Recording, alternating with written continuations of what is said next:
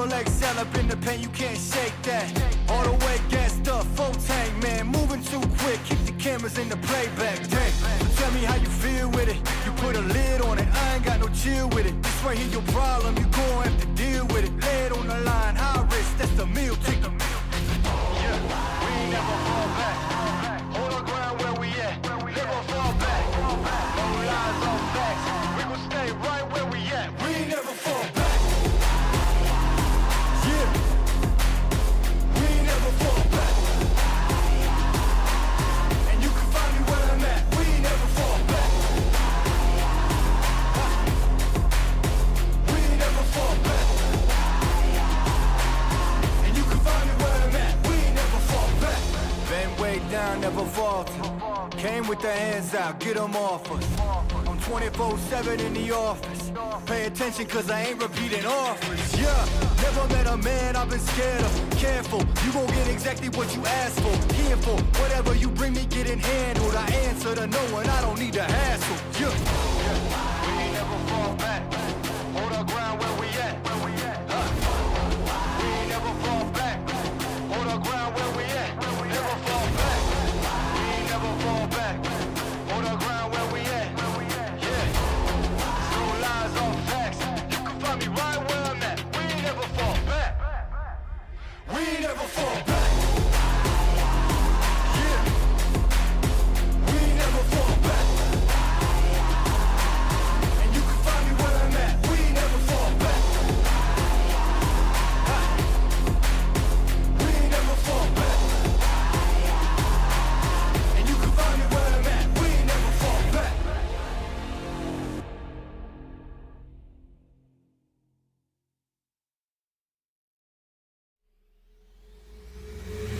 This is automatic.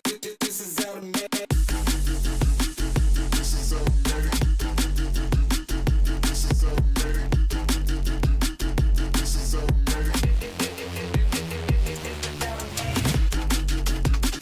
This is automatic. This is automatic.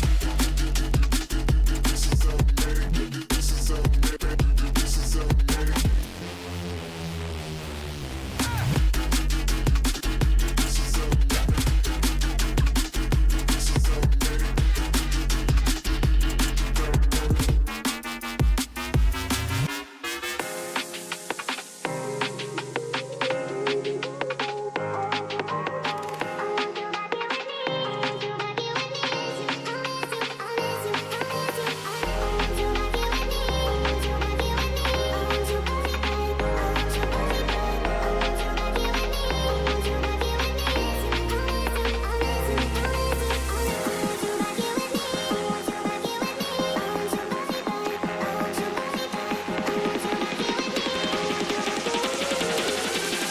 Did you really think I'd just sit here and watch?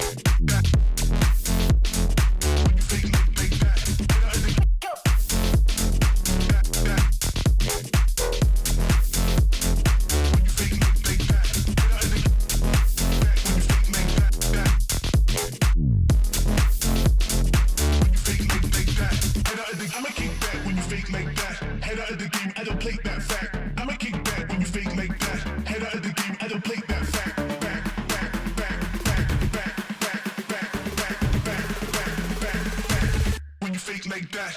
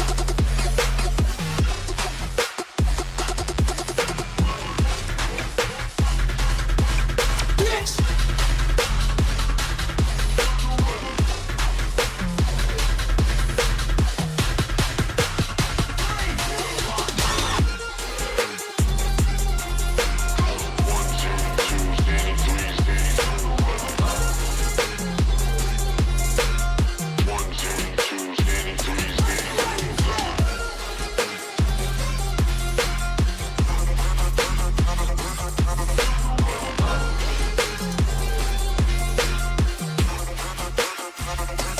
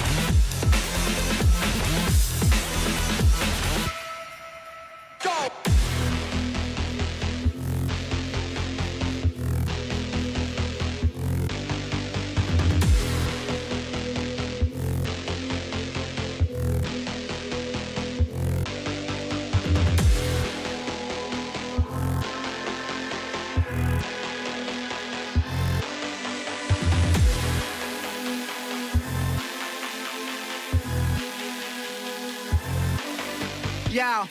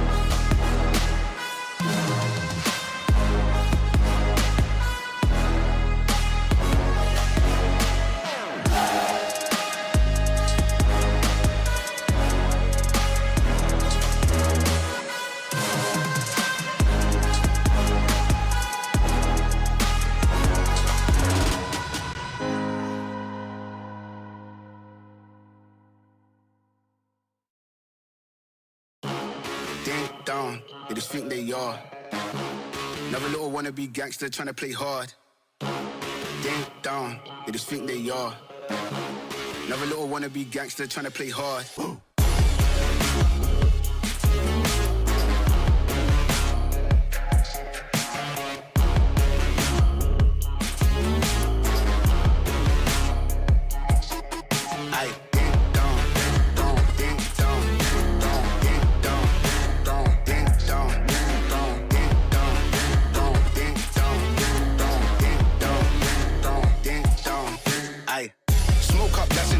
Free up the guys, then dip out the ends. Jump in the ride, then burn out the rims. Don't stop, don't coach, the boy that I'm in. Now he's on the block with the up for events. Skin kept close, cause you plotting on them with the tits on 10. Back in the back, that's on tap, all ready to go and jump in. Ding down, they just think they are. Another little wannabe gangster trying to play hard. Ding down, they just think they are. Another little wannabe gangster trying to play hard. Ding dong, ding dong, ding dong, ding dong, ding dong, ding dong, ding dong, ding dong, ding dong, ding dong, ding dong, ding dong, ding dong, ding dong, ding dong, ding.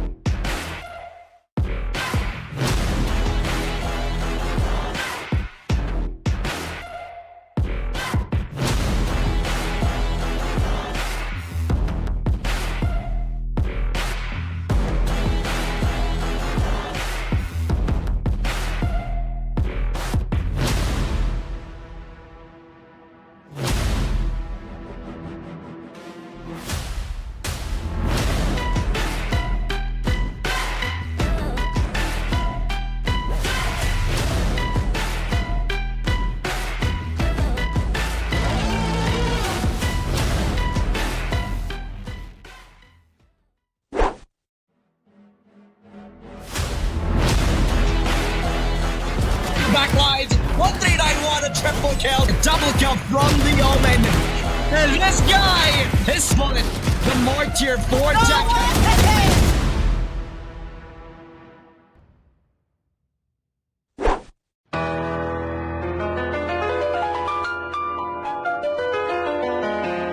At first I sent the link and she was petrified.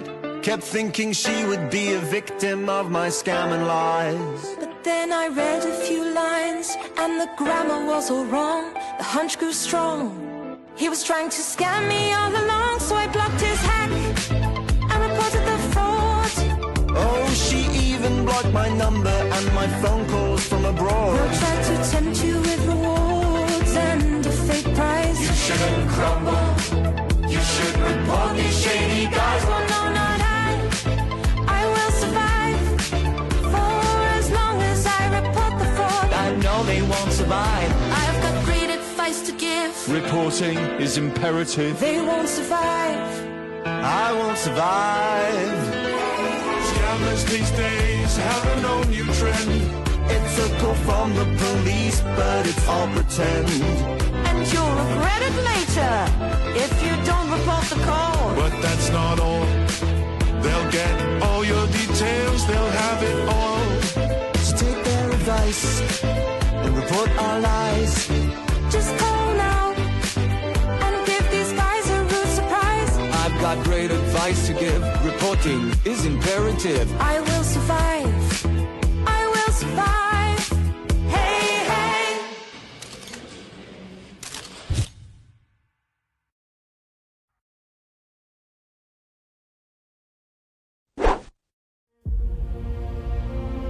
عاليا خفاقا تعلو راية وطننا بقيادته الرشيدة التي وضعت جل جهودها لتمنح الإماراتيين لقب أسعد شعب. وظيفة الحكومة يا الأخوة هي تحقيق السعادة للمجتمع، أن الهدف هو إسعاد الناس وتسهيل حياة الناس وراحتهم. من هنا كانت فكرة إسعاد. ولدت في إحدى الوحدات التنظيمية بشرطة دبي عام 2018 لتكون هدفاً لتحقيق السعادة للمجتمع، لأن الإنسان السعيد هو الأقدر على العمل والإنتاج لتنمية وتحقيق الازدهار والرفاه.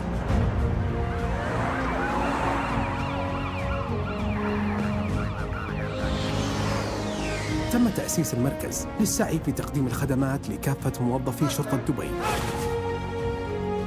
ولجميع المؤسسات والهيئات الحكومية المحلية والاتحادية والجهات الشبه حكومية والمؤسسات والشركات الخاصة وأفراد المجتمع في قطاعات عديدة شملت معظم مستلزمات المعيشية وغيرها العديد.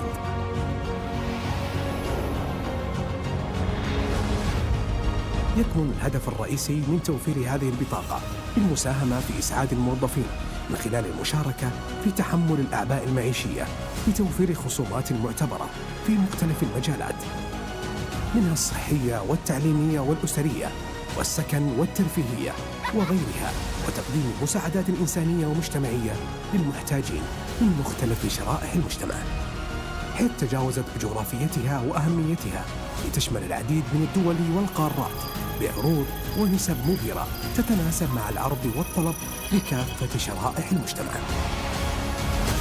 أشكر سيدي صاحب السمو الشيخ محمد بن راشد على إطلاقه هذه المبادرة. لم تقف بطاقة إسعاد عن التطوير في تقديم المزيد من الخدمات، فقد أطلقت مبادرات مجتمعية وإنسانية تعنى بتقديم المساعدات المالية والعينية والمعنوية للعديد من المحلات المجتمعية والإنسانية، والتي تم تغطيتها بالتعاون مع عدة رعاة محليين وعالميين قدموا كافة الدعم لتكون هذه المبادرة ذو قيمة وفائدة في جميع القطاعات، بناء على التوجيهات الحكيمة لسمو الشيخ محمد بن راشد آل مكتوم الذي يسعى دائما على أن يكون السباق في مبادراته البناءة والهادفة لإسعاد الشعب. أن المواطن أول وثاني وثالث. كانت هذه المبادرة التي أصبحت شعاراً للتقدم والتطور بتأمين الخدمات والتسهيلات لحامليها محط أنظار لكافة القطاعات، فقد حصدت بطاقة إسعاد العديد من الشهادات التقديرية على أدائها عمل التنظيمي كأفضل فريق إداري على كافة الأصعدة. والمشوار لا يزال في البداية، لأن التطلعات المستقبلية ستكون أكثر شمولية، مع التركيز على روح الفريق، الأمانة والمسؤولية والحرفية. I love you.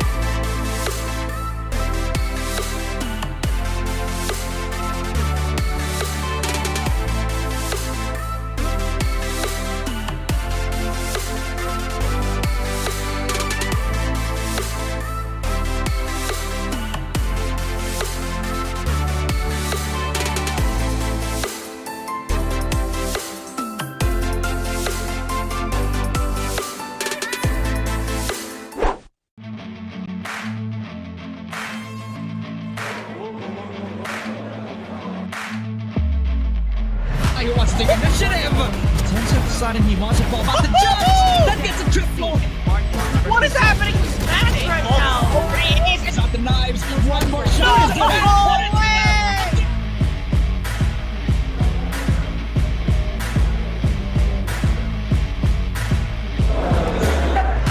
And he gets a triple. Drops up. Tenso finding check. It's a good sign for them to timing. more if they want to clear a shot from Taiki.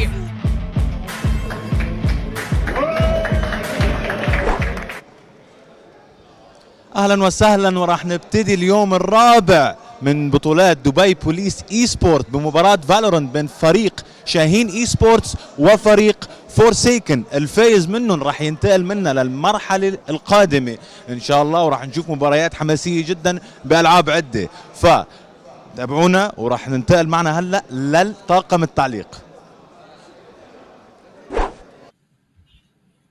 Thank you so much, Turkey, and welcome everybody to day 4 of the Dubai Police Esports Tournament. My name is Ramon, with me is Wasabi, and we have been so excited to cast this game for you guys of Valorant, where we've had 4 action-packed games all throughout live in the twitch.tv/404 Esports, as well as Facebook and YouTube live right now for everybody watching at home, as well as everybody watching all the way over to the LAN venue in the Dubai Police Esports, or Dubai Police Officers Club, if I do say so myself. Hello, Wasabi. Welcome to the broadcast. How are you? And have you had your beauty sleep? Because I feel like those games yesterday were so hot that we really needed to be prepared for this 4th day. Yeah, I mean, every single day that goes by, the matches become more and more intense. But now we are about to come into an end, as it's the second to the last day of the tournament. But unfortunately, game number 1 of today was cancelled. That means we're going straight to game number 2, which is going to be Shaheen Esports versus Forsaken. And this match is being hyped up so much in the Twitch stream right now that it's making me very intrigued to see what's going to go down. Yeah, everybody in the Twitch chat right now are either screaming for Forsaken or actually promoting Shaheen Esports right now, which I believe that they're pretty popular in the Dubai community as of late. They do have a lot of fans over at the online stream so far, ladies and gentlemen. So it's going to be pretty exciting to see how they will react to the amazing plays displayed on the stream, as well as over at the LAN setup right now, which all thanks to our tournament sponsors. Without them, the Dubai Police Esports Tournament would not have been possible. Esaad, Zowie, Al Baddad, Jumbo Group, as well as SFX for letting the Dubai Police Esports Tournament happen and allowing the Valorant community in Dubai to shine bright in this tournament as well. We're going to check out the map selection, ladies and gentlemen. It will be an Ascent, Haven, and Bind game for all three selections of the team, which I believe is the most vanilla that I've seen all throughout this tournament, right? Ascent is the most default part of like the Valorant pool that we have so far. Haven has been a popular pick for everybody in the pool, which is a pretty safe choice, especially if you want something that has a bit of a balance between aggressiveness as well as passive. So you have like a lot of playstyles to choose from, right? And we go to Bind, which is usually the first game, so I'm pretty surprised to see it be on the deciding factor right now, Esaad. Yeah, it is going to be the last match that we see if they're able to push for that game number 3. But first, they'll have to go through Ascent and Heaven and make it a very, very fun and tied game for us to reach that game match number 3.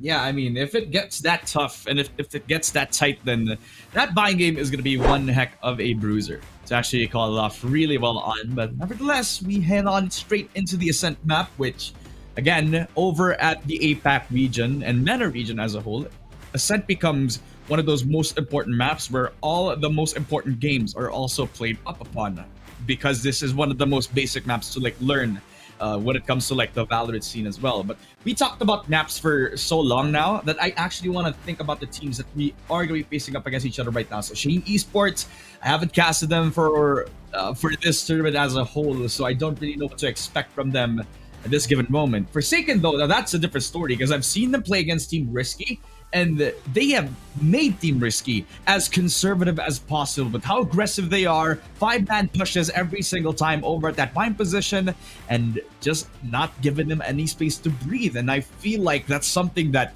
the other side of the squad had to expect from them. Yeah, definitely. Shaheen should have been able to see the game between Forsaken and Team Risky and hopefully get some pointers from that to be able to prepare for the match that they have tonight. But of course, just as Ramon said, we don't know what Shaheen Esports has for us as we haven't been able to see them play, and that means that they're just a wild card right now. We can't really say whether or not they're going to be able to even out the playing field here, maybe even win a couple maps, but hopefully they'll be able to give us a good show. But right now, it looks like they're picking out their agents. Yeah, I mean, all the standard, all across the board here, especially on the defending side. And I believe that's Shaheen Esports picking up that double initiator comp, which I already referenced this yesterday, that if you want to pick up something as textbook as ever, then the double initiator comp will be suited to your liking. You know, you have the info gathering from just have the KO that you could use just so you can deny anybody from taking or using the utility setup from your Sentinel, especially if you're starting off on the attacking side, right? And how would you do that on the defending side? KO, flash out on the mid side, try to see if you can delay them from taking that mid link or mid bottom position and just let your jet just go gung-ho. You already talked about this, Wasabi. You already saw me play a few unrated games where I'm always calling out the flashes. I'm always calling for somebody to push in with me. That's what they need to do. And that's what I'm expecting somebody that pick up the double initiator comp to do. They need to play around their util. Yeah, and hopefully they don't have a player like me that just goes in and dies right away. But, you know, it will be a very fun match to watch because the players on the side of Shaheen, they also have picked out a Killjoy, which is going to be very helpful setting up those turrets as a way or a trap for their opponents to catch them off guard. And I think that will also allow them to gather information of where exactly their opponents might be, maybe even assist with some of those kills as well, if they're able to play it right. Yeah, if I'm not mistaken, I also saw a Yoru in there. So we got the most vanilla Ascent composition on one side, and then we got some dudes just want to have fun chilling with a double or triple duelist comp. If I actually saw that correctly, we are just going to see a Yoru. And that's going to be interesting because Ascent is not usually a map where I'd expect somebody to play Yoru on. Why? No teleporters. Compared to how the buy map where you can actually play around the fake out, play around your own teleport when you have the Yoru inside. So where are you going to teleport back onto? How do you execute for the team? How do you open the space up for the squad, since other than your teleport, you don't really have anything to like gain some space for the team, unless we're talking about the dimensional drift, which is useful in a lot of cases, but that also means you have to get most of the ult orbs around the map, which I kind of want my KO and my Smoker to take it for themselves, not the Yoru, who are actually looking for the dimensional drift ult orbs. Yeah, if I'm correct, I think the Yoru is actually on the side of Forsaken. So that is also going to be something that the players on the side of Shaheen Esports have to watch out for, especially when there's a switch of sides later on.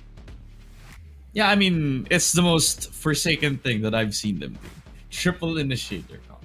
I mean, a triple Duelist comp, actually.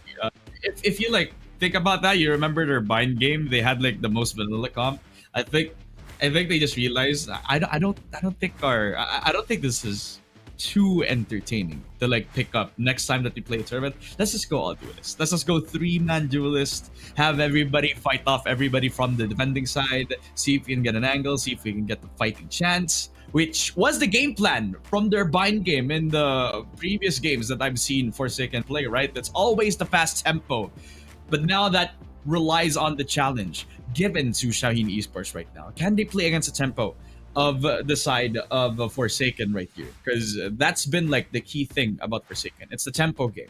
Always pushing up onto the A-shot extremity, not giving an inch any breathing room to their opponents. Now Shaheen Esports, they have to play with their own strength, which is using their utility to delay the inevitable. Delay them from even getting map space. You know?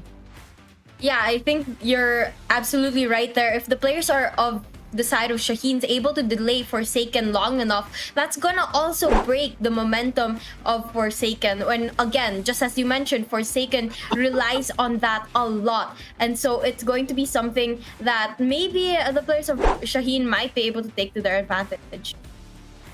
You know, I'm just smiling right now because I feel really wholesome just seeing Shaheen Esports just have a good time, smiling as they're excited to head into the servers, ladies and gentlemen.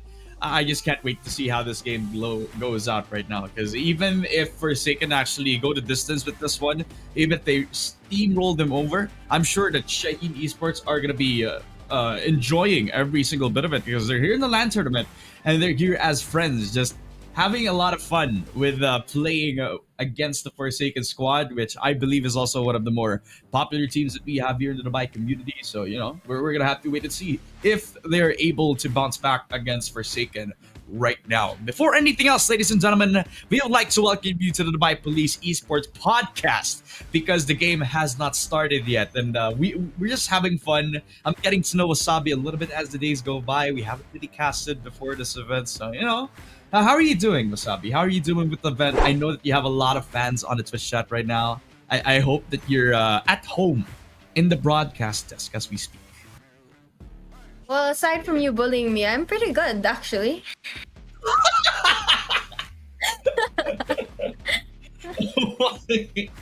I never knew that you were actually gonna pull that out. Oh my! No, man. I mean, sometimes like yeah, it's all good. It's all good.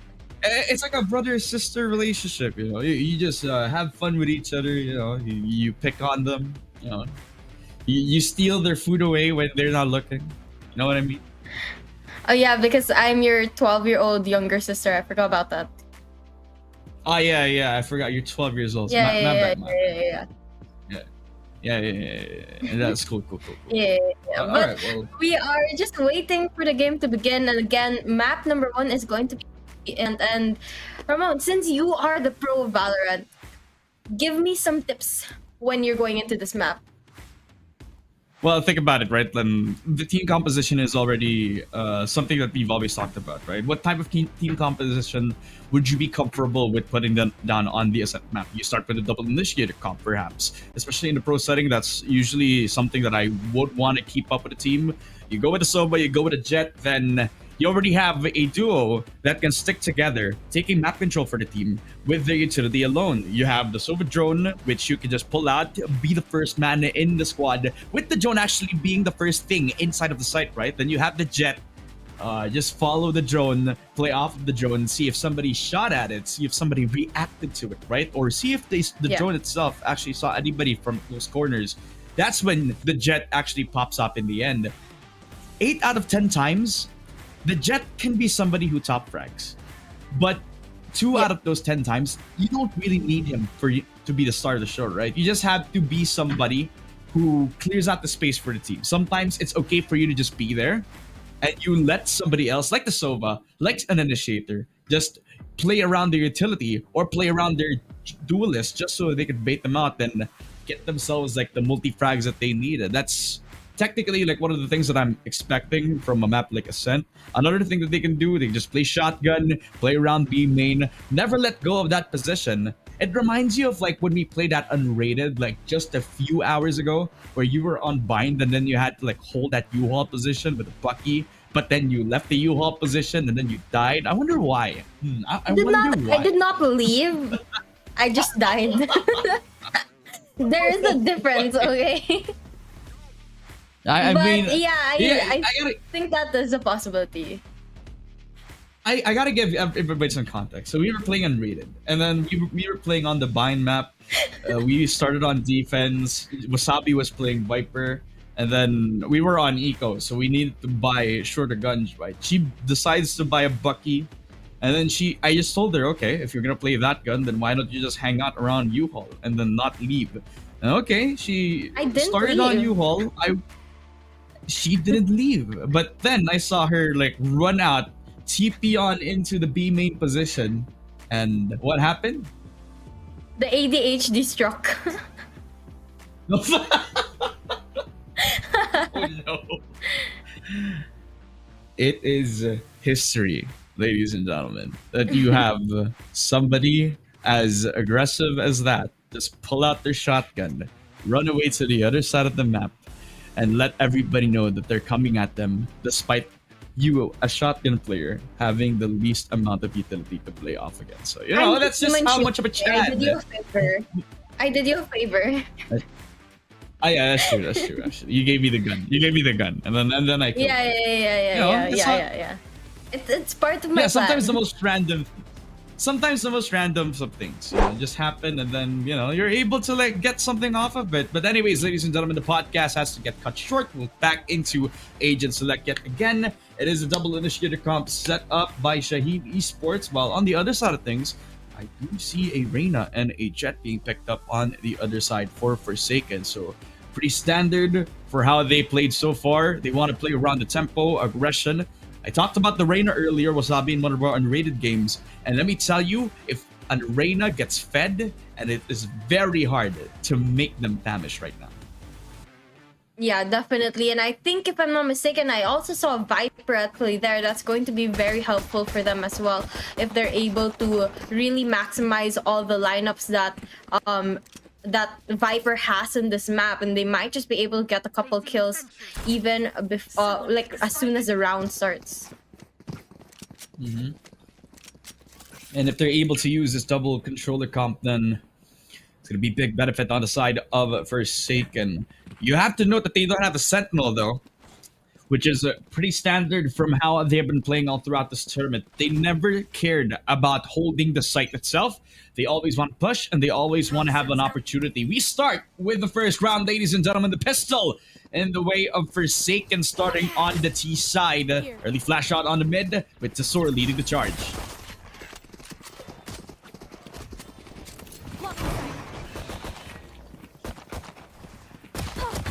Going to push into B side, spots one right now, but unable to get that kill down. Amid is going to get one kill, and that's going to open the opportunity for them to go in for the plant right now. The players on the side of Shaheen Esports have to go for the retake, but doesn't find an opening just yet. Susano gets one, trying to go in for a second one now, but the shots just don't connect.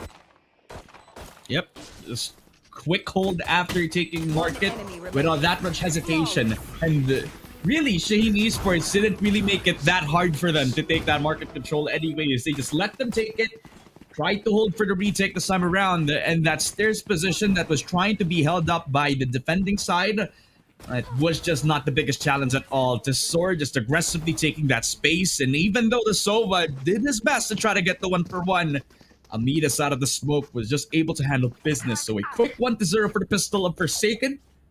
That does warrant them to take the full bias coming out of them on the pistol round. So enough money to buy the Vandal out from the Jet itself. And if you look at him, he's also separated on the other side of the map. So it's interesting to say that he has no support, but he has the gun. So maybe that's more than enough for him.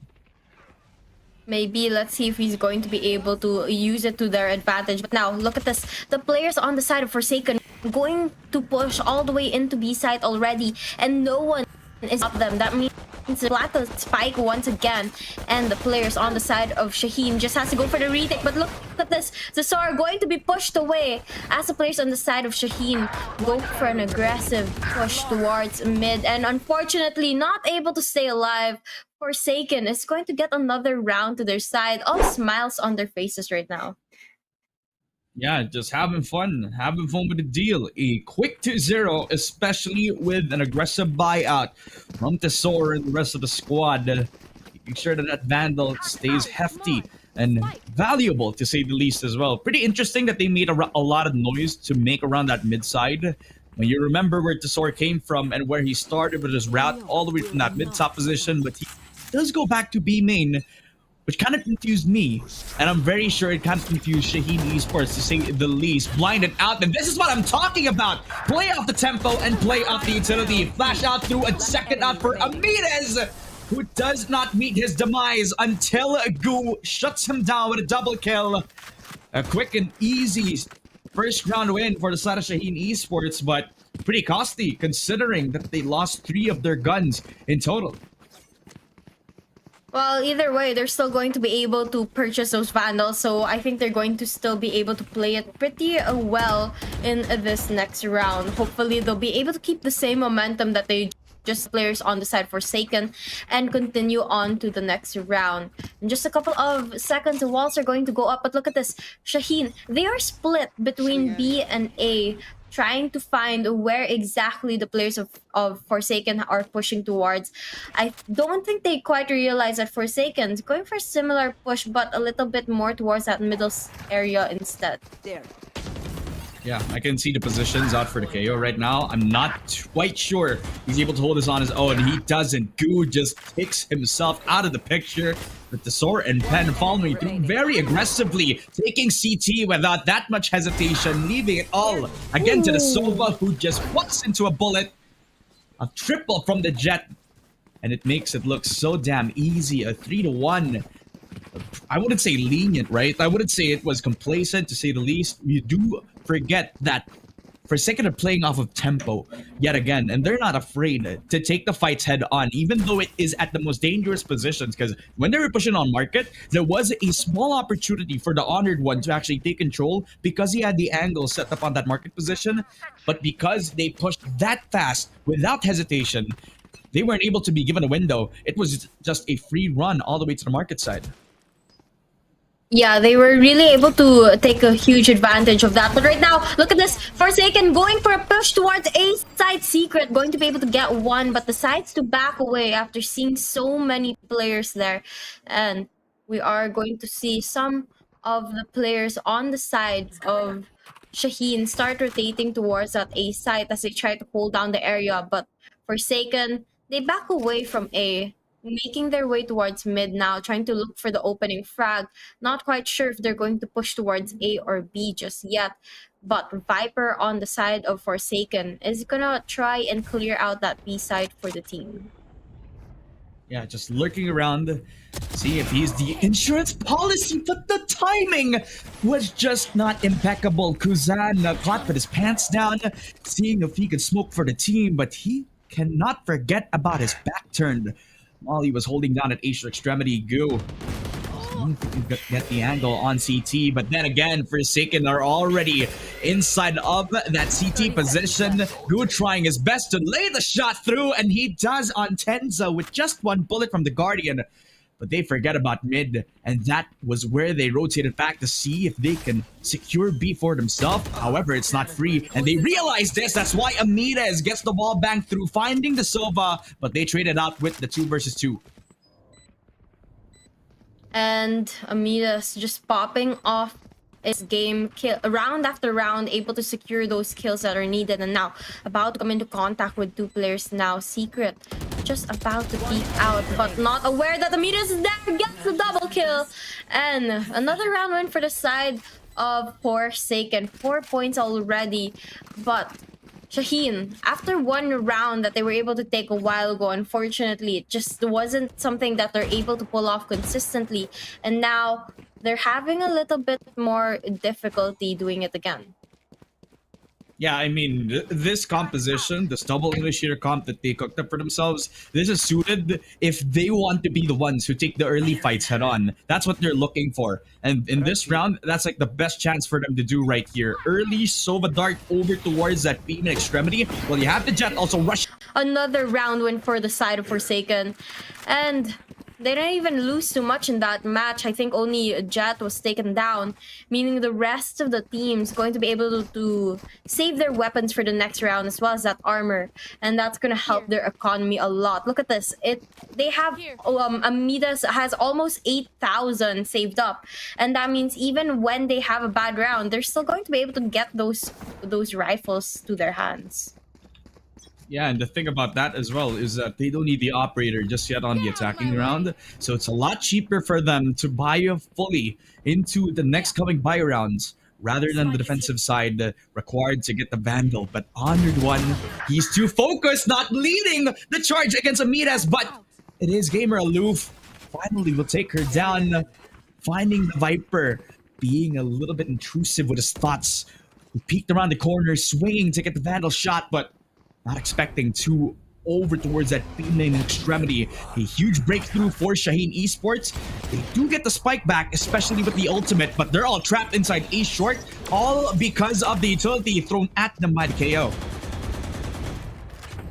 But now they are trying to stay alive here at Sardo, going to pull out the ult as well in a middle, trying to look for some of the players on the side of Shaheen, but not able to find yet. Susano inching closer towards our B site.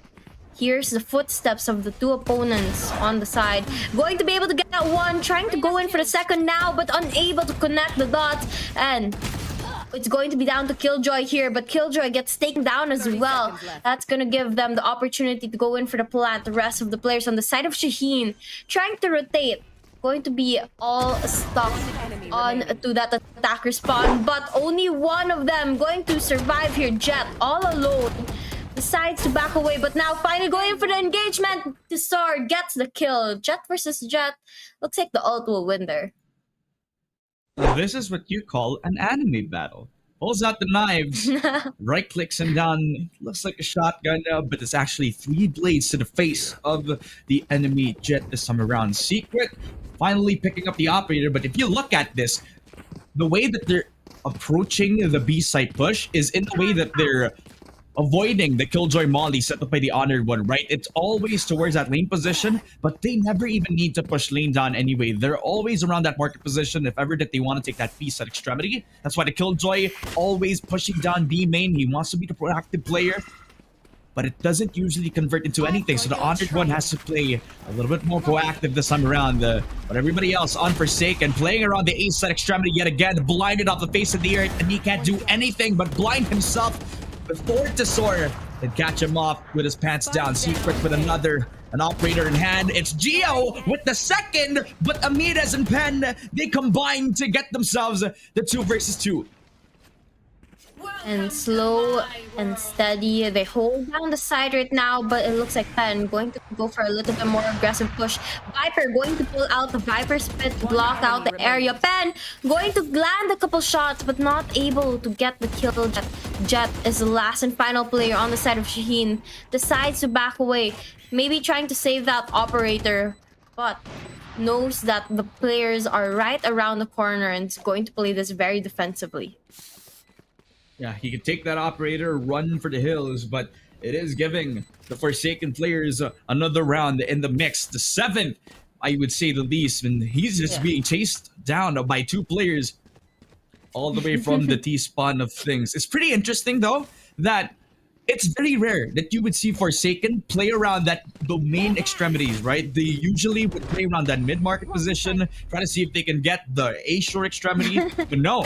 Now this is the time where they go around that main position, which surprised everybody from the Shaheen Esports squad. They're not able to hold off. They leave the open dead center on the dice position, blinded because of the Seekers, and not able to reposition because he's getting overwhelmed by everybody pushing down that main position, which is perfect because they usually just push outside mid anyways. And now is the time for them to play something different, pull something various out of their strat book, right? Something that they will never expect from them. Yeah, and that's exactly what they did. And I guess that's why the players on the side of Forsaken just be able to win round after round. But look at this Gamer 5 to try and spam, but not able to use the Odin to get the kill. And now Tsar going for aggressive push, gets taken down, pays for it. And looks like Gamer 5 going to be able to connect the dot onto one player. But the rest of the players on the side of Forsaken still able to push in now and get the plant as well. 2 players remaining on their side, not looking very good for Forsaken. Might just be a time or round for the side of Shaheen. Right now, they connected, getting another one, and it's all down to Tensa here. Gets one, drops to his knees, and it looks like Shaheen's going to get their second round win here. They've done it before, but they could not do it this time around. Shaheen Esports with the Sova making a very valiant defense, using the Odin through the wall bang, but he saw them face first outside of that B main extremity early on with that Sova dart. And this wall on B main will always be a threat whenever you have a high penetrative gun like an Odin. And even if he was blinded, he gets repositioned back on towards the site itself while he was getting chased down by 2-3 players around the time. It's very important that he took down 2 to have some value out from his life before it gets taken away. But the players on Forsaken, so a 2-7 to start off. Not too shabby from the Forsaken side. Shaheen Esports, they did fight valiantly, especially with the Sova efforts. However, look at how isolated the Jet is from the rest of his teammates. The H-short extremity is not even heavily guarded. With the KO, the only thing that he can stop with it is the molly that he has in his pocket. But everybody else from Forsaken already looking to strike here.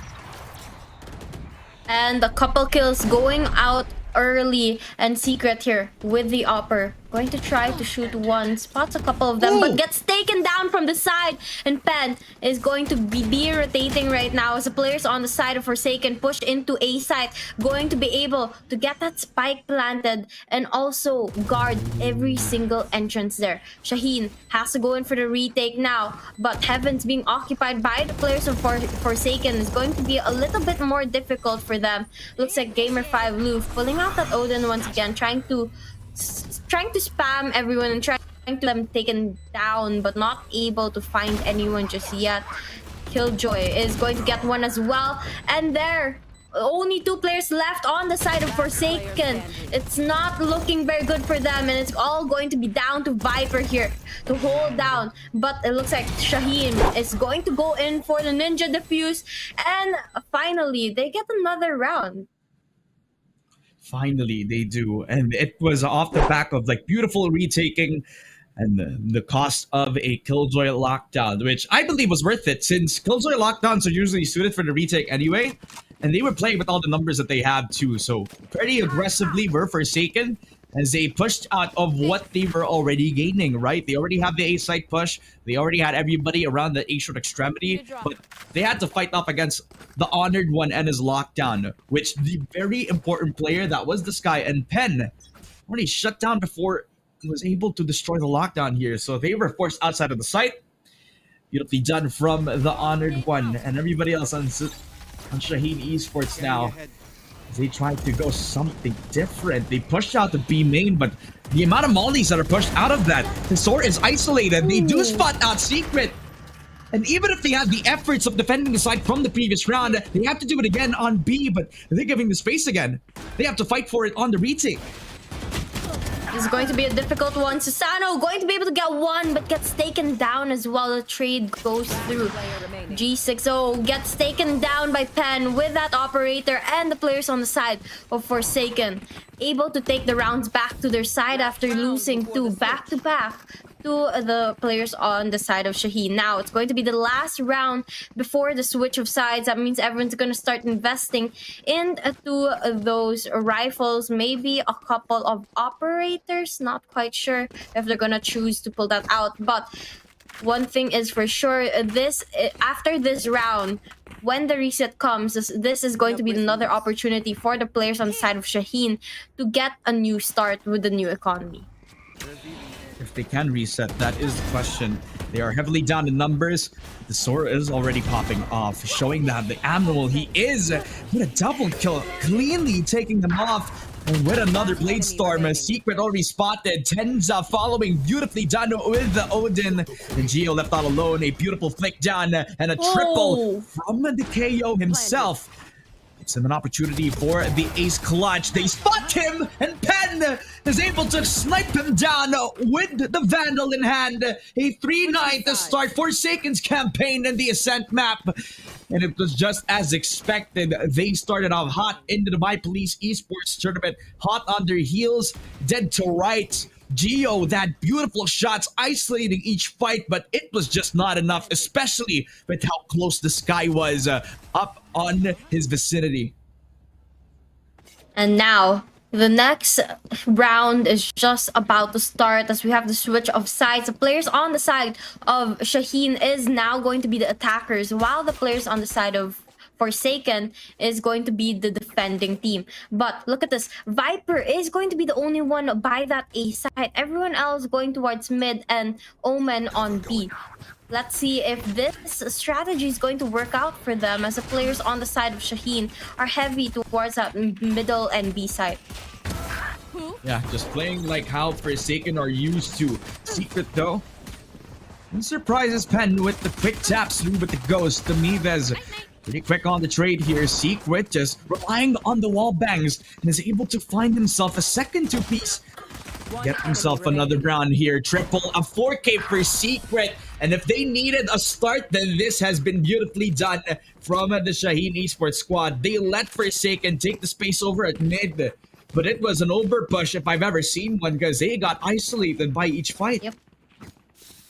Yep, definitely a bit of an overpush there from the side of Forsaken. Unfortunately, it is going to cost them that round, and that's going to help the economy on the players of the side of Shaheen. Now they have rifles, while the players on Forsaken are sticking to their pistols, trying to save for a rifle in the later rounds of the match. But for now, if Shaheen is somehow able to keep up this momentum, they might be able to turn this game around. But of course, we'll have to see how they play this one. Forsaken, learning from their mistake earlier, not going to overpush this round. Yeah, I mean, they don't have the guns for it anymore. But I'd argue that if they push this time, then it's respectable. Because if they play the passive game while they're also like separated from one another, then it's much better. If they band together, do something weird, push outside of main, for example. They just want to play for the retake scenario. See if they can, try to surprise them in the retake. See if they can isolate one before they can even get the plant down. But just give up the B side for free. It is just a sheriff shot, and Secret's down 15. Only needing one bullet from any gun in the vicinity, but they're just going to try to see if they can get the spike plant. As easy as that, the 5 versus 5 retake for Forsaken, even though they have pistols in hand. Now, the players on the side of Forsaken have to go in for the retake. They're pushing from mid as well as from the top, and now they're just surrounding the players on the side of Shaheen and pushing them to a corner. Now, only 4 players remaining on the side of Shaheen. G60 going to get 2 right off the bat. Backs away now, trying to get another one. Secret gets the last and final kill. Forsaken loses their momentum here in the second half of the game. But if they want to bounce back, then this is the best round to do it, right? They lost a pistol round, and they even are not able to convert that second bonus. They switch off into the buy rounds this time, and that's when they need to make their money's worth. Full buys across the board for Forsaken on their defense, but it has been well played for Shaheen. Let's be real. Textbook push on B main, knowing that they had the full rifles in hand anyway. And even if they lose this round, they have enough economy to like break the bank into the next coming rounds, which kind of puts them in a safety net if you think about it. Forsaken though, very passive on the approach. Yeah, definitely. Letting the B main players take the proactive position this time, while everybody else on Shaheen, they're just waiting for them. They know that if Forsaken try to push outside of an extremity, they can just wait and see if they can punish. But no, they're taking the passive approach this time. And now the push just about to come through. Looks like Jet is going to be the first one into that A site, but gets No spotted. way. Amidas doesn't spot him. Amidas! Taken down by Jet. He did not see him. Absolutely blinded by probably thinking it was a teammate, but now the players on the side are going to get the spike planted now. Last player on the side of Shaheen is going to be Killjoy, but the players on the side of Forsaken has the opportunity to go in for the defuse right now, while one Omen gets the kill, last and final kill of the round. Forsaken able to turn it around though. They're going to get the round to their side. You know, if Amidas was looking for sunglasses, then now is the best time to do it. Because apparently he was flashed 2 times by Geo. KO flashes just showing that they work now. Because he wasn't able to flinch around the corner. Find that his the Jet around his side is not actually Tesor. It was actually Secret just running down that main extremity. Already getting the dice position in hand, secured for the side of Shaheen Esports. Forsaken though, beautiful recovery. Because then they still had Heaven control, because the possibility of them losing that in the process kind of caused the short position to also be unchecked. So that was also their entry point. They weren't too focused on leading the extremities alone. So they let the defense take the space for themselves. And they do it yet again with Sasano leading the charge outside of that B main extremity. They're right next to each other, but they don't know about it just now. Oh, and now the honored one gets taken down. Sasano is going to be the one that makes it out of that engagement. And now more action happens onto that east side as the players on the side of Shaheen push in. But Forsaken right around the corner. Here's the plant going down. Going to push in any moment now. Pen onto the heavens, trying to watch from above where exactly the opponents are at, but not able to spot anyone. Secret gets taken down, and look at this, everyone just beamed down onto that A side. Last player on the side of Shaheen gets taken down as well, and Forsaken up to 11 points now, very close to ending this game. Yeah, pretty close, just 2 steps closer to conquering the Ascent map, which, yeah, I mean, it's been business as usual for the Forsaken side. A quick push up back onto the retake scenario. They defend with as much as they could. You got that expected push out for at least one of the extremities, and that was the Reyna. Sasano doing his homework of holding that mid side, expecting the catwalk push, but he actually found more than that, more than what he bargained for. The Killjoy that was trying to lurk around that B main extremity, which kind of causes problems for Shaheen Esports if you think about it, because they don't have mid control while they're trying to go for the split here. Secret starting off the push, doesn't dash into the lane position, so he just gets caught mid-air by Sasano. 4 versus 5. Forsaken have the B site on lockdown. And let's see if they'll be able to keep it that way. Sasano going to move around here, trying to get the best position on how to attack the opponents, but only one player remaining. Shaheen gets taken down, and Forsaken now up at match point. Yeah. At this point, you don't celebrate the wins. You just celebrate that you almost got an ace, buddy. But good guy Tesor just says, I'll take that for you. You know, thank you very much. My pleasure. 1 ult orb in hand for the Jet. Plus, they got a stellar defense on B. Thanks to the proactiveness from Sasano, looking to see if he could strike first before Shaheen Esports start the momentum for themselves. A match point for the defending side. And it's just as classic as ever. They want to play the proactive game this point in time. The Reyna looking to duel, but he doesn't find the Omen on the other side. It is Secret that want to take the fight himself. Secret going for a very aggressive approach to mid, trying to rotate into B, but gets met by a lot of the players on the side of Forsaken. And the players of Forsaken not missing their shots. They get 2 players taken care of. Only 2 remaining on the side of Shaheen. The other one comes face to face with a huge bunch of them and gets taken down. Forsaken makes it a very quick game, ends it right away. Yeah, and they're just stretching. Imagine. That is just how easy it was for Forsaken. But if you look at it, Shaheen actually gave them a run for their money, especially when they started back on their second half pistol. It was just as quick and easy as that. We did say it was required out of them for them to try to get the pistol round if they want to keep something going. And, for the most part, they did. But unfortunately, if you look at how it was for the performance of Tesor and Tenza, they were the 2 fire starters for the team, especially on Forsaken. Always taking picks, always finding counters into the aggressive setups that the members on Shaheen Esports had. And if you combine that with Susano and how aggressive he was on the Reyna, then this team just has everything. Every base is covered in both the aggressive side of things and also in the passive side of things. So, it's all well good in the hood for the Shaheen squad, especially for Forsaken right now since they're up 1-0 in our series. Yep, another opportunity though is going to be given to Shaheen as we go into match number 2. Hopefully, they do a little better in this map. That's usually the trend that we've been seeing here in this tournament. If they do bad in game number 1, they do a little better in game number 2. So let's see if Shaheen will be able to push for game number 3, because we haven't seen one yet in this tournament. Yeah, I mean, if they're able to bounce back, then that would be a hell of a contender against the Forsaken side, which they haven't been looking uncontested. They haven't been looking contested, all throughout this tournament. They've been comfortable sitting at the top of the scoreboard right now, where everybody else is just trying to catch up to their pace, which is really, really similar to their playstyle right now, which is always playing around the tempo game, trying to play around the open spaces that are provided from them from their own enemies.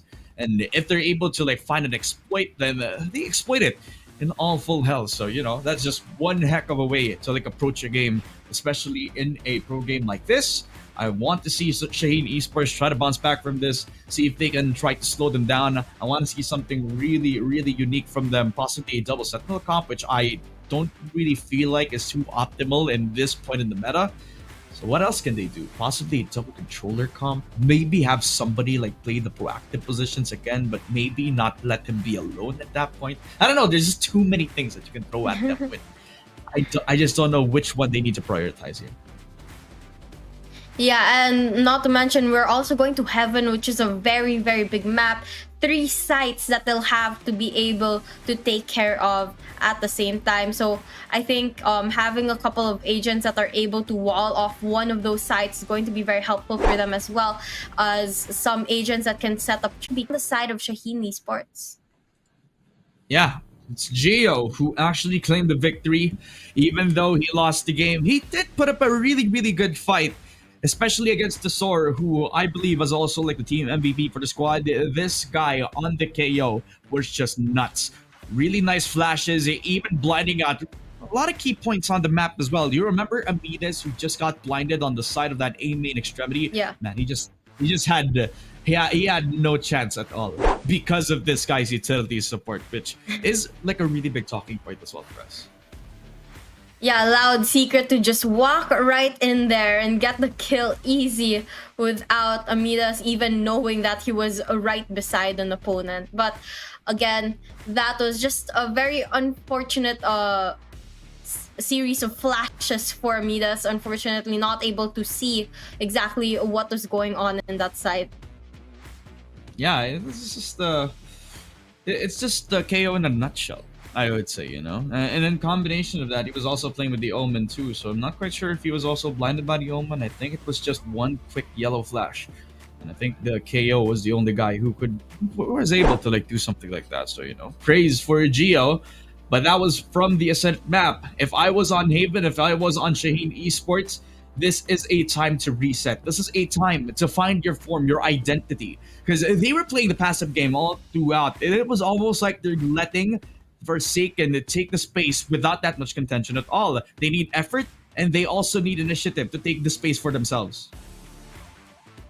Yeah, definitely. They need to be able to play it a little bit more more with the momentum and actually use that to help them get the rounds to their side, because right now it seems that they do a little better on the pistol rounds, but they're not able to be too consistent, especially in the rifle or full buy rounds, that they tend to lose to the players of Forsaken. Yeah, I mean, if it is going to be Forsaken's job to do so, to take space that quickly, then it is Shaheen Esports' side and their destiny, or actually their job to do, is to make sure that it is not as easy as that, right? Then what kind of composition would be really, really strong at this? Possibly that the shooter comp that I was talking about, that makes them be the ones who can initiate the fights, can play crowd control with crowd control. I want to see a breach from their squad. I want to see somebody like take a cypher and be a rat around the map, since they like to play around movements, right? Which I believe is also a big challenge for everybody on the tournament right now, because if they're given like the opportunity to like make movements all across the map, sometimes there's always that one guy waiting for you to make a mistake, and it always pans out differently unless you plan it out very ahead. Yep, the smallest mistakes could be the cost of the whole game. So that's why you guys have to be able, both teams have to be able to play the map perfectly and play their positioning perfectly as well. Because if they're not able to use that to their advantage to get a couple of the rounds to their side, they're going to lose the economy eventually. And that is going to make it even more difficult than it already was. All right, well, if we're talking about like the Haven map as a whole, then let me ask you, what kind of power pick or agent pick that you're expecting that this map that you believe will break open this game wide open for any two teams? That's hard. I think you can't really down to one agent, because it's really about how the agents work together as a team that really helps them open a certain site or open the game and break into their opponent's areas, for to say. But I think it would be very helpful to have you have to have a very good duelist as well as a couple initiators, as you were mentioning, to be able to enter the area and contest the grounds. But they have to also have a couple sentinels and controllers to be able to gather those information, because again, knowing where your opponents are at is so important in a map that's large like this one. Yeah, and you could also exploit that type of info and then, you know, make the decision for yourself. If you have a breach with you and if you have a jet as well, and you know that somebody is holding the quarter, then you could just concuss that, not let them see anything on their map as well, and, you know, just dash in, just find a way to kill them, just as easy and effective as that. Which, you know, if you compare that to the duo that I've been talking about firsthand in the game, which is the Jet and the Sova combo, that one is a little bit more spicy, if I do regard it. You know, so a lot of like possibilities, you know, that we can pull up in terms of like duos, in terms of like team compositions. What I want to see though is if they can stop Tesor, because Tesor has been taking space and like it's nobody's business. It's almost like he's owning the defense while he is on attack. Yeah, he just rushes straight into the action, trying to get the kills needed for the team, and well, the rest of the team also follows him in for that backup. And I think it's understandable why they play like that, because when they do, it's not really a slip up for them. It's rarely a mistake. It's more often than not on a quicker way to end the round for them, and they just make it look like it's normal to play aggressively as a defending team. Yeah, because normally, the open areas that they have for themselves, it's not usually that open. Trust me, that market position isn't always open. The push onto that stairs position is always heavily contested, but for some other reason, they always find it in the open spaces, and you know, it's almost like it's offered up to you. So Shaheen Esports, they do their best on the defense. That their best choice of action is to possibly just get the momentum very early on, right? If they start on the defense, I'm expecting like double C site pushes, double C long control, possibly like A short and A long pushes, just to pressure them from even taking the space for the team. You know, they have a lot of ways that they can approach about it. I just want to see them do it. You know, it's just a matter of doing it now. You know, I mean, I'm giving you answers. Hopefully, you know, maybe the players of Shaheen are listening. Maybe they're getting some of the tips that we're saying here. And hopefully that will allow them to be a little bit more prepared as we go into the next map. But then again, I'm not quite sure if they can actually hear us. Yeah, you know, or buy a judge. You know, just buy a judge. You know, something. You know, a shotgun. You know, or just hold angles before they can even shoot you. You know, because in a lot of their gunfights, they definitely eliminate like 8 out of 10% of the time. So throw your morale. Just play a rat. Like, do something stupid. Like, you pull out a shotgun, you try to see if you can surprise them, then that is definitely the way to go. If I would want to, like, handle Forsaken like this. I don't think they should do something stupid. But no, I mean, a calculated risk instead. They have to be able to understand that playing a little bit differently, thinking outside of the box will help them, especially going up against the players of Forsaken. But they need to do it with calculation. They can't just say like, "Oh, let's see if it'll work." It might not work, but let's see if it'll work. You can't play that risky. You'd be You can't play surprised. that risky. But you'd be surprised, Wasabi. A lot of like the top teams, they actually, you know, 80% of the time, they don't have a strat. They don't have a strat. Yeah, they could have a plan in their minds, but it's usually set in the pre-rounds. You know, they go into this, you know, with the we ball mindset. Like that could be like something that they could be going at with this. I'm not gonna be surprised if Forsaken actually are going at this with the idea that they're just pushing for the sake of it and not actually having a plan. And it's been working every single time. You know? Well, that's a different story, but either way, we'll just have to wait and see how the players on the side of Shaheen as well as Forsaken play out game number 2. If we have an update coming up from you, ladies and gentlemen, we're just chilling over here at the Dubai Police Esports Tournament, and I hope you guys are having a wonderful time. We're streaming live on the Twitch of 404 Esports Live, especially as well on the Facebook and YouTube channel of the official Facebook and YouTube of 404 Esports, where we're also live over here in the Dubai Police Officers Club. I hope you guys are having a wonderful time, and I hope you guys are having a good day with watching this stream right now. Don't forget as well, ladies and gentlemen, that this has all thanks to our official sponsors. And without them, this tournament would not have been possible. Thank you so much to Esaad, Zowie, Al Baddad, Jumbo Electronics, and SFS for allowing the Valorant community in Dubai to shine bright in this tournament. We're done with everything, ladies and gentlemen. The podcast has to be cut because the agent selection is moving forward. A double duelist comp being picked up now again by the side of Shaheen Esports, which is perfect. If you want to play the tempo game, then we are the ones who want to take the initiative right now. I love it. Yeah, it looks like both sides are actually going to go for that double duelist setup, and I wonder how this is going to be pan out. We have a very different set of agents between both teams. Yeah, I mean, they still have the double duelist comp, sure, but it's getting very different, as you said. Like, how did you compare that? The Raze will have more mobility than possibly like a Phoenix that they were hovering over, or the Reyna that they could also be hover over as well. But that type of mobility is something that's a very clear cut, something that will never be expected out of your opponents. If you want to take that A long extremity, then Geo has the opportunity to be as aggressive as possible. Use the double satchels, see if they can catch anybody pushing outside of that A lobby control, and he will get more than just one kill, man, because that trick always works. While on the other side of things, it's a little bit vanilla. It's a little bit something different for their side, I would say. A Sky picked up on the Haven map with another double duelist comp on there, and if I'm not mistaken, which is very Forsaken, if I do say so myself. Yep, we'll have to see how that plays out. If I'm not mistaken, the players on the side of Forsaken was able to get the Viper and an Omen to their side as well as Reyna. So that is going to be a lot of information gathering useful for their side.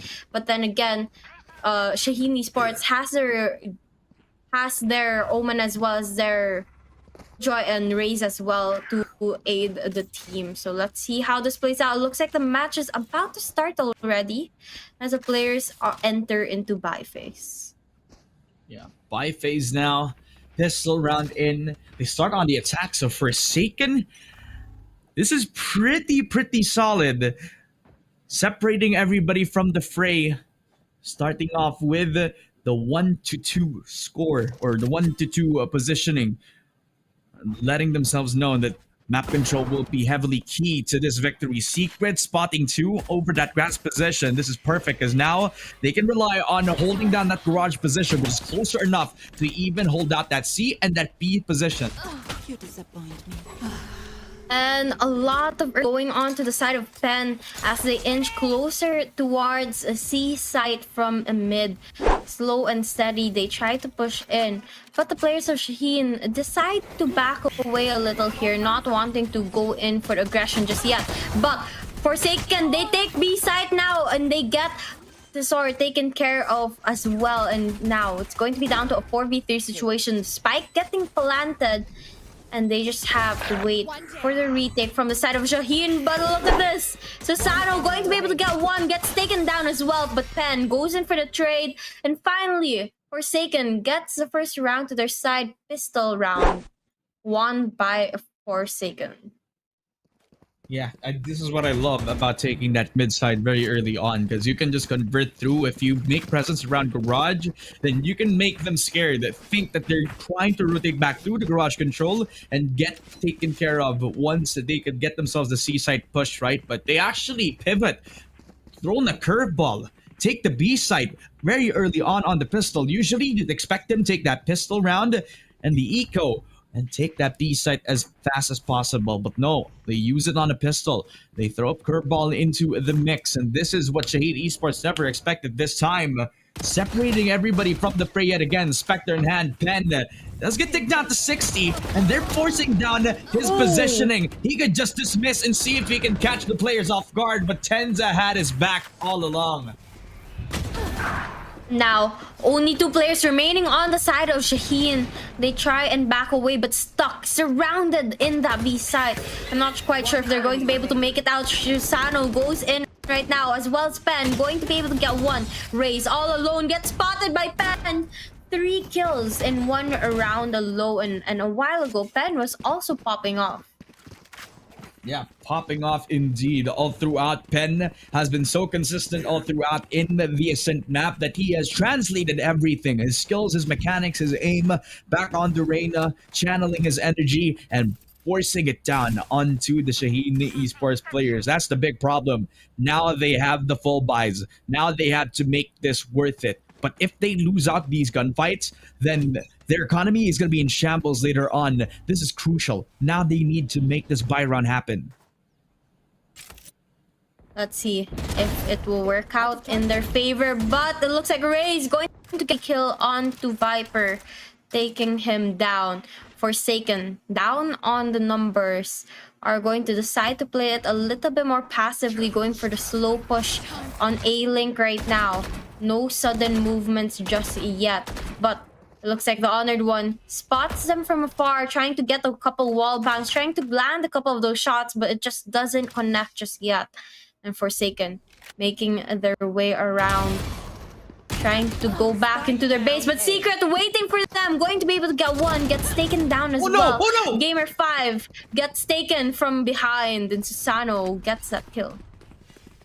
He almost had the perfect 3K, but he got checked before he had an opportunity to shoot. That means they got the bomb in hand. They can rush down that C site position, and the Killjoy turret is going to give notice to Shaheen Esports now. They lose the site And they need to fight back for it with the 3 versus 3 in hand. But they have the best possible entries back on the site itself just so that they can contest the space given to them by Forsaken. Holding on the spike turn with the plant down. Pen having the shot, the 1v1, losing out. Push out the Sheriff, and it gets the triple. It is Susano that lays the shot through yet again.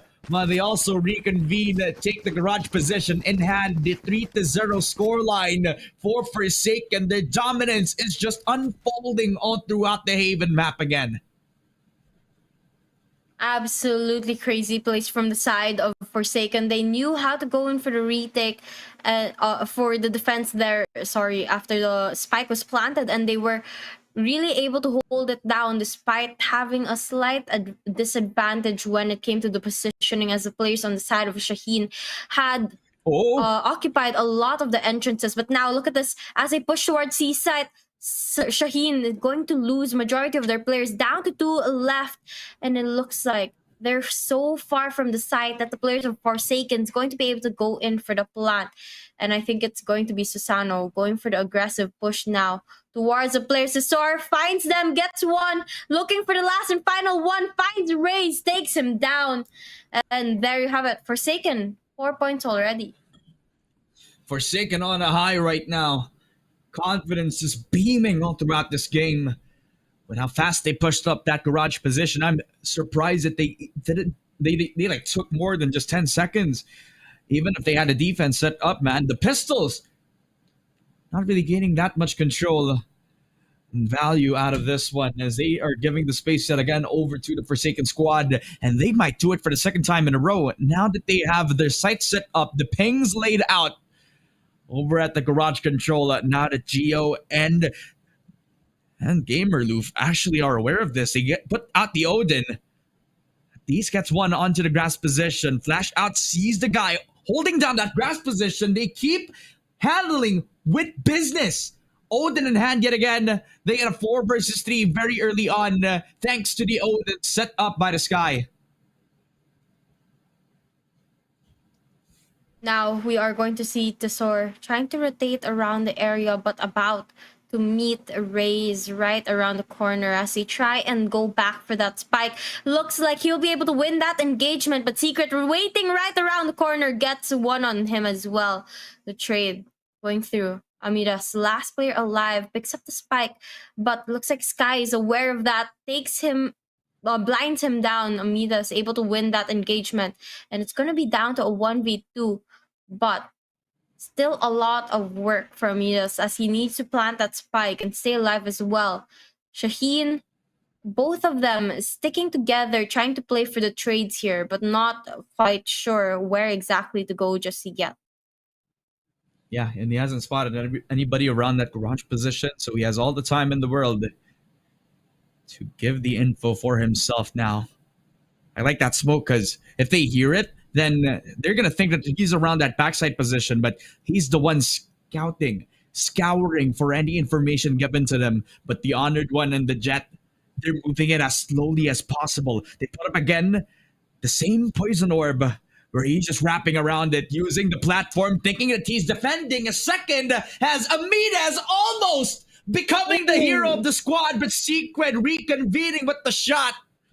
The first point given to the side of Shaheen Esports, and they have to feel good about that, but they need to do it 3 times in a row. This was almost a similar storyline as a while ago when the players of Forsaken was about 4 or 5 points. That's the only time that Shaheen was able to score a round, but unfortunately in the last game they weren't able to get too many rounds chained up. So let's see if they'll be able to get another round to their side this time, or will Forsaken be able to bring the momentum back to their side once again. Looks like they are going to go in for a split push here as soon as the walls go up. Just waiting for more information on where the players of Shaheen are waiting at. But Shaheen, look at this. The 2 players on the side of C, they're going for aggressive push, going very, very close to where the opponents are at, but they take down Amidas. Looks like that aggressive push pays off for them right now, and they back away C side and rotating into B now.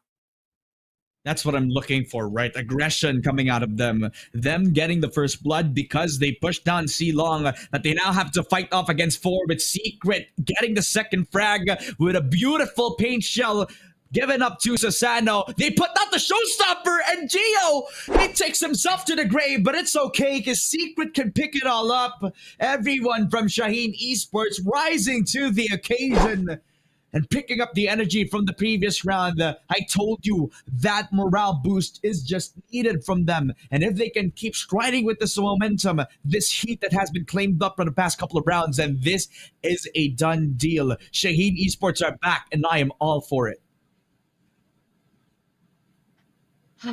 Good start there. I mean, 2 rounds back to back is going to help them a lot. But we still can't really predict if they're able to maintain this. So far, so good, though. And their economy is definitely benefiting from it now. But slow and steady, the players on the side of Forsaken make their way towards A side. And finally, they're going to push in Pen, leading the group as well as Jet. They're going to be able to open it up as they take the Honored one down. And they have the opportunity to go in for the spike plant now, which Sano is going to do. All 5 players on the side of Forsaken still alive, but Shaheen down to 2 players left. Oh, Gio. Beautiful satchel charge peek in. Surprising one of them, but they still have to play with the 1 versus 3. Gabriel Loof, I gotta remind you, he's dead. That's a dead body. You're shooting a guy who already has laid himself on you, but Tenza will claim the backstab onto Gamer Aloof as well. A 5-2 scoreline with Forsaken fighting tempo by tempo. If they want to make us play aggressively, if they want to have us on our final form, then we will show you what Forsaken is all about. But Shaheen Esports, they had a really good job of displaying, again, their proactiveness over towards that A-side defense. They left the Honored one to play for that A-short extremity, but because of a beautiful flash set up by the Sky, he wasn't able to at least stop them from gaining that A-long position. That's why he was rotating back, see if he can catch anybody. That's also why the Omen got stuck over that A-short push. Well, it sometimes works, sometimes it doesn't, and it looks like that 3rd time that they tried to pull it off, Forsaken just was able to predict it. But look at this, Tensa going for the very early plant onto that C side, as none of the players from the side of Forsaken is there to defend it. Now, they're going to be forced to push for the retake. Secret deciding to pull out that ultimate, but not able to find anyone just yet. Oh no. And he's just holding against 4. Secret just jumping up and down, making him very difficult to shoot down because of his mobility. A 4K for Secret, and he's just finding everyone dead to rights. Kuzan just hits the final shot through with the retake head on. And with the flank already watched by everyone from Forsaken, they thought that they had the number. They thought that they had the assignment cleared out. But it was Shaheen Esports that fought back, bit them back actually. Everything that they threw at them. Secret just leading the charge. 10-5-0 for the guy, leading with double-digit kills. And showing that Shaheen Esports can contend against Forsaken. This is the type of matchup that I'm looking for. Some good-ass Valorant. A lot of action happening, and the players on the side of Shaheen very close to tying it up. And you're right, this is the exciting part. This might just be their opportunity to actually tie up the scores. But Secret now pushing again with the raise very aggressively, but Viper spots him out, starting shot towards their way. And we just have to wait for whoever is able to get that first contact. None of them really wanting to go for aggressive pushes yet. But Jet on the side of Forsaken makes their way towards that A site, saying that it's clear. The rest of the team follows, and Tensa is going to get that spike planted right now. The players on the side of Shaheen now having to wait for the retake. Looks like Omen is going to try to get a visualization, teleports into the area, and tries to look for their opponent, but not able to spot them just yet. They're also waiting for the Rays to lurk around over at that A-long extremity. They're fighting CT because of that. The Ventricles are locked down, leaving it to the loving arms of Kuzan and Gio. The 1v4. but he was stuck all the way to the CT spawn. Nothing to do but just teleport back onto the heaven position. They're all sticking the plant because they know that he's all the way back to the other side of the world. Trying to see if he could flank, but he was a little too late. It is Forsaken throwing it down against Shaheen Esports, with the latter picking up the victory and a beautiful start to their campaign. A 4-5 against a very storied opponent. A beautifully done retake because they were forced to push, and that was the reason, the cause of their undoing. You're right. It's a very good recovery from the side of Shaheen. Just needing one more point now to catch up to the players on Forsaken. Not looking very happy about it now.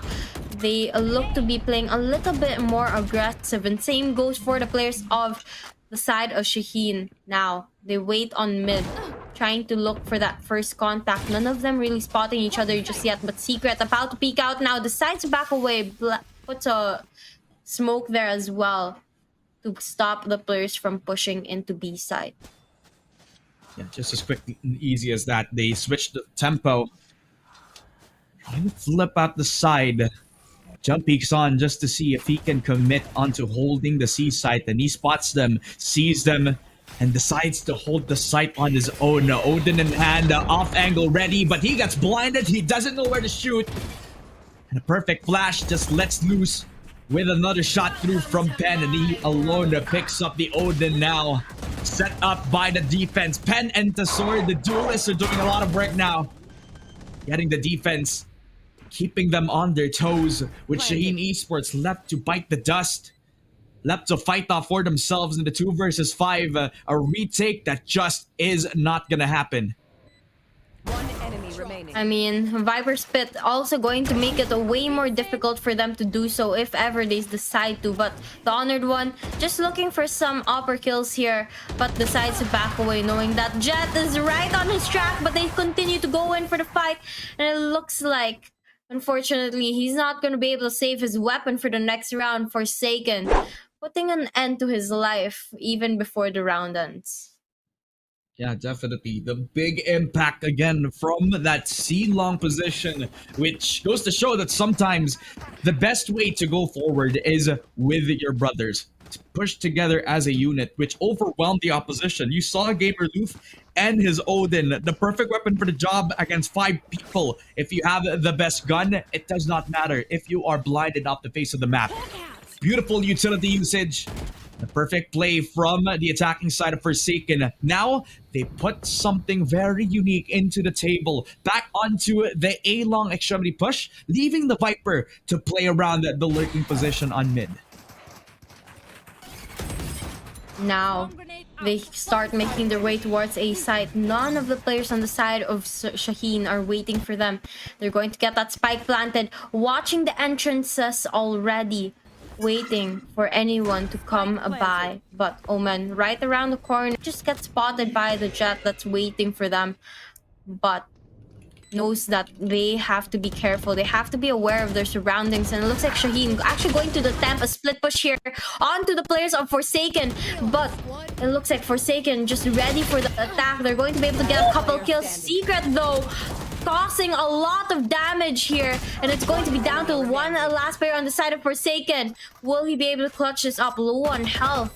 Looks like he has to back away. Pen going to be faced with death there, as Sky is going to be able to get the defuse easily. Gamer Aloof knows that he had 3 seconds alone just so that he could tap on the spike. So he just runs in, guns in, blazing with, again, the Vandal. And in combination of the Classic, just using his mobility to his cover, just so that he was that closer to his enemy and that closer to the spike defuse itself. Beautifully done. Tesor trapped between a rock and a hard place, not able to reposition in time, giving Secret the space to updraft back onto that box position to surprise him with the off angle and using that as cover so they could push out of that CT position. Gamer Aloof just had the perfect window and the cool, calm nerves just so that he could handle the situation alone. The 5-6 for Shaheen Esports, the closest that they got for Forsaken now, as they go on in, a 5-man pushing on C-Long yet again, popping the Seekers as well. signaling a 5 versus 5 retake without the lockdown, but they do have the showstopper. And Jet going to pull out that ultimate, not able to find anyone just yet. And look at this, all of them crowded in one area, not finding contact, but Pan gets one, making it a double now, and pushes into the side. Raze spots a player but not able to connect. The grenade gets taken down, and another round to the side of Forsaken here. God, Forsaken are showing why that they can handle the dirty work. It's always from aggression that they put their aggression on their secret formula, and you have this cracked team just showing that they have aim in all aspects. And sometimes strategy just does not work around, then you can just rely on their gunplay anyway. Pen and his beautiful shots from the Vandal. And even though Gio had the perfect ultimate to entry onto the site, it doesn't matter if the whole team just gets crumbling down before they have an opportunity to retake back around. They swap sides though. Forsaken start on the defense again. But if you remember, Forsaken in their game plan, they don't play defense. They don't play retake. They always push out the extremities, and they're doing it right now. What is defense? I don't even know. I mean, all I know is attack. And that's exactly the mentality that the players on the side Forsaken has as they go in for a very aggressive push now. Look at this, Cesar waiting for them, gets 3 shots in a row and going for more even now. Gets that 4th, might just be an ace, and he spots the last and final player. Killjoy has to run, get the ace. Oh my god. Tesor, the MVP all throughout the series. Just showing why he's this valuable on the team of Forsaken. Beautiful shots from the Ghost. They put themselves in a very comfortable position on a long taps from the Ghost. 1, 2, 3. So just clean. that comfortable. And perfect paranoia on top. The cherry on top for everything that the Tesor has been offering for the squad. This was unnecessary, but it is all Forsaken in hand. If we had doubts, then this is how they answer back on top of the situation. Tesor with the beautiful shot from the Vandal yet again, and they're rushing. They're not even scared about giving the gun away. Now, we are going to be down to 3 players left on the side of Shaheen here, but Pesed even less as he spots them, and the last final player gets taken down as well. Forsaken. A very, very quick round there, but not just as fast as Tesor's ace in the last round.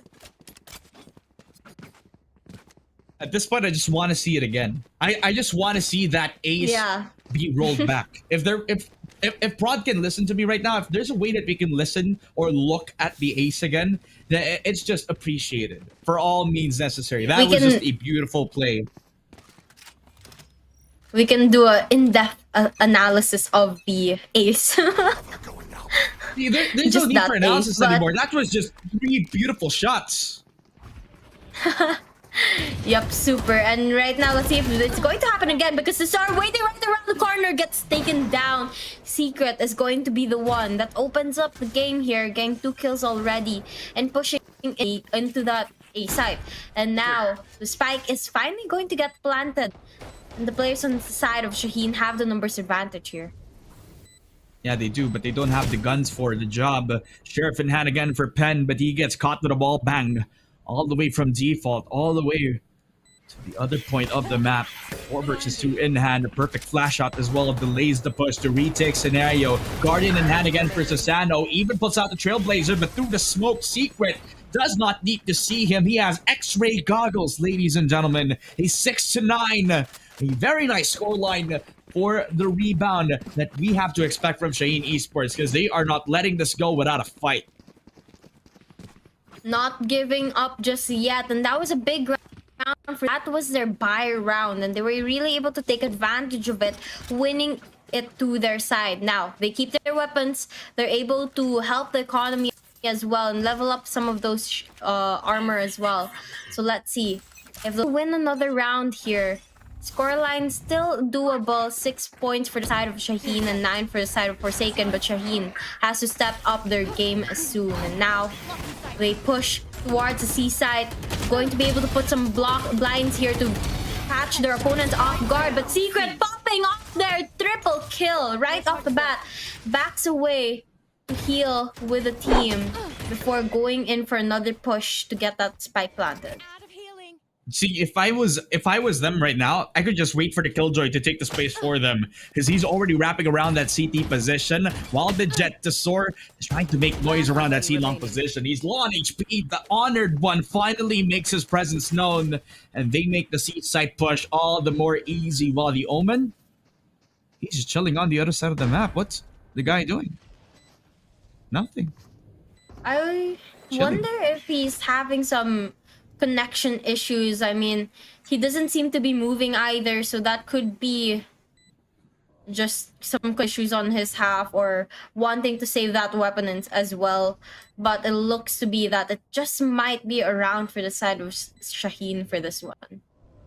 Yeah, I think we'll have to get into a quick little technical issue, a little tech pause, just to see if he is okay, if he's into the game, you know, if Lil Bro is that fine. Yeah, he's moving his mouse, so I think he's like back on the server. I hope that he's back on the server. So while everything else is happening, meanwhile, of course, get another round, and if it is off the back of beautiful timing and precision, back on the secret position.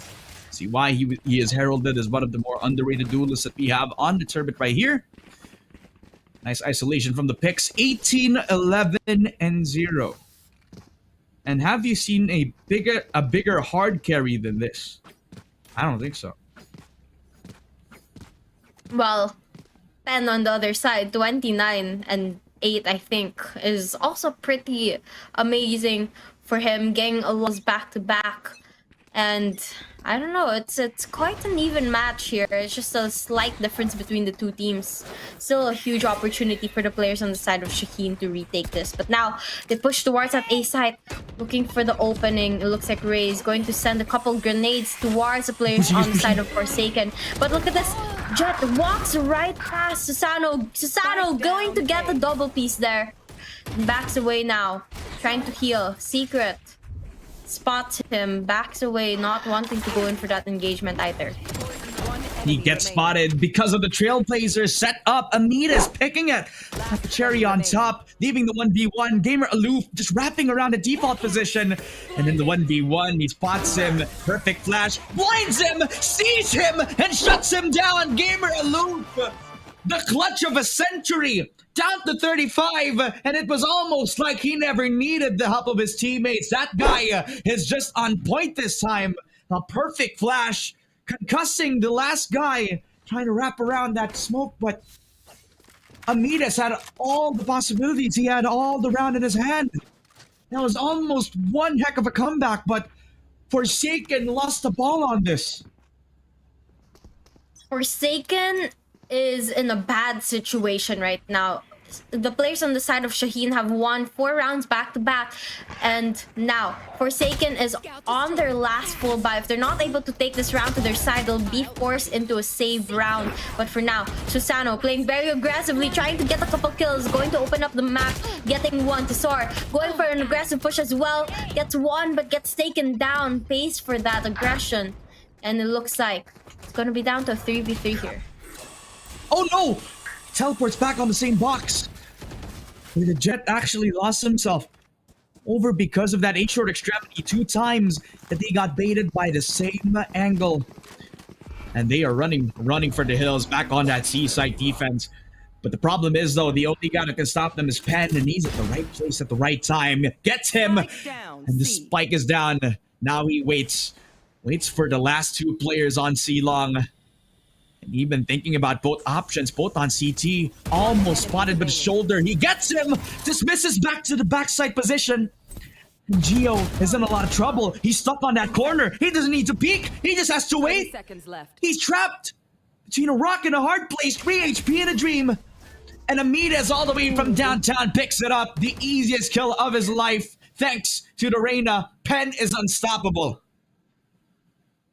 Very big round for the side of Forsaken, and now at least they're going to be able to keep some of those weapons onto their side and their economy also well, getting a slight boost. And now 10 points to their name, only 3 more before they're able to end the game. But it's not being it's not an easy job for them right now, with the players on the side of Shaheen really putting a lot of damage onto their players. And now the next round just about to begin.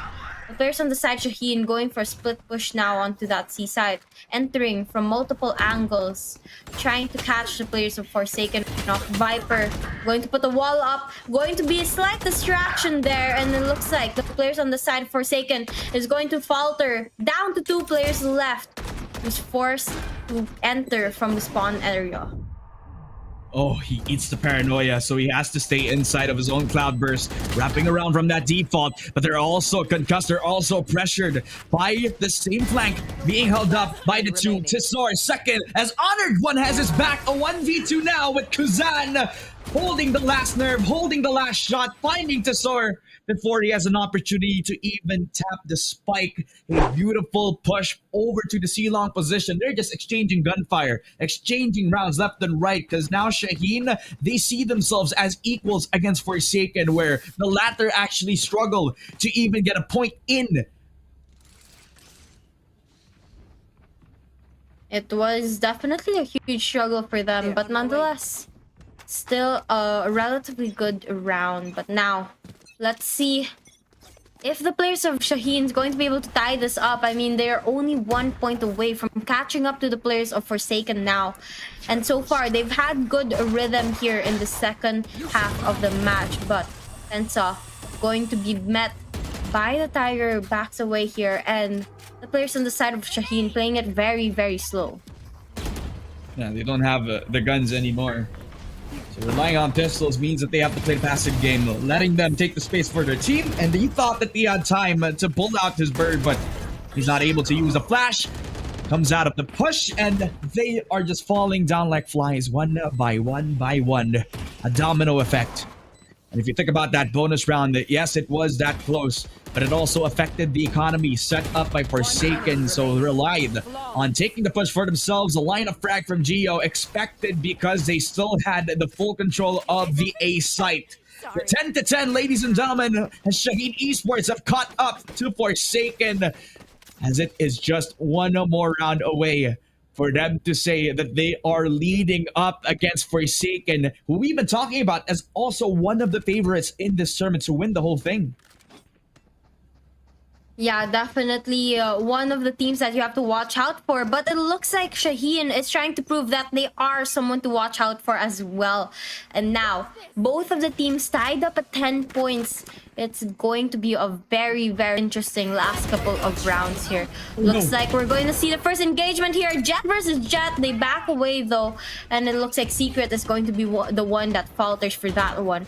But a lot of grenades going to enter into that A site, causing damage onto the players of Shaheen as well as Forsaken. It's going to be down to a 3v4 situation here, but Shaheen, they back away, not wanting to engage that A site. Oh no! Oh no! They thought about Pen! They forgot about him! He was holding down Team Spawn, and they finally do. They paranoid him back. Gamer Aloof doesn't see anybody, thanks to Kuzan's ulti, and Pen taking advantage of everything that they had. They thought that Amidas was more than enough for them, but they never expected Pen holding the same corner, holding the same angle, the perfect push for the 2 players on the Forsaken squad, taking them by surprise. And we need to see that again, because all throughout, that beautiful shot over to Amidas was just picture perfect, but Pen had the right timing, the right decision. It's unfortunate, because look at that, Gamer Loop was blinded before he could swing. He was not able to punish Pen. It would have been a different story if he saw him, but no, he didn't. Absolutely crazy plays. But look at this, Cesar going to be met with Secret again, and Secret gets his revenge here and backs away again, trying to wait for that opening, but finally making their way towards A site. This time, I think they're more aware of watching their back as they leave a player behind to watch that area. And that's gonna be Killjoy, but Killjoy is not able to stand up against opponents. And it looks like Forsaken though, they're gonna be down to your last and final player. Seems to be a little bit far from that A site, not really able to rotate in time. spike going to get planted before Reyna's going to be able to enter the area. And it's Pen, last player alive here, gets spotted, grenade to his way, gets taken down, and tied up at 11 points now. Yeah, and if you remember, the last buy round that they had was so expensive that you can expect that Forsaken have no money coming into the next round. All that they can do is force buy. All that they can do is play around the light shields that they still have. But you can't expect everyone to have a gun at this point, so they have to do something crafty. Push around the position yet again. But they've been doing that multiple times in a row, and they can't play the passive game anymore because the tempo from Shaheen Esports is a lot more comfortable compared to how they were in the previous rounds. They're not defaulting anymore. They're not separating each member. Now they're all five-manning every single site push, which becomes their biggest strength now as a unit against Forsaken and against all odds. All relying on the double push now again over to A Long. Where they have to defend with all their might. Tenza has the stinger into the smoke. The rat play comes out, Paranoia in, but he doesn't do anything about it. It's just to delay them from taking A short. They're scared. They know that they're prepared for the A side push anyway, so they have to regain control back of A long just so that they can have more options if the A short push doesn't happen. And Secret trying to go in right now, slowly finds Susano, gets a kill onto Susano, backs away, puts a blind there, and the grenade's going to be sent in as well by Ray. Secret going in for the attack now. Tesor gets taken down, and it's going to be the players on the side of Shaheen, who still has a full squad as well as a spike planted. They just have to watch out for Amidas up in heaven. Not spotted by the players on the side of Shaheen just yet, but just as I say that, he gets taken down, and Shaheen gets around to their side. And finally, Shaheen Esports find their form, find their lead, and they are one step closer to pushing it to this tournament's first game number 3. We've been looking for this, the close game, to find out who is the best person on the squad.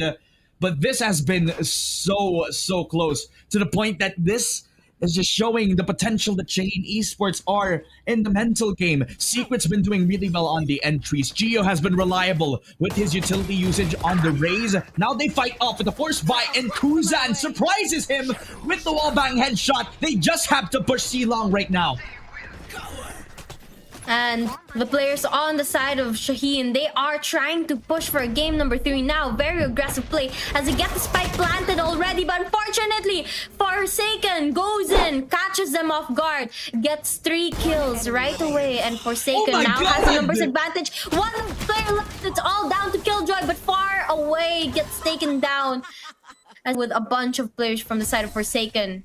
And they tie it up at 12-12. Looks like we'll be going into overtime.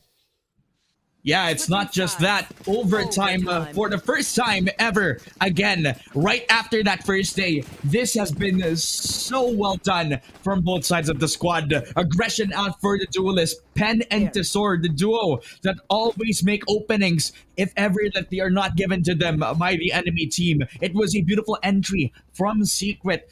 Always in the long run, but Tesor with the beautiful shot yet again, giving the Bulldog up to Pen, who has made himself a known man. 3 kills in the round, forces the 12-12, and now it's a different ball game. Now there are no room for mistakes.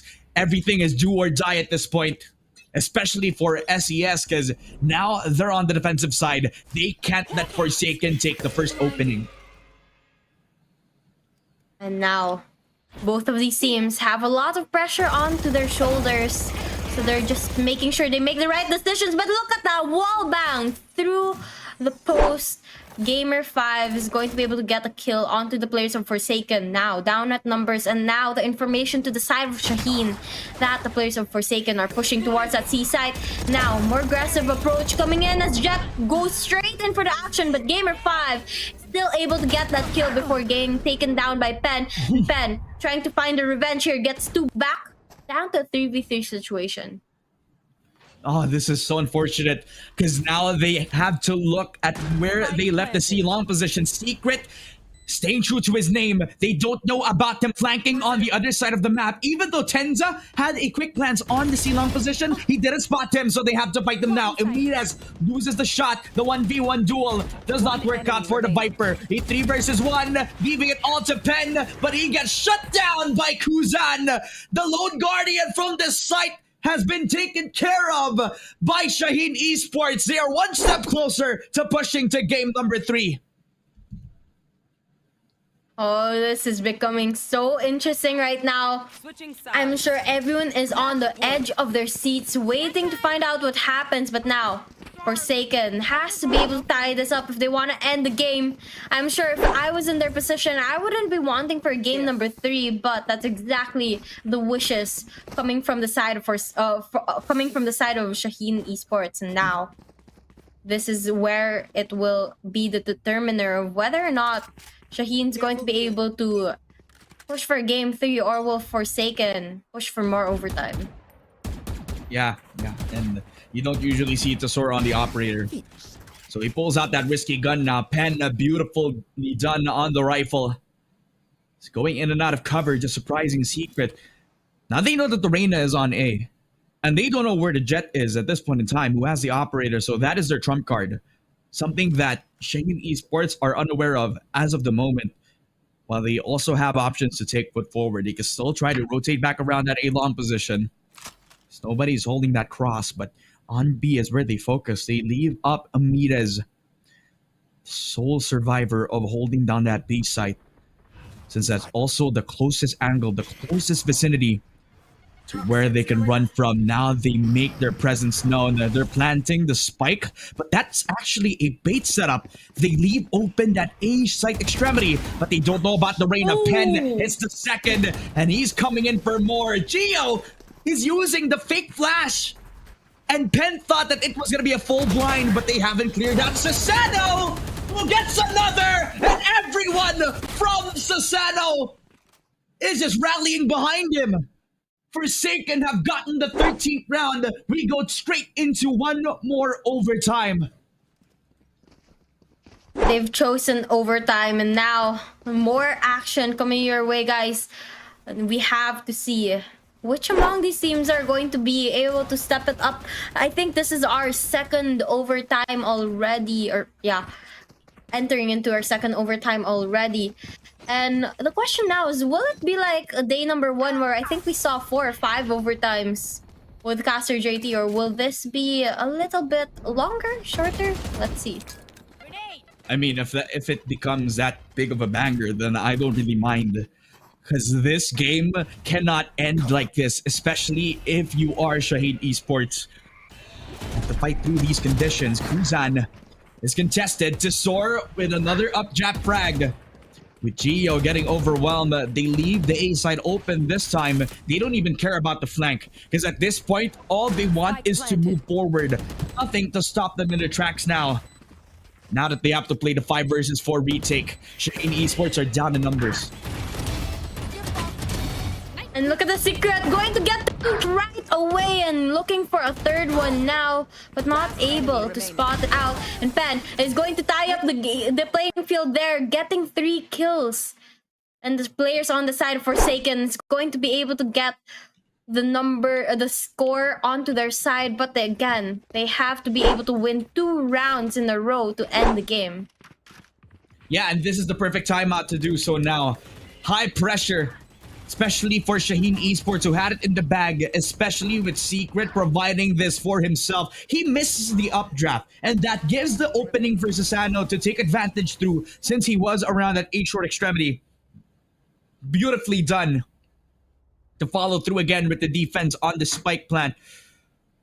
Oh, they had too many things to clear, but Pen was at the right corner. He wins out his first gunfight, reconditions with the second, and made sure that it is going to be an uphill battle for the side of Shaheen Esports right now. They are, I don't know what they're thinking about, but at this point, I know that I have to be the one to be the driving force in this series right now. This is definitely do or die for them, especially if you remember Forsaken is up 1-0 in our series right now. And if they lose this, this is this is going to be the only chance that they have running this deep in the qualifying stage of the Dubai Police Esports Tournament. Yeah, exactly. This is why it's such a big round right now for both of the teams. And you could see a while ago that the players on the side of Shaheen were really trying to plan out their movements, trying to find a solution to their problem right now. But let's see if they were really able to find a way to solve the issue. But now, Forsaken trying to step up their game. They're going to get the early pick onto the players of Shaheen as they take one down, trying to get the double. Amidas gets taken down there, and it's going to be a 3v4 situation here for Forsaken, still having the numbers advantage, but they're far spread away from each other. They can't really play for those trades, and the players on the side of Shaheen, they're going for a push simultaneously as a team, so that's going to catch them a little off guard if ever. I wouldn't mind if they actually leave the Rays on this second angle, because then they could have an insurance policy, a backup plan, the only thing that they could have forward, because they need to isolate the picks. They need to make sure that this becomes an equal chance. And with the smoke down, you think about Tenza, but he doesn't know where he's at right now. He pushes too far! And Geo capitalizes, makes this the 3 versus 3. And they know that Seaside is open because they have made so much noise on defending that A site, giving the spike plant over to the C site push. And Tisor, his operator, he needs to make something happen with this. He needs to get a frag here. And they know that the operator is all the way towards backside now. They peek on. Perfect flash. They got 2. They find more with Pen, the only guy to stop them. The 2 versus 1. At 16 HP. A flash in hand. A shot in the dark. A miracle they're looking for. As they peek on the corner. But Forsaken finishes the 2-0. Finally, they make it happen, and it's off the back of Pen, the showstopper for the team. They were able to close it up in the last second, even if Reina was so low on health, was still able to line up that shot and really close up the game. But quite unfortunate for the players on the side of Shaheen, able to push for game number 3. But again, congratulations to the players of Forsaken.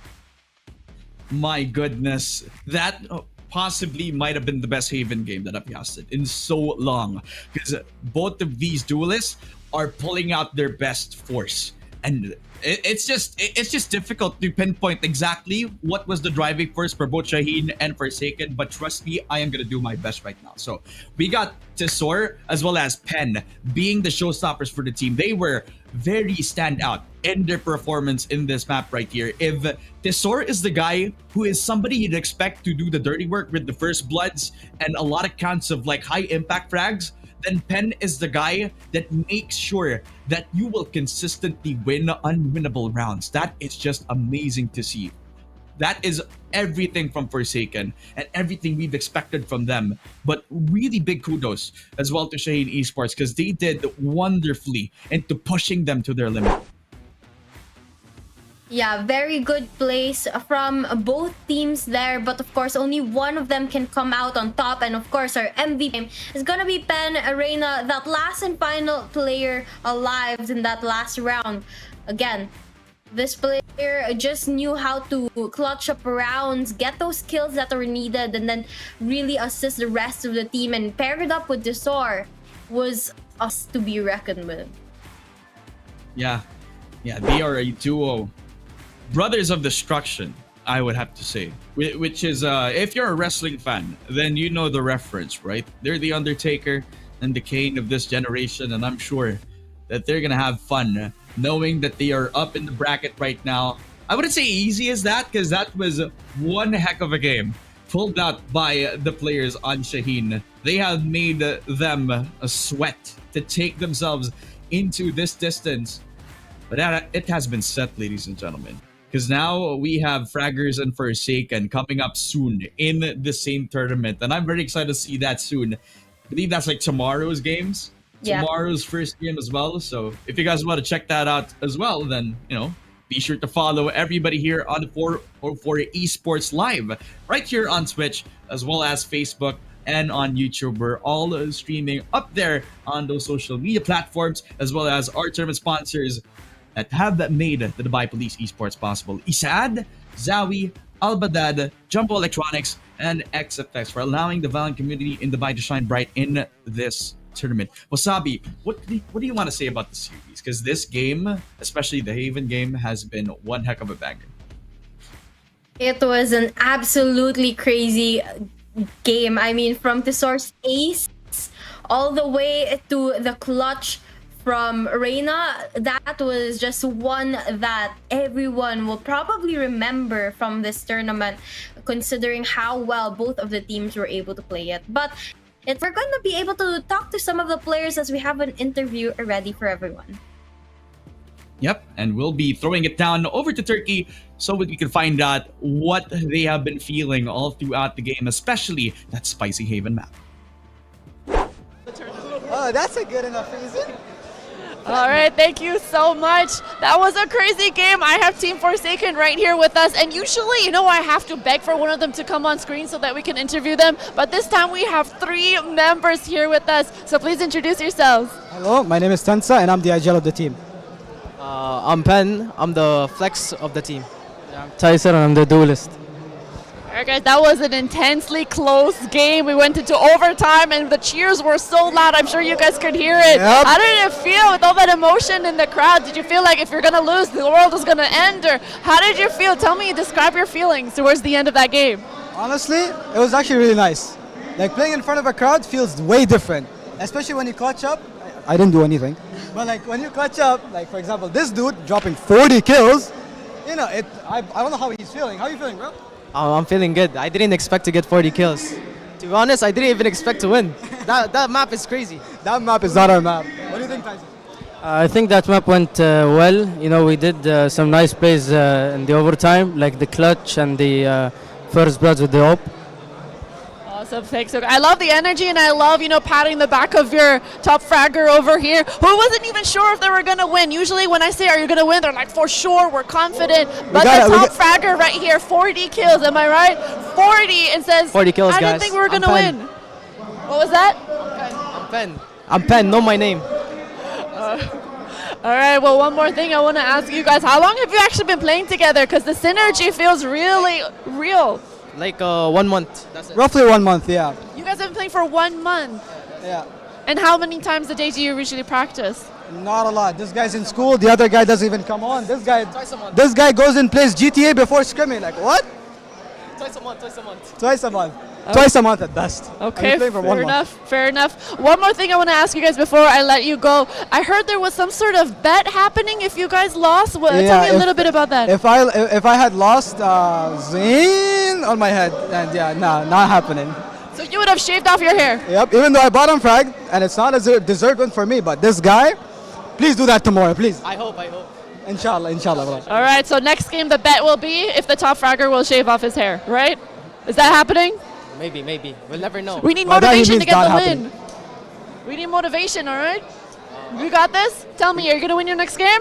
We're going to win the next game. We're the underdogs of this tournament. Let's go. We love to see the underdog win. Thank you so much, Team Forspoken. We love having you here, and we love your energy, so hopefully more of that coming soon. Thank you so much, guys. Thank you, Archie. All right, we're going to go into a break, so make sure you guys stay tuned. Don't go anywhere, and we'll be right back.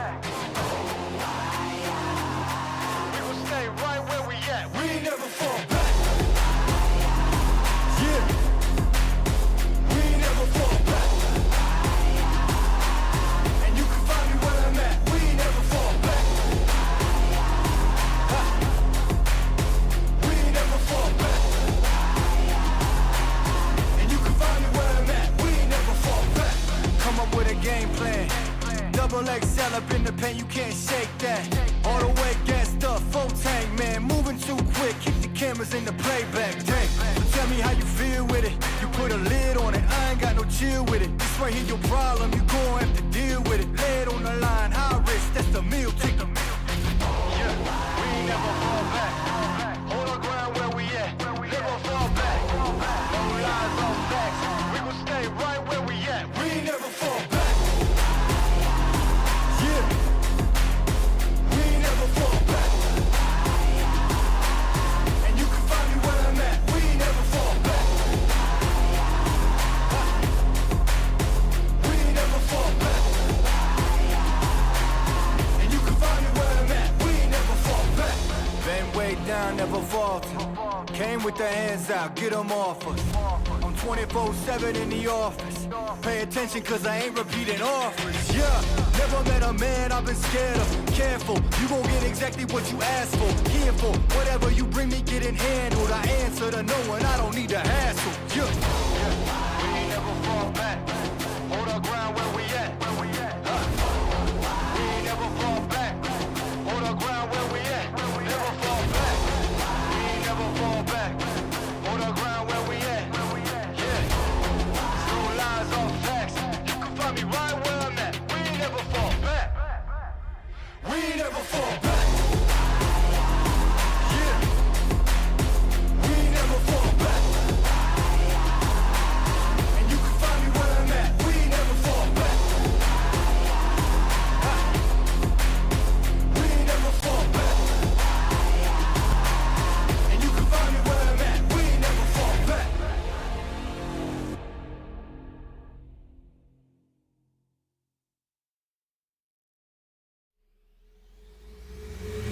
This is automatic. This is automatic.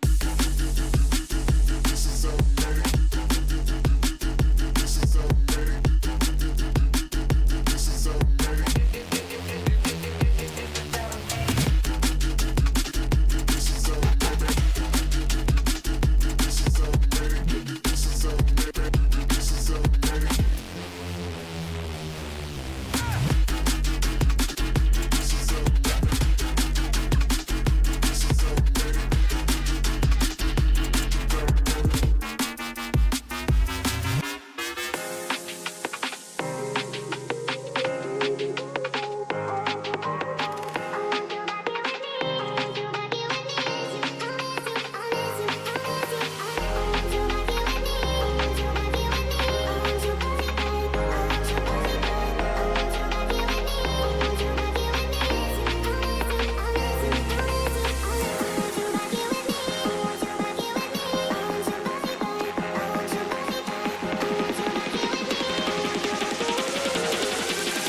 Did you really think I'd just sit here and watch?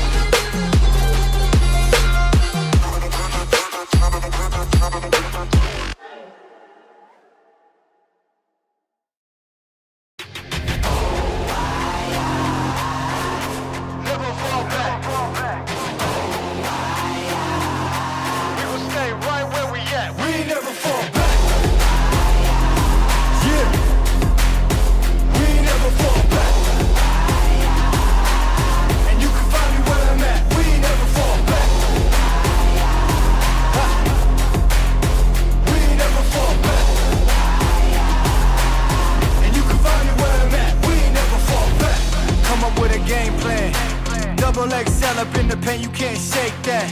All the way gassed up, full tank, man. Moving too quick, keep the cameras in the playback. Dang, so tell me how you feel with it. You put a lid on it, I ain't got no chill with it. This right here your problem, you gon' have to deal with it. Lay it on the line, high risk, that's the meal ticket. Yeah, we ain't never fall back. Hold our ground where we at. Never fall back. No lies, no facts. We gon' stay right where we at. We ain't never fall back. Yeah, we ain't never fall back. And you can find me where I'm at. We ain't never fall back. We ain't never fall back. And you can find me where I'm at. We ain't never fall back. Been way down, never falter. Came with the hands out, get them off us. I'm 24/7 in the office. Pay attention cause I ain't repeating offers. Yeah, never met a man I've been scared of. Careful, you gon' get exactly what you asked for. Here for whatever you bring me, getting handled. I answer to no one, I don't need the hassle. Yeah, we ain't never fall back. Hold our ground where we at. We ain't never fall back. Hold our ground where we at. Never fall back. We ain't never fall back. Hold our ground where we at. Yeah. No lies, all facts. You can find me right where I'm at. We ain't never fall back. We ain't never fall back. Yeah. We ain't never fall back. And you can find me where I'm at. We ain't never fall back. We ain't never fall back. And you can find me where I'm at. We ain't never fall back.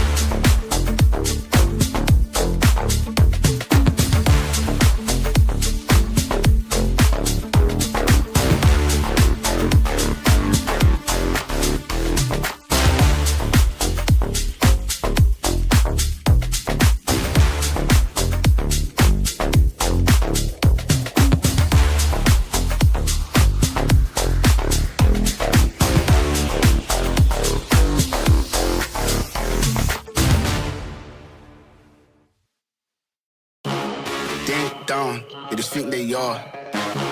Another little wannabe gangster trying to play hard. Ding down, they just think they are. Another little wannabe gangster trying to play hard.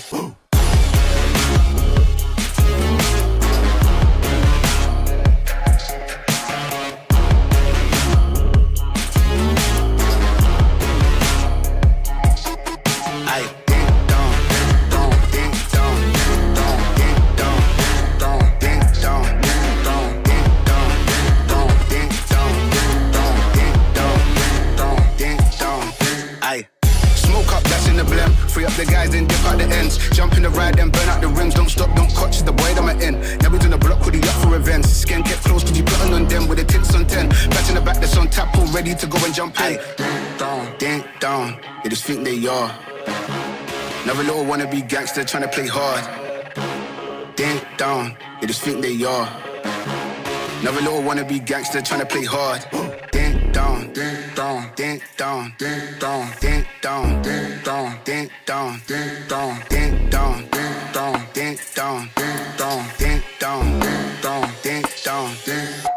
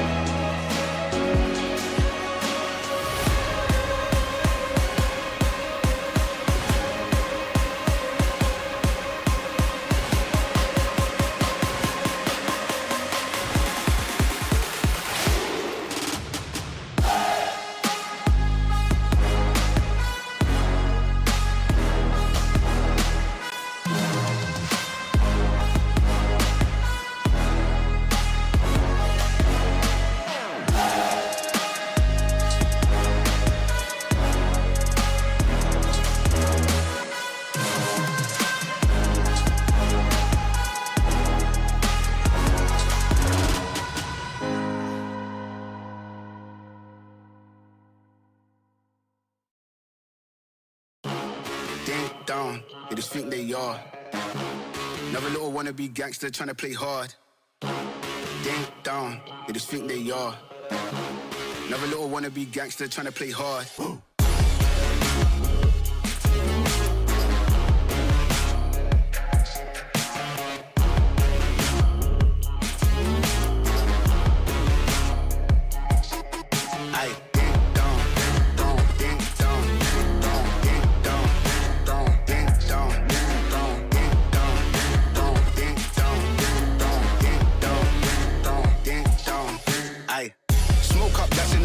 Free up the guys, then dip out the ends. Jump in the ride, then burn out the rims. Don't stop, don't catch the boy that I'm in. Now we in the block with the up for events. Skin kept close, cause you plotting on them with the tips on 10. Back in the back, that's on tap, all ready to go and jump in.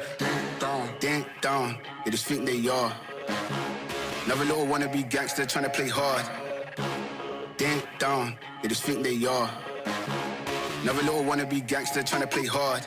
Ding down, ding down, ding down, ding down, ding down, ding down, ding down, ding down, ding down, ding down, ding down, ding down, ding down, ding down, ding down, ding.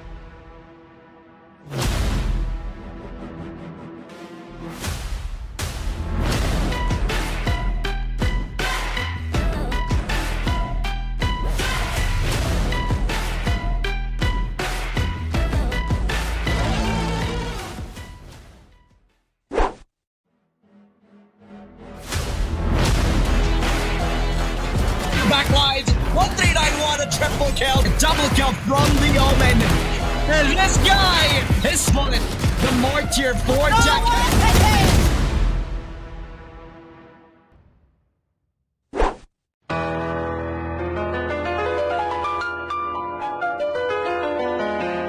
At first I sent the link and she was petrified. Kept thinking she would be a victim of my scam and lies. But then I read a few lines and the grammar was all wrong. The hunch grew strong. He was trying to scam me all along, so I blocked his hack and reported the fraud. Oh, she even blocked my number and my phone calls from abroad. They'll try to tempt you with rewards and a fake prize. You shouldn't crumble. You should report these shady guys. Well, no, not I will survive for as long as I report the fraud. I know they won't survive. I've got great advice to give. Reporting is imperative. They won't survive. I won't survive. Scammers these days have a no new trend. It's a call from the police, but it's all pretend. And you'll regret it later if you don't report the call. But that's not all.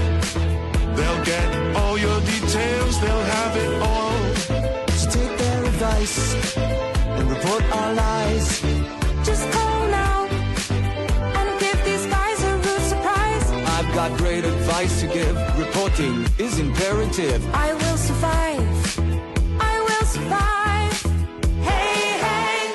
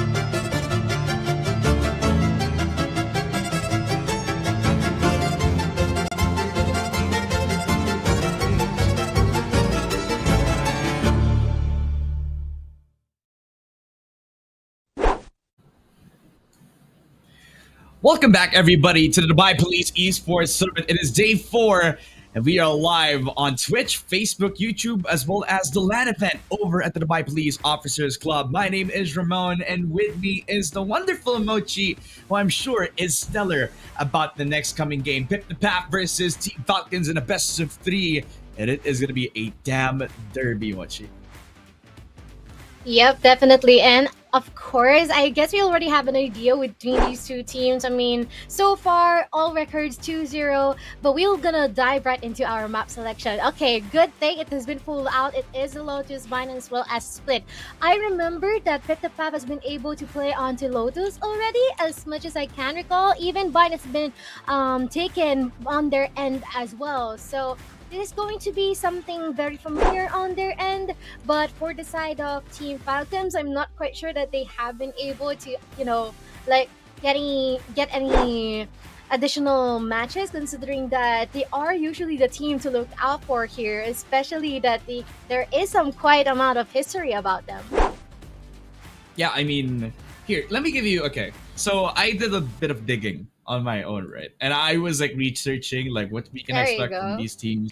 Because now I'm wide open about what is going on with both of these teams. So Pep the Path, they're your standard international team. You have 2 Filipinos in the rain for Pep the Path. You have Cyrus and Rain, who are going to be heralding like the very aggressive team comes for the side of like Pip the Path. While on the other side of things, we got Team Falcon, who apparently is one of the best Saudi Arabian teams right now, where they have participated in a lot of high-tier quality tournaments. You can talk about like Gamers 8, you can talk about like Valorant Challengers 2023 Meta, but of course, we have to focus on the present. It is Agent Select for both of our squads. It is, I believe, a double controller comp that I've been seeing in our Agent Select from Team Falcons, which is something that I'm used to seeing from them, because I've been watching their VODs lately. They play the most calculated approach possible, because they are a very reactionary team that always try to prevent any sort of momentum shift whenever they're on the advantage. So what do you think is your take here, now that we're in the game, ladies and gentlemen, for our first game?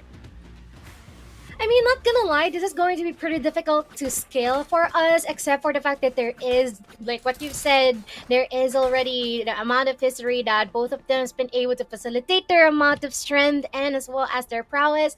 But this time, it's so difficult to scale because from all of our previous matches within this tournament, it's all about 2-0. So, I mean, we can definitely say that they are quite of a heck of a team, but with this time, just basing from our agent selections here, let's just say that Pit the Path will be more lenient into aggression, but our members here for the side of Falcons will be more on control. Yeah, definitely. It will be a contrast of styles for both of the squads. As on the defensive side, it is Pip the Path that start off their defense with an aggressive approach over defending the rubble position. Already early smoke on, Paranoia out as they get the first pickoff. But Falcons answering with a 2-for-1. Azzy, perfect shots. They double from the sky with a classic in hand, but he gets executed on sight. Quick turn of events here. Now it all boils down to the two remaining members of each team. We are gonna see some shots being fired here by the side of Izuki connecting onto Cyrus necessarily, but Thawadi will try and attempt to make up for the mistakes of his forgotten comrades. A 1v2, still a lot of time to work on here, but with the setup that they currently have here for the side of Falcons, I guess it will most likely be pretty difficult for Thawadi to face up against them. But let's not cut this short. There will still be a lot of potential here. As long as timing is on his side, he can try and survive this one, but I guess we are seeing some shots connecting, some wins being inflicted from both sides, but Thawadi is trying his best in order to counter and process this one, but sadly it won't be enough. Yeah, definitely not. And this is a cool, calm display. A clear contrast of styles for both Pip the Path and Falcons right here. Because you saw Falcons, they were waiting for the push here, expecting already, like, them putting out the mollies early on. Thawadi with the early poison orb, already showing signs that they are going to do something aggressive. And that was definitely the case here for the Pip the Path squad. However, for Team Falcons, again, the reactionary play has been on point so far. Just waiting for them to deplete their utility. Even though they got the first two bloods, they're able to answer back with their own. Great job of reconvening with the site itself. They knew that their priority was taking A anyway, and now they go back to the B site where they know that they have the opportunity since the Spectres are definitely more lethal anywhere else but on the B site. Normally you wouldn't go for the B side, right? But knowing that they have these advantages in terms of firepower, like what you've said, it would be most beneficial for them to go for this one, especially in terms of close quarter combats. But now we are seeing just one more remaining person here on the side of Pip the Path, and he is just gonna walk away, but won't be given a chance to do so. And that is another point here for the side of Falcons as a given. But I wonder if things will be changing from this point on, because, you know, the side here from Pip the Path is very much beneficial if they've been able to get the momentum on the side of both of their duelists. But if this won't be working out for them at all, they're in it for a long story for this one, and I think that story wouldn't be ending that well. Yeah. We've been having like talks about not getting game number 3. We were definitely close. Back in that previous series, it was very close on the Haven map, but this has the potential to be one of the longest games that we've had. Both of these squads are not willing to give an inch. Akai already on Link, providing the team the first blood over to Zest, taking control over at that upper position, knowing that two of them are sniffing out the retake potential.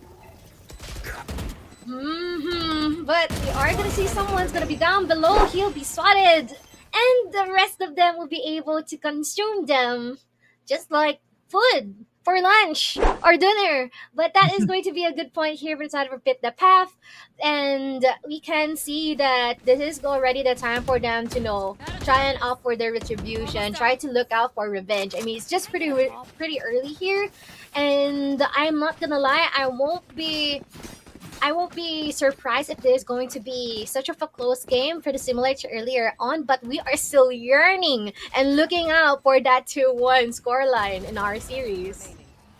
Yeah, same. Because we haven't seen a 2-1 to end up the series. It's always been 2-0s, always been a very big landslide when we're talking about victories here, right? I do like that they're doubling down. Every single time that they push down on one side, it's always somebody who is relegated with somebody else, right? It's somebody who's like holding hands with his teammates, trying to get themselves the map control fast. Already surprising that they got the map control that early on. And Panoy out as well. Pesty delayed the inevitable push. A double out for Pesty yet again. And this guy has been popping off since yesterday. If he can continue to streak in the momentum, then he will be a huge factor into what is to come for Team Falcons. Couldn't agree more with what you've said. Most specifically here for the side of Falcons, we are seeing really good exchanges in terms of trades. Pretty earlier on, but now all action are currently happening here at our C site. Being able to cover up for each other, Izuki will be able to take Azzy as well. And now they are currently starting to commence the spike here at the C site. Cyrus being careful and safe, slow and steady as ever, along with his comrade, will try and attempt to go into our C site once again for our retake. But I guess they're already expected here by Izuki. A lot of shots will be connecting here for Tawadi, and it's not gonna look good for their side once again. Cyrus, as the Lorraine survivor here, again, he will be caught off guard here by the contrary, and immediately that is another point for the side of Falcons. Yeah, and it's a quick 3-1. And to start off their campaign in the Lotus map, it's not too often that we see Lotus, so I do really appreciate like different approaches to this part of the map. The first time that we saw this, it was a little bit clear cut, too aggressive, to the point that I would say that this is probably going to be an attacker side of the map, but Falcons are showing that they have a lot of layers to their squad. They're going hand in hand with how they're approaching the site takes. 2 players on mound, 2 players on the beat side. Now, this is when they fully aggress on the rebel position. They get it for free, but then they convert back on that mount position, but they have to fight off against a Viper wall. Kind of limits their options and their vision. They spot out the Viper, knows that he's in tree. Hasn't cleared him out since Izuki is the one who takes that first fall. The 5 versus 4 in hand, a triple flank in the making for Pit the Path. Possibly the best case scenario since they haven't done anything crazy other than this one. Ooh, unfortunate here for Cyrus though. Just as they are attempting to go for the retake here, I think it's not going to be possible too because they are lacking in terms of guns, and I guess it's safe to say also their coordination, because Falcon is definitely overwhelming them in terms of their attacks, and they are so well put into occupying the angles of where they should be appearing as. And despite the fact that Pit the Path is trying to back out, I guess they're not having the chance to do so because Falcon is just keeping on pushing them forward. Pretty similar to what we are seeing here from our play during that round. And we can say that Spy's been able to, impact so well for Falcons, most specifically because of the early pickoffs that she had. Yeah, and the confidence to even make those early aggressions, right? The 4 positions. And it also doesn't help that Pit the Path had too much on their plate. Everybody flying around the place, utilities flying off, ultimate out as well onto the seaside position, which they get for free with no contention whatsoever. No contention. And all about retake. But let's see if this is going to be successful from here on. Cyrus, after quite some time, he is going to be able to get the first frag here onto their retake. And we are going to see some additional people here trying to contest them. And this is just going to be looking good here for the side of Pit the Path for quite some time. And now it all leads onto this last person here, Izuki. When the Killjoy pick, Nano's Swarm will be pushed out onto there. but will not be hindering them from defusing the spike. I guess he missed a few feet even, but that is going to be a good one here for the side of Pit the Path. Signs of life, longer game. Yeah, and I wouldn't say it's an overcommitment, but it was a huge fight, not on the site, but in the host position itself, right? It's important that they're able to limit like the amount of options that they have for the entrance retake, right? But that was too many people trying to hold down that host position, which Pip the Pap are ready to fight off since they also had the 4 versus 5 in hand. But if they keep 3 of those players held up over towards that host position, then who has the numbers advantage anymore? At this point, Pip the Path focus on the retake, back on trying to see if they can double dip back onto holding that side push. And Falcons are prepared for this. Long gun with Akai, charging with the site itself. That gives them an ample amount of time to play the 5 versus 5 retake. The same thing that we saw in the previous round, but in this case, it's a 5 versus 5.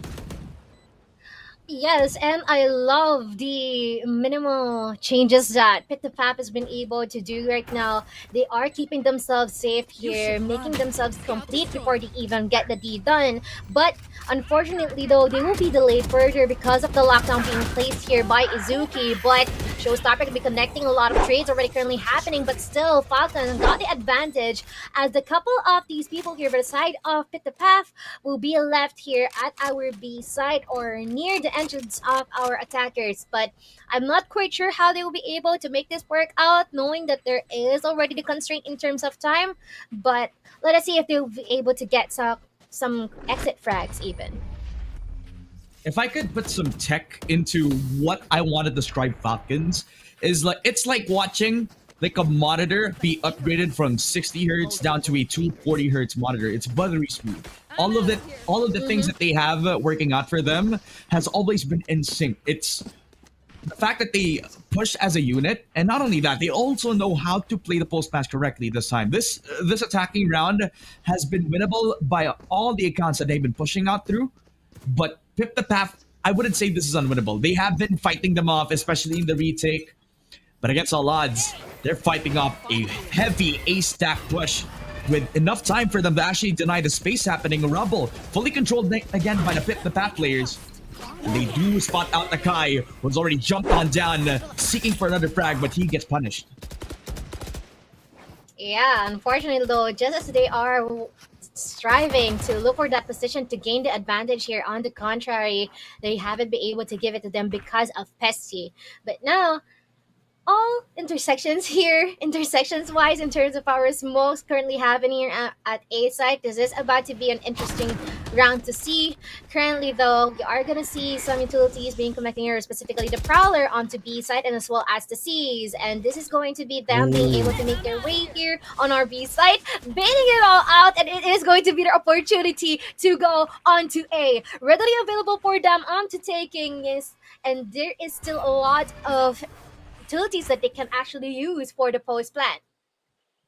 See, you heard me. That was such a smart play to do. Even though they lose out a member because of that, they still bait out so many rotations, leaving the A site open. They can contest the space now. Khaled is gatekeeping the 2 players on Heaven from trying to take control of the site. They didn't know about it until he flicks onto the right side. But Outlaw finally regains control using the Viper's Pit, covers himself into the top position. However, Zest drops his death. 2 versus 2 in hand. Pip the Path had to play the retake, but Cyrus regains control back to the 2 versus 1 with the Viper's Pit still in possession of Falcons. Rely on Outlaw to make the possession. Triple kill for Outlaw, but Nawadi is at the right place.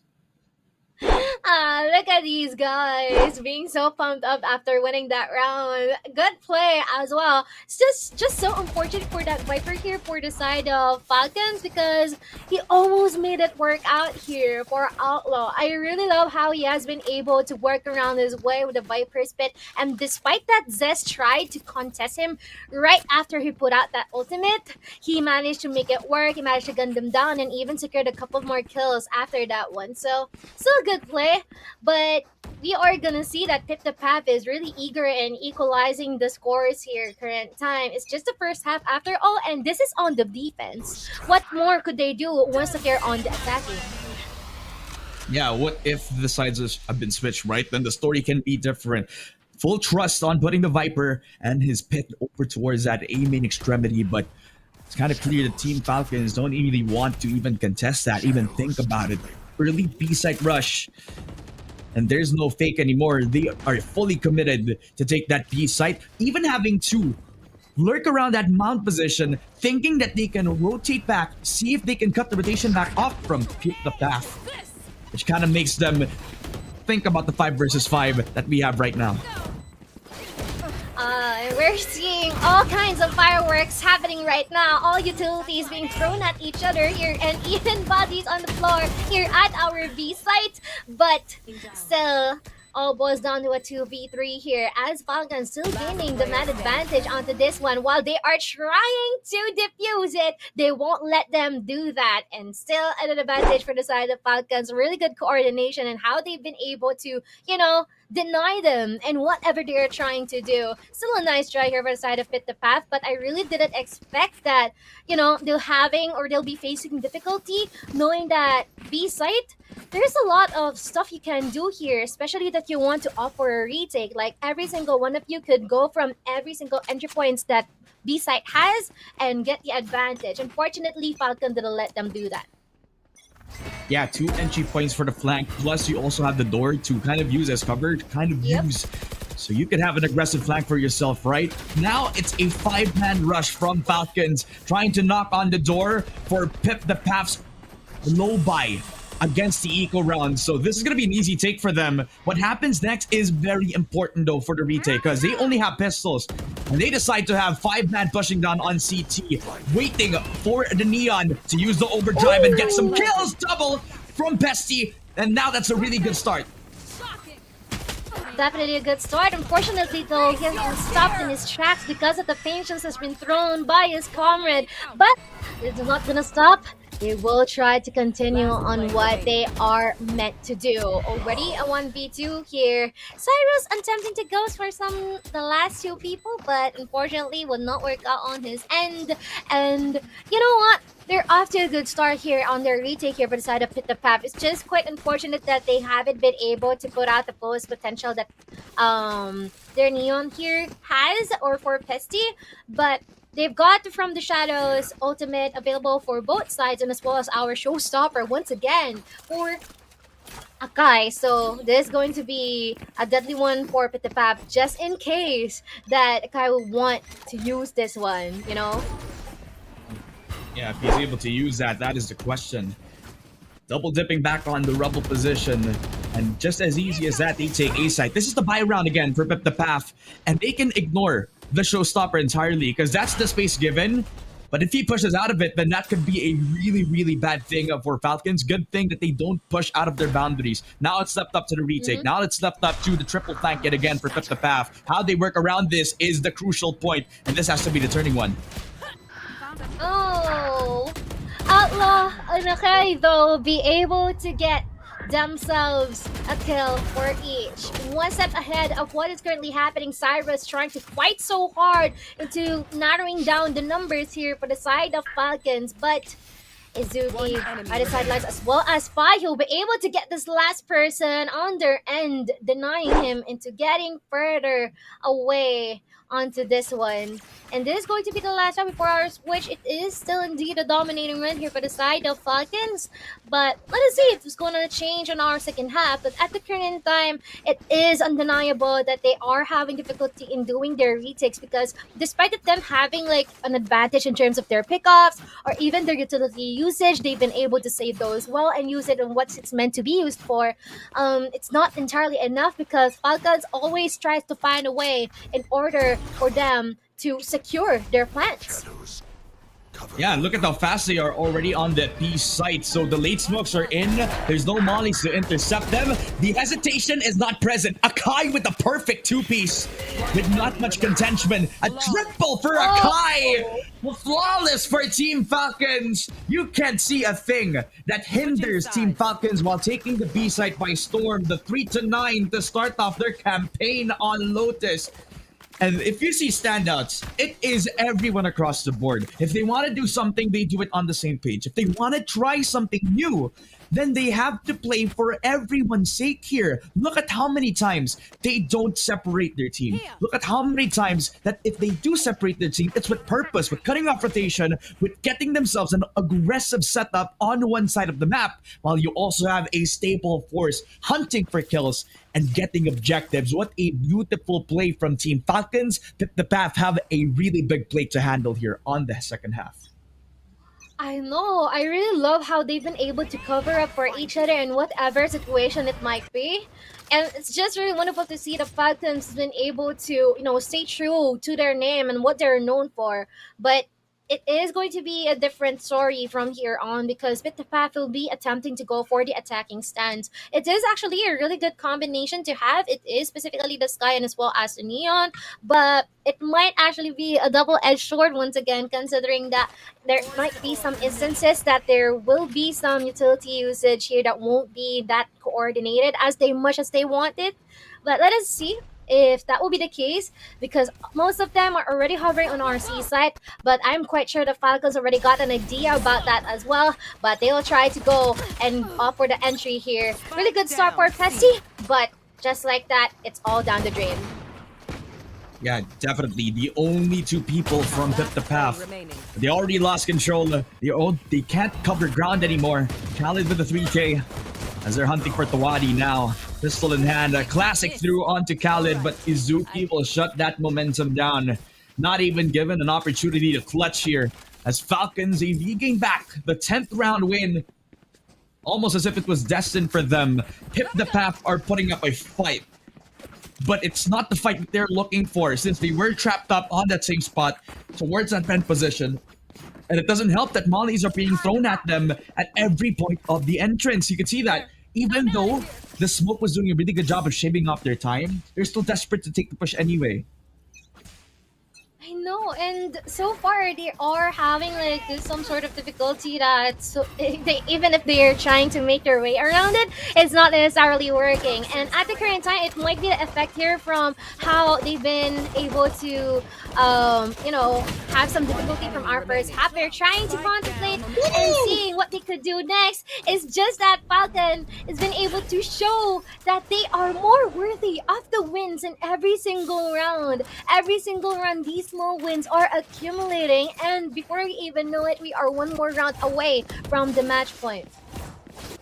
You can respect again their aggressive setup over at that rubble position where it was the Path's bread and butter. Try to take aggressive map control, but the Path, they're not able to get the opening duels that you are normally seeing from Pesty. And yes, he's been top fragging all throughout this game, but it's almost like he's limited with his options because everybody who tries to support him has been shut down left and right very early on. Not able to get an opening here. The only thing that they can do is try to win out the gunfights. Pesty, good shots through a second through the conversion, but Akai back onto his own double kill. And he even picks up the Bulldog, has an upgrade in his hands if ever he wants to go for it. They're going into our B site right now, which is entirely available for them, but you can never be so sure. That's why the Trailblaze has been put in, as well as our Poison Cloud. But just as they are about to go off or rotate, fading out the B site, they will be able to find a couple here from the side of Falcons, which is definitely a good sign for them. And this is all about Outlaw. How would he be able to be sneaky, stealthy, in order to shut these three people down here from the side of the Path, because so far he is on an aggressive stance, catching one, but not the other, as Zess will be able to trade it off, and definitely it is still an additional round here for the side of the Path. Yeah, I mean, very clear cut. Their counter aggression has been on point. It's not like they're the ones who are starting the momentum, right? It's not like they're the ones who try to start the fire. While Team Falcons, yes, they have been doing really well on controlling the rubble position. The problem is, though, that sometimes there's overinvestments on that one area where they forgot that B-site is also something that the Path also are thinking about sometimes, which has been a good opening for them. The problem for the Path, though, is that they need to do this multiple times in a row if they want to catch up against Falcons, which is a very hard thing to do. A pro team that has used the past 3 years to build their trophy case, to build their achievements. They already know each and every protocol, and they know what type of tempo is always the optimal choice whenever they're on the attack. So they push this A main position, but they have just pulled the rotation out from the A side, knowing that B side is also an option for them. Falcons is ready for this wherever they hit. Such a steep mountain to climb, no? For the side of Fifth of Half. They have to win 7 consecutive rounds just in case that they don't want Falcon to step into match point. But right now, they're taking their time, 50 seconds to the clock. Someone or everyone is on standby here just in case they would want to offer any additional rotations, just similar to what Khalid has been able to inflict there for the side of the pack, which is definitely a good thing on their end. And it all boils down to 3 more people for each team. But Spy being able to have that amount of game sense, being able to detect Cyrus though, but Pessi will be able to trade him all. Overdrive already active here into the hands of Pessi, getting one. Operator gonna be having difficulties here if this is going to connect, but he'll try to extend. He might try and see if this will definitely connect onto this guy. I guess not, and that is going to be a good clutch here onto the side of Pesty. How unfortunate for Akai, but such good news here for Pip the Path. The moment he picked up that operator was what his undoing was, because he would have used the rifle that he had picked up from the previous round and would have done better in that type of 1v1. The fortunate thing for Pesty was that he had the movement, the ability to go in and out of the fight and put himself into safety after he takes the 1 kill that was needed from him. Great opening shot, and especially with the 4K, this guy is back on the map, leading the charge with the most amount of kills on this lobby. But Pesty can't do this alone. Everyone has to step up. Cyrus hasn't been doing really well with the smokes and the paranoias. He hasn't been on the timings that is needed from this team. To outpace Falcons is almost like wrestling a shark. I mean, maybe not even a smart, maybe even like a giant squid or whatsoever. They cannot get away from their grasp, just like what is currently happening right now, as Izuki will be able to get a couple down, but with an attempt for a trade here, Zest still not enough because he's gonna be shut down by Khalid as well. Even another, just how smooth is that? It is such a wonderful thrifty round here for the side of Falcons, definitely showing who is on top of the food chain. Yeah, who cares about the rifles? The sheriffs are in town, and the Wild West is put on notice. The sheriff's in hand for Khalid, as he forgot about the rifles that they had in their pocket. He had no fear to speaking on because he had the up and down connection over from that vent position. Beautifully done. Mount possession, yes, I don't care about that. Team Falcons just had a banger of a defense. They'll pip the path or relied back on taking B as fast as possible, but if you look at the guns, it's not in the best of shapes. Pistol in hand, and again the shotgun. Showstopper out, and Akai explodes back onto the Pip the Path player, Cyrus and Azzy. They regain control, but with Falcons running back into the B site, they take control of the spike, leaving the 2 smokers to fend off for themselves.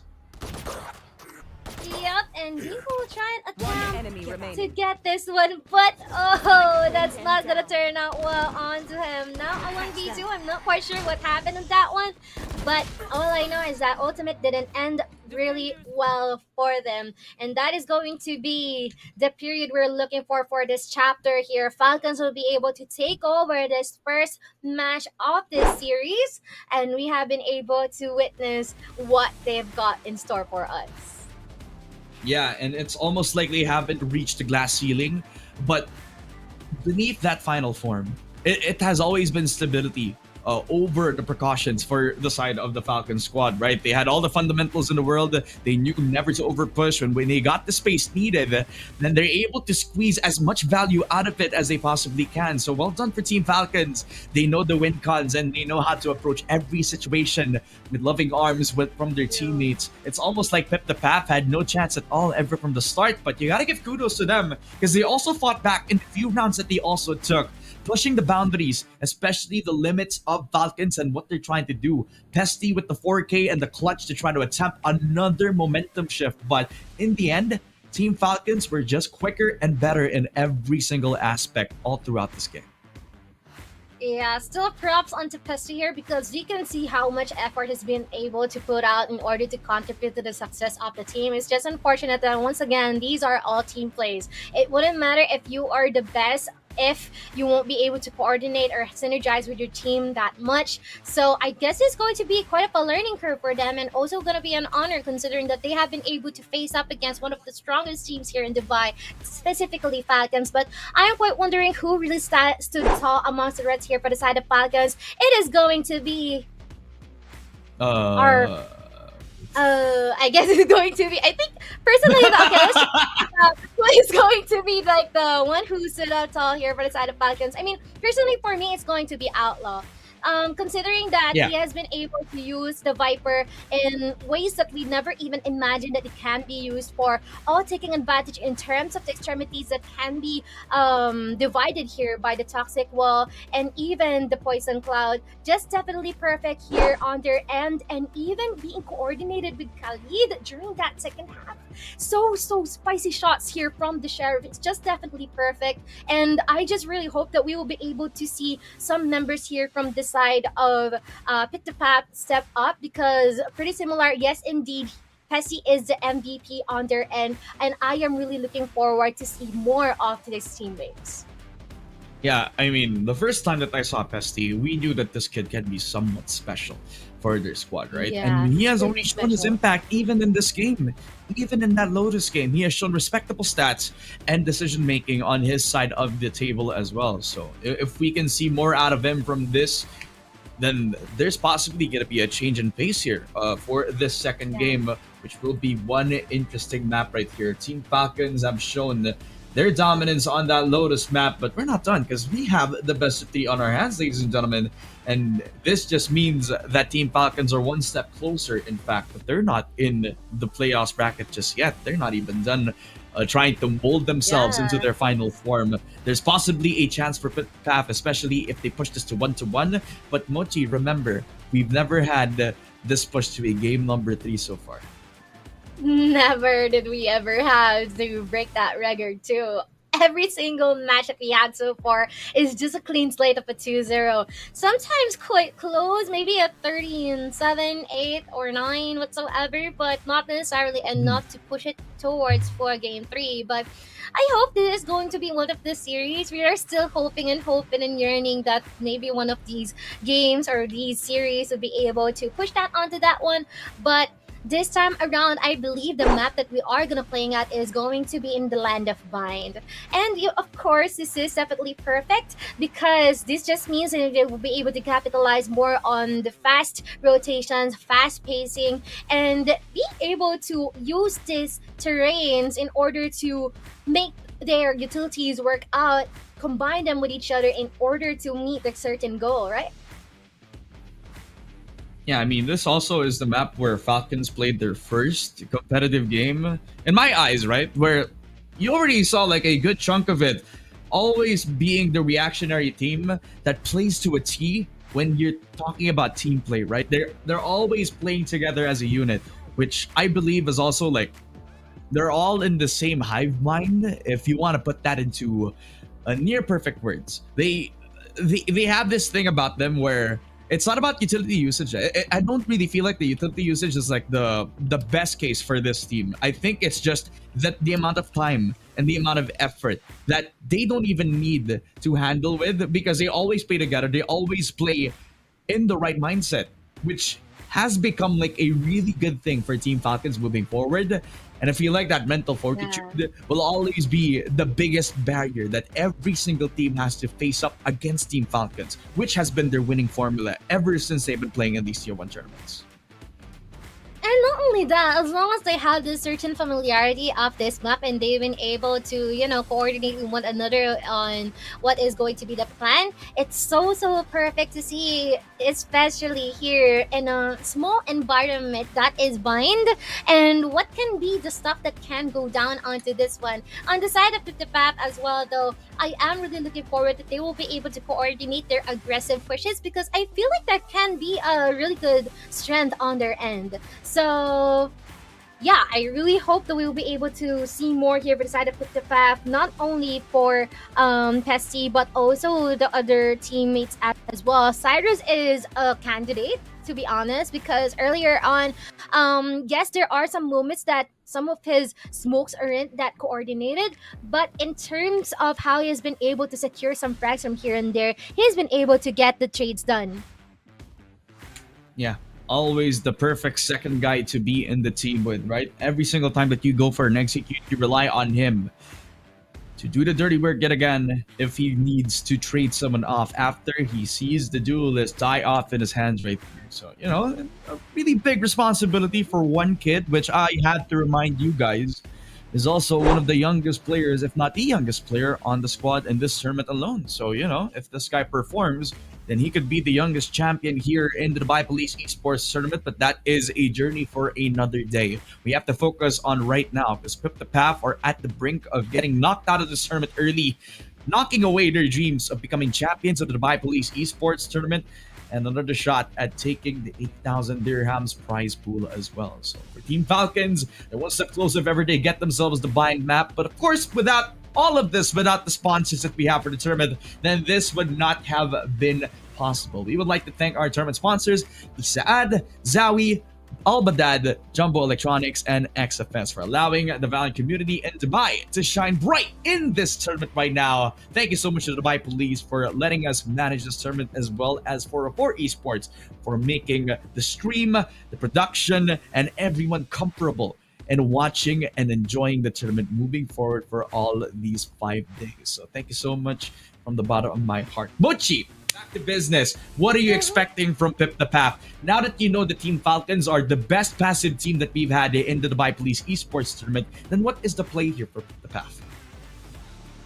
Well, we can see that they have been able to use a couple of duelists already earlier on. I mean, there is some certain of resemblance in terms of the sizes of the sites here between Bind and as well as Lotus. Some of those sites are closed, some of those sites are open, and Bind is pretty straightforward. Go to the open site or the closed site, right?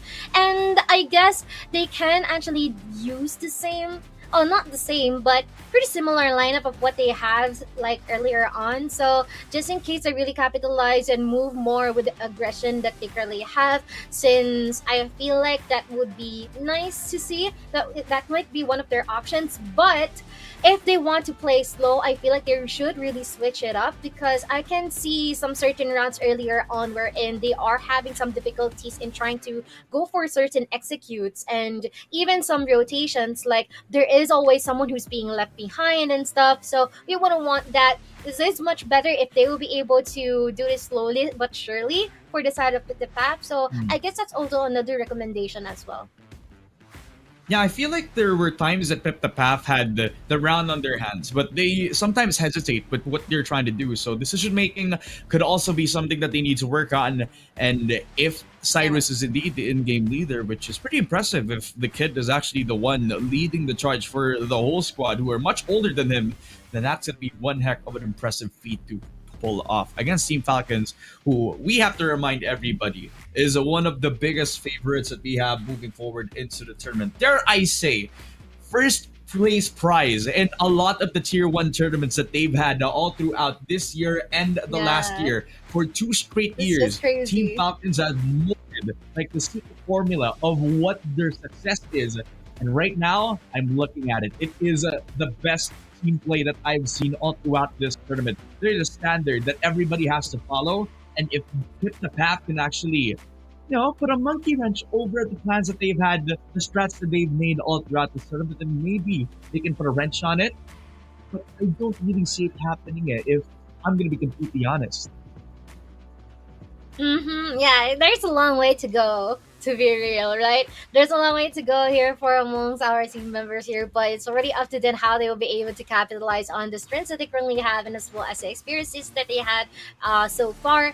And I believe our next series here is going to be WKNK as well as Uyun, or Ayun rather. So we're gonna see that later on, who is gonna be the people they will be facing up against here in our current series. Most specifically, that so far it is quite of a hot hands here for the side of Team Falcons. And they are definitely staying true to their name, showing who is boss, showing who is on top, and it's already up to PipThePath how they'll be able to manage and address that pressure that they currently have. They're facing up against, and they're trying to work around or adapt quickly on what happened from our first match. Yep, and perfect timing. We already have our agent select pick up, and Pesty is back on the Yoru pick on Bind. This is perfect because the last time we've seen him play this on the map of Bind, and he's always the guy leading the charge for the team. Sometimes Zest does so, but his entries cannot be stated as much as Pesty, because Pesty on the Yoru is crazy to say the least. You have seen this guy use fake outs very effectively early on, TPs onto very, very unexpected places, and we saw that from the previous games where he has actually he did really well. The standout for a lot of their previous games right here, especially when they were able to take out some guys very early on in the first day. So if they replicate that into the Team Falcon squad, then I definitely have my money on them. But for what Team Falcons has been able to offer to the table right now, it is just no question that they're probably gonna get most of the rounds. What about you, Mochi? Do you think that Team Falcons are gonna be business as usual when we head into this, or do you find them on the receiving end of a smackdown, courtesy of PipThePath? That's pretty difficult to say that they are on the receiving end, right? Most especially that so far we have been able to see what they are capable of in our first map, and what more did they do in something that is pretty much of a classic, right? On Bind as well. But yeah, we are seeing a couple of controllers here on their side as well, which I can say, which is definitely awesome to see. Especially that both of these controllers are on the long-term usage in terms of their smokes. Indefinite denial of information and segregation here on the contrary. However, here for the side of PipThePath though, we are seeing we have the Cypher, which is definitely a constant, but I am loving how they will be able to, or I will be loving to see how they will be able to address and use the Yoru, and as well as the race here on the hands of Pesty and Zest. Yep, and now they start off very strongly to start this game second, as Azzy will be the one to be around that TP possession. Ooh. Cyrus and Pesty, they start off with 2 with Spy, controlling the 1 kill that Falcons need to get themselves the spike plant. 1 enemy remaining. You are even seeing that every single one is going down here for the side of Falcons. Definitely a good sign here for the side of PipThePath. Most importantly, that I guess they are really good in terms of the numbers of blinds that they may offer on their side. It's just that Falcons haven't been able to truly set up and occupy all specific positions here right after they put the spike down here at A site. So we can see them having to undergo that stage of downloading and trying to process what's going to be different in this time around. But once again, as long as they're onto that download mode or in that state of adjustment, I'm pretty sure that our side here, for the side of PipThePath, would be able to capitalize on that one. Take advantage of it, guys. Yeah, they have to, right? It's pretty early on in the pistol, to say the least, for any more predictions, but it's a good sign for PipThePath. They already control that Shower's position very early on, and they realize that Khaled... What is that shot? That was just beautiful. That was disgusting. Spy to follow with a second, and Falcons are stealing the round back away. Awadi, though, in a lot of trouble, gets a second, but Outlaw just puts it in with the Sheriff, the only guy inside B, so they have to realize this. They already know that he's around that B site, so he has to call for the sky as fast as possible.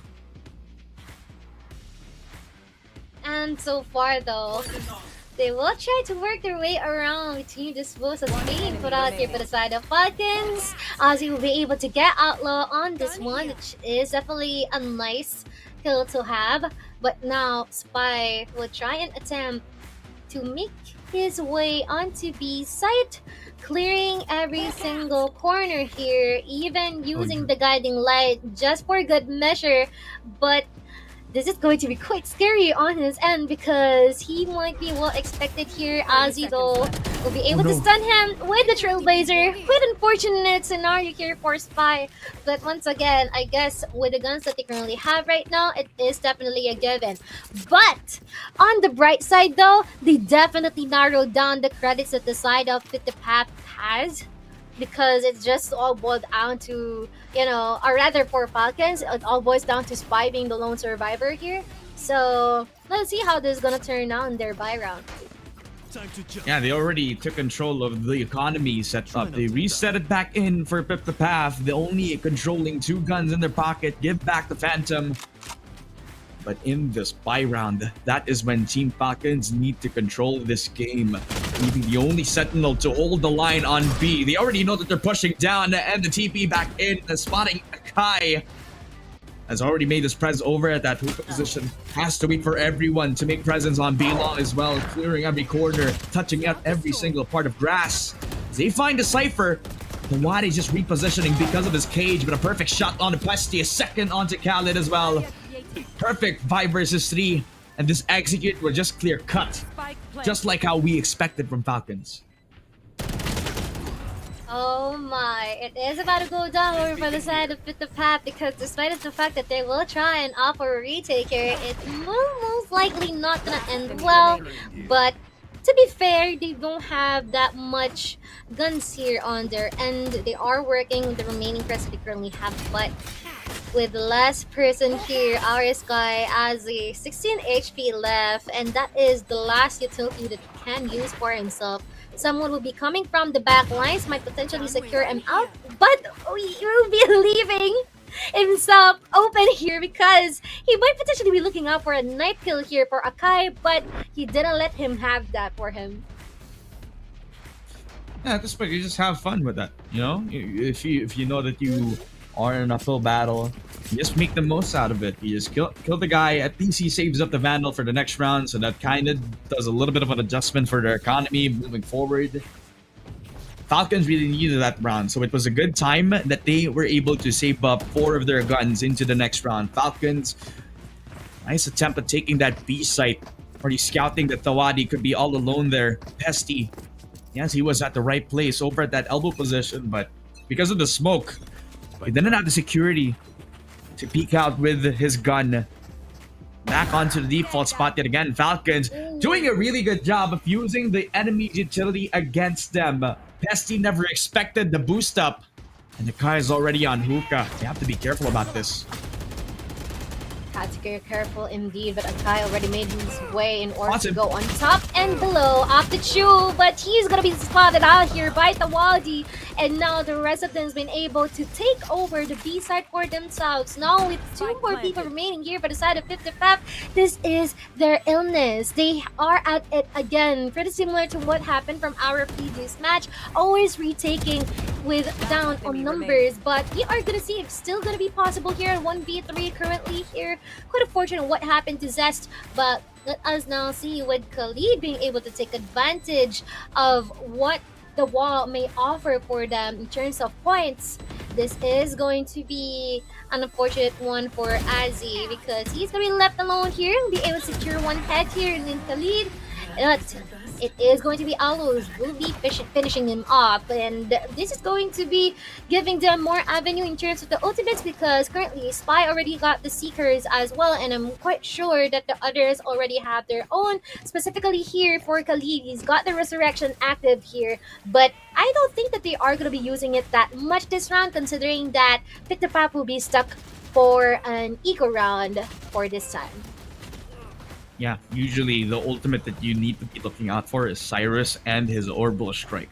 Because in the last game that they played Bind, his Orbital Strikes were not only on point, but they were crispy, on the right timings, especially when you know when they're going to be planting the spike, right? So have to look out for that one. Akai not only dodges the flash, but Wadi just gets caught with it. A second frag possibly, but Pesty just denies it. But he's already far away from the Phantom. So he goes back to the elbow position just so he can defend against 4 people while everybody else is either flanking or thinking about a flank coming out from that A-short extremity. Ew, that is so unfortunate though. He got blinded by his teammates blind, but it's fine. They will be able to work it all out. It's already a 4v5 here. Resurrection came up here by the side of Falcons, definitely completing them. It's a perfect attendance for the side of Falcons already. Unfortunately for the side of Pitapapto, they're down into 2 more people. Now, with Sarus and the rest of the squad being the left, it is going to be their attempt to try and narrow down their numbers in hopes of trying to destroy the economy, or even, you know, going for some exit frags. But unfortunately, that's not going to be the case. Everyone is just happy and jolly here for the side of Falcons because they are quite aware of their advantage. They're quite aware of what they may offer, and they're quite aware that they can win these rounds. Yeah, perfect recovery yet again. A 3 rounds straight for the Falcons team. Almost as if they never lost it. They never lost a pistol round. Hit the path. What is their win con at this point? Because they do have like the ultimates needed. Cyrus is 1 off for his orbital strike now, so pretty important to take note of that. TP back onto the other side of the map, and Yoru is going to be left with a decision to go back on the heaven position. Akai gets caught with his pants down after using the satchel charges. Never expecting Yoru to actually be around that heaven position. Yes, indeed. And so far, though, they will be trapped behind that wall, despite of the fact that they can or will attempt to offer a retake here.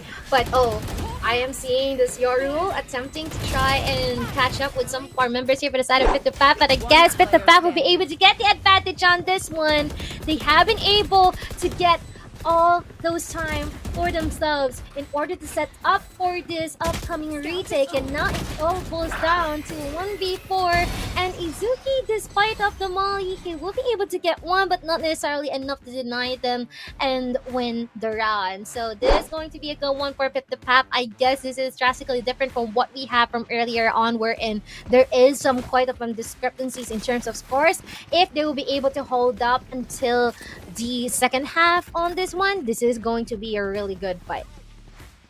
That's true. You already see that they're proactively taking the space now. They're not afraid to destroy like the wall set up by the Sage just so that they could have themselves a plant down. But after the plant, the post plant becomes a big question now, because the post plant positions from Team Falcons definitely all over the place, right? You only have that one person holding off that U-Haul position, plus everybody was on wide angles yet. So how do they defend the spike now? How do they try to see if they can stop them before they can even get near the spike itself? Great job for recognizing that. Showstopper activated for Akai. It's on the wrong target, so he can TP back onto safety with another shot through Tawari, through the wall as well. Taking advantage of his utility. Zakai has sole control over U-Haul, but the spike is a no man's land. They can reclaim it and even get the plant down. And they might attempt and try to go for a rotate here on the B side using that teleporter. They're on their way, but as fast as ever, Pitapap will try to catch up onto them. There will be some utilities being thrown here, specifically the pinches as well as the molly, but by the elbow, it's going to be Akai, and we all know how sharp the accuracy of his aim is going to be, being able to secure a couple and now a 2v2. They will still have to work with the time they currently have, but I guess someone is trying to make their way into pushing them over. He will be able to get with 2, and now it is the duel between the two Sky, but Spy will be able to take over Azzy, and this is still a great round for the side of Falcons. My goodness, that was just all over the place. But for this time, Team Falcons were able to bounce back through. Akai all the way towards elbow, trying to contest the D players on CT was genius. And he didn't even need to commit to the fight because he knew that he has the cover of using the orbital strike from Izuki at the right place, because that is just like a huge molly that they cannot push through if ever that they want to commit to the fight right here. Beautifully done with the coordination. Team Falcons looking like themselves yet again, but Pip the Path are not backing down from a fight, leaving the Yoru a triple push out from the TP. Never expecting a Kai, but they do get themselves the reward anyways. An early Vandal upgrade. Khalid also pushing down onto the B-side extremity, but Spy following with it. Another headshot. looking like a 3 versus 3 now, with everybody getting the guns in their pocket now. That is so comical, right? Their TP push or 3-man TP push here. It's just so nice to see here. Tawadi being able to get the gun already here from one of the members who died from the side of Falcons. It is going to be Spy just looking forward to any person who will come up here from Belong. And unfortunately, he won't be able to get that shot connect, but Falcon would still be able to win this one. Outlaw, as usual, still being able to get the job done here. Definitely excelling in every single round that we currently have and being methodical on how he will be able to address the situation being brought up to him. Yeah, and I could appreciate that because in the eco round, you have to do something really, really weird with the 4-man push on TP. That surprised Akai, but a good thing for them, though, for Falcons, is that they left Akai to actually push alone over at that B-short extremity. So they didn't really get more than just 1 kill off of this. And even though they got themselves the B-long connection, it's not to deal with the Sky and the Yoru here, which they have contact. They can just flash off Outlaw, who hasn't actually cleared a corner as he good shots, but a double from Pesty!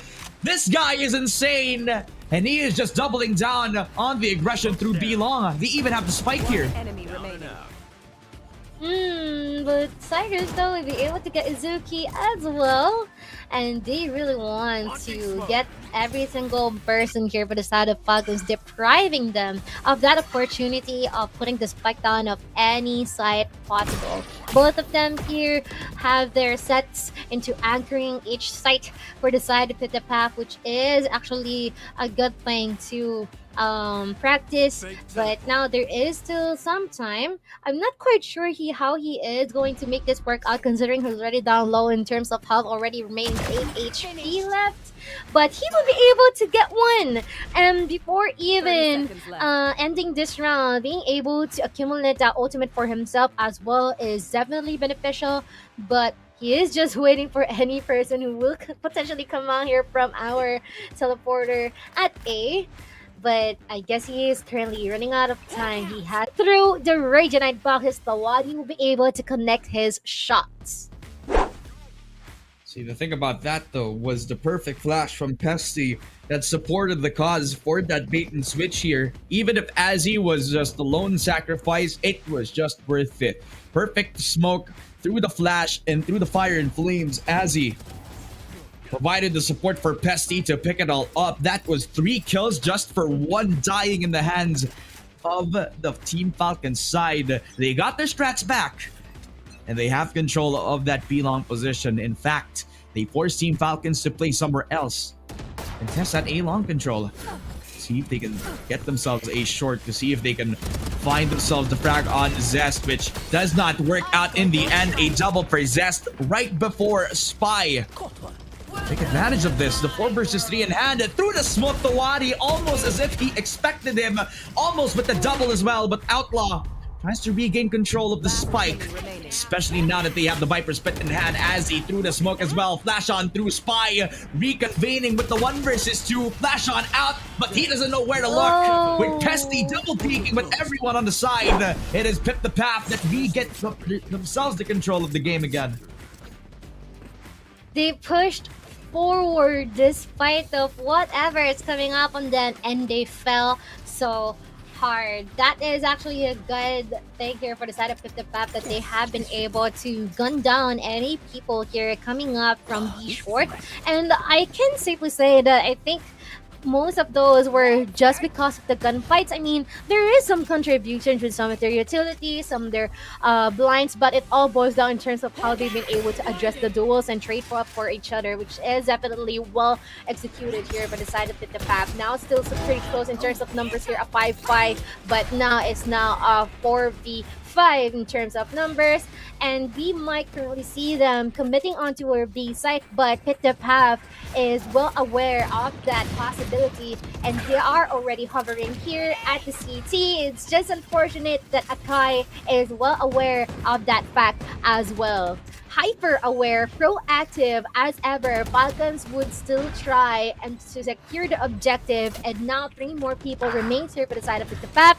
I'm quite wondering how this is going to turn out. I guess we will be having that sort of difficulty in trying to address this one, as every single one is on the hunt here for the side of Falcons, but Kawadi is trying to make it work, trying to connect some shots here with the spring transfer, but he would just get one round in addition here for the side of Falcons once again, and they don't want for the path to get that advantage. They had only one gun to work with after Akai taking control of Hookah all on his lonesome. Even if he whiffs the showstopper, since it was against the Yoru who could just TP on away every single time that he does that, then it's okay, because they already dropped like the one gun that they needed for the round, and it was that one Vandal that Akai had in this round in particular. Piggybacking off of his success yet again, everyone from Team Falcons showing that they can be pristine when it comes to the adaptability. Pristine in these execute. Cyrus though, finding Akai mispositioned back after he pushes outside of the hookah position. Kind of disjointed since that B-long control was just not present. But Khalid finding Azzy, he was on his dog. And Cyrus and Tawadi, they do have themselves the recontrol. The orbital strike in hand. Azuki separated from the pack. A triple from Cyrus. The young Filipino kid is on fire, ladies and gentlemen. Whoa. He's 6-6 for Pip the Path. And they have been looking for them, looking for these opportunities, and they finally get it in the dying moments of this first half of regulation. I am loving the energy coming up here from the side of Pip the Path. You can see how proud they are into winning that round. And this is going to be a full reset on their end. On the side of the Falcons, though, you can see how cold their eyes are. They are definitely determined that they can do more in the second half. But now it is going to be quite an advantage for them. Most specifically, they have a couple of controllers on the bank. And we all know the type of smokes it promotes long term, and they will definitely try and see if this is enough to hinder Pit the Path from pushing forward. But with a couple of duelists on their end, this is most likely going to be a 50-50. But let's see if they've got what it takes in order to utilize it to full its potential. Oh, Falcons. Again, back on the passive angle. Outlaw just perfectly holding the same angle over at A short, since they have cut off everybody else over from the path after the raise entries on through to the site with one poison orb. And this just gives an easy 3k for Outlaw, taking over the game at this point. Already controlling the tower's position, even though it was just from that one Trailblazer picked up by the sky. And Cyrus just waiting for them to hunt them, pushing on in, seeing for the punish, but it is Cyrus that actually convenes through with the headshot. But Khalid has no fear. They know his location, and he's coming for you. A double for Khalid, with Falcons taking their 7th round, and finally, it will be Falcons. And all I can say on that one is that they haven't been able to entry as a team. You can see that every single one of them fell apart here at the B short, and everyone has been consumed here by Outlaw, being assisted by Khalid as well with the slow orbs, and Khalid finishing off the job as well. Both of these guys are really keen on getting the job done, doing the dirty work, and it is definitely just Falcon minding their own business, doing their own thing, a daily routine, if I may say. But 50 Path here, they still got a lot to work on after the first round. I hope that they will be able to address those, and I hope that they will be able to cover up for each other, because that's what matters the most in doing those specific entries. I think a bit of a tech pause as we head on into the next point of the game. Team Falcons starting off hot on our pistol round. And you don't really say that when it's a team like Falcons, who are the type of team who want to take the first shots through. They are always the most reactionary team.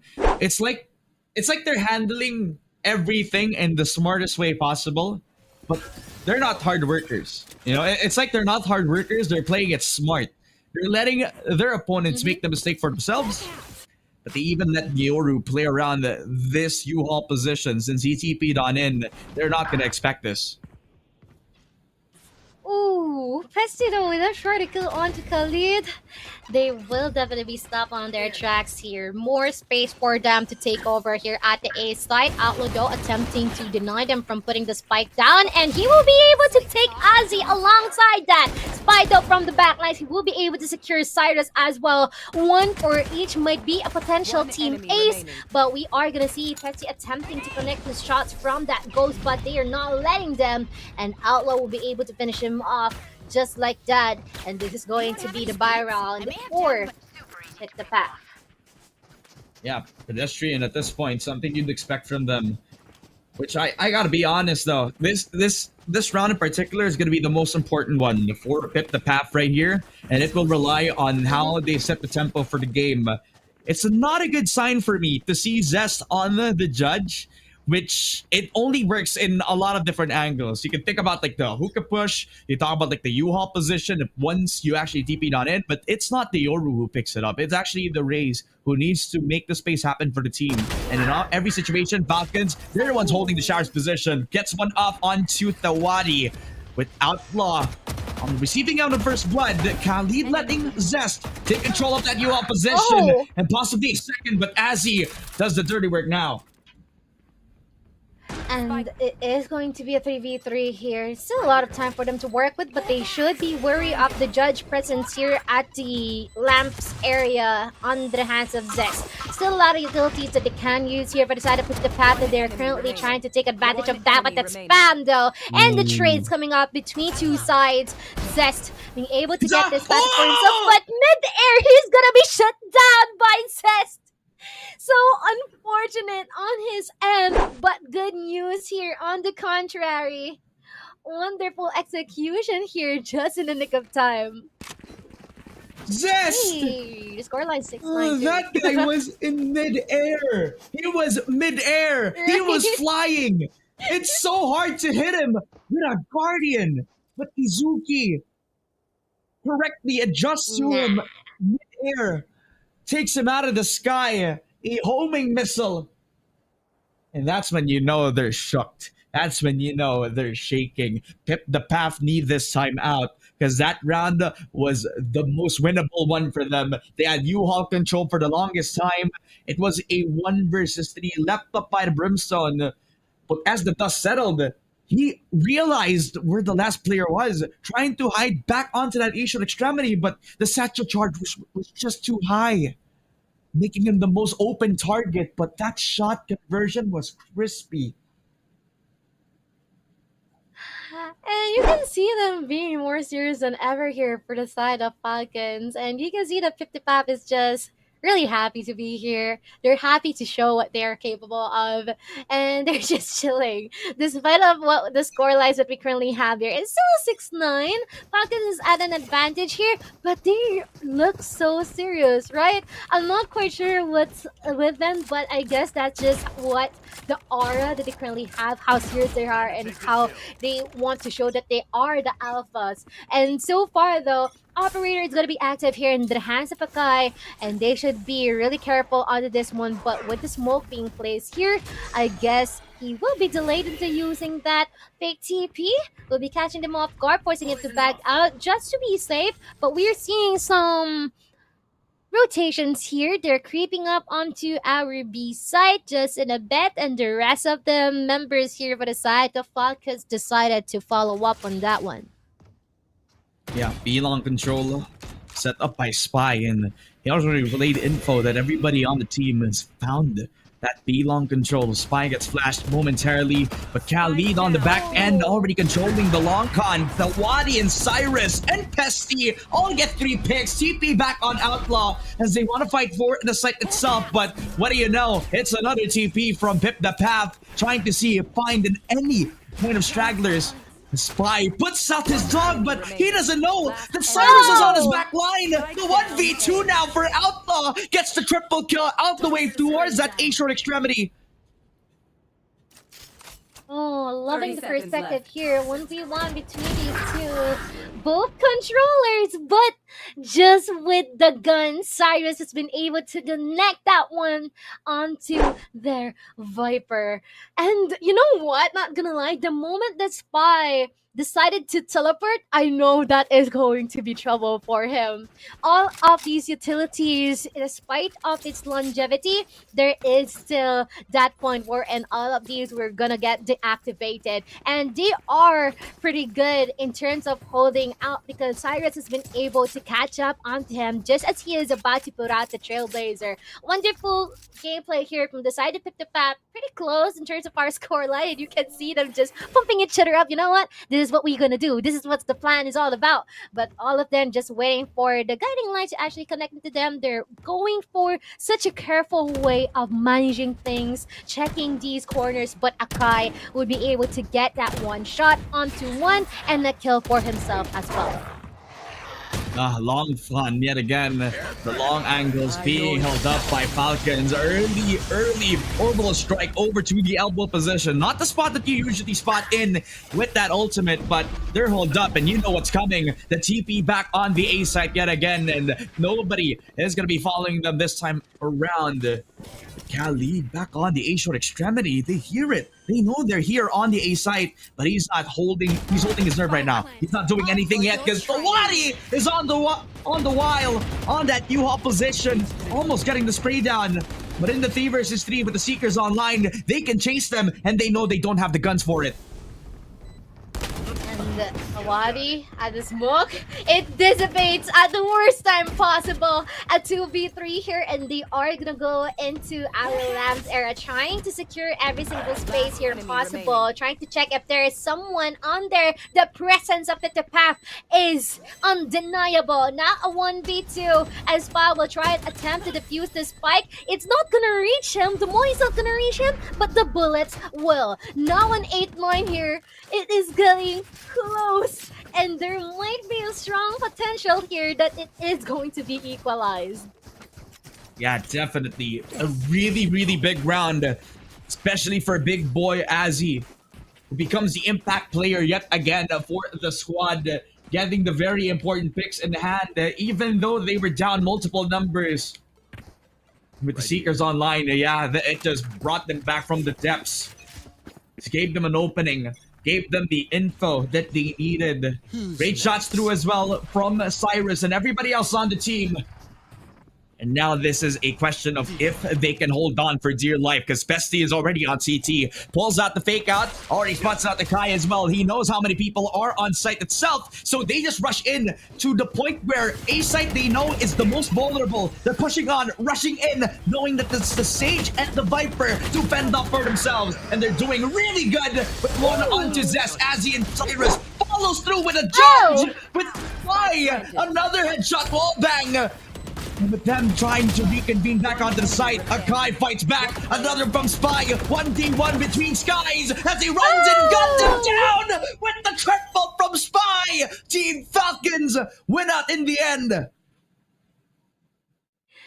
Oh, that's a lot of stuff to unpack here. You know what? They have been able to do it so well for the side of Pip the Path. What they have been able to manage to do in terms of their abundance, and even Pessy utilizing that judge for himself, that deserves a replay indeed. You know what? It's just really awesome for me to see that all of them has been able to get the advantage here from the first few moments in this round, specifically Azzy and as well as Cyrus. But at the same time, Akai and the rest of the people here has been able to catch them off guard with the fast, or as well as the what do you call this, the momentous amount of help all those utilities have been able to aid or come to aid onto them. So it is going to be another round here for the side of Falcons, and they might try and attempt to go on to A site, but if they continue this type of groove, this type of atmosphere, this type of play, it's gonna turn out good here for the side of Pip the Path. But unfortunately though, Akai will be able to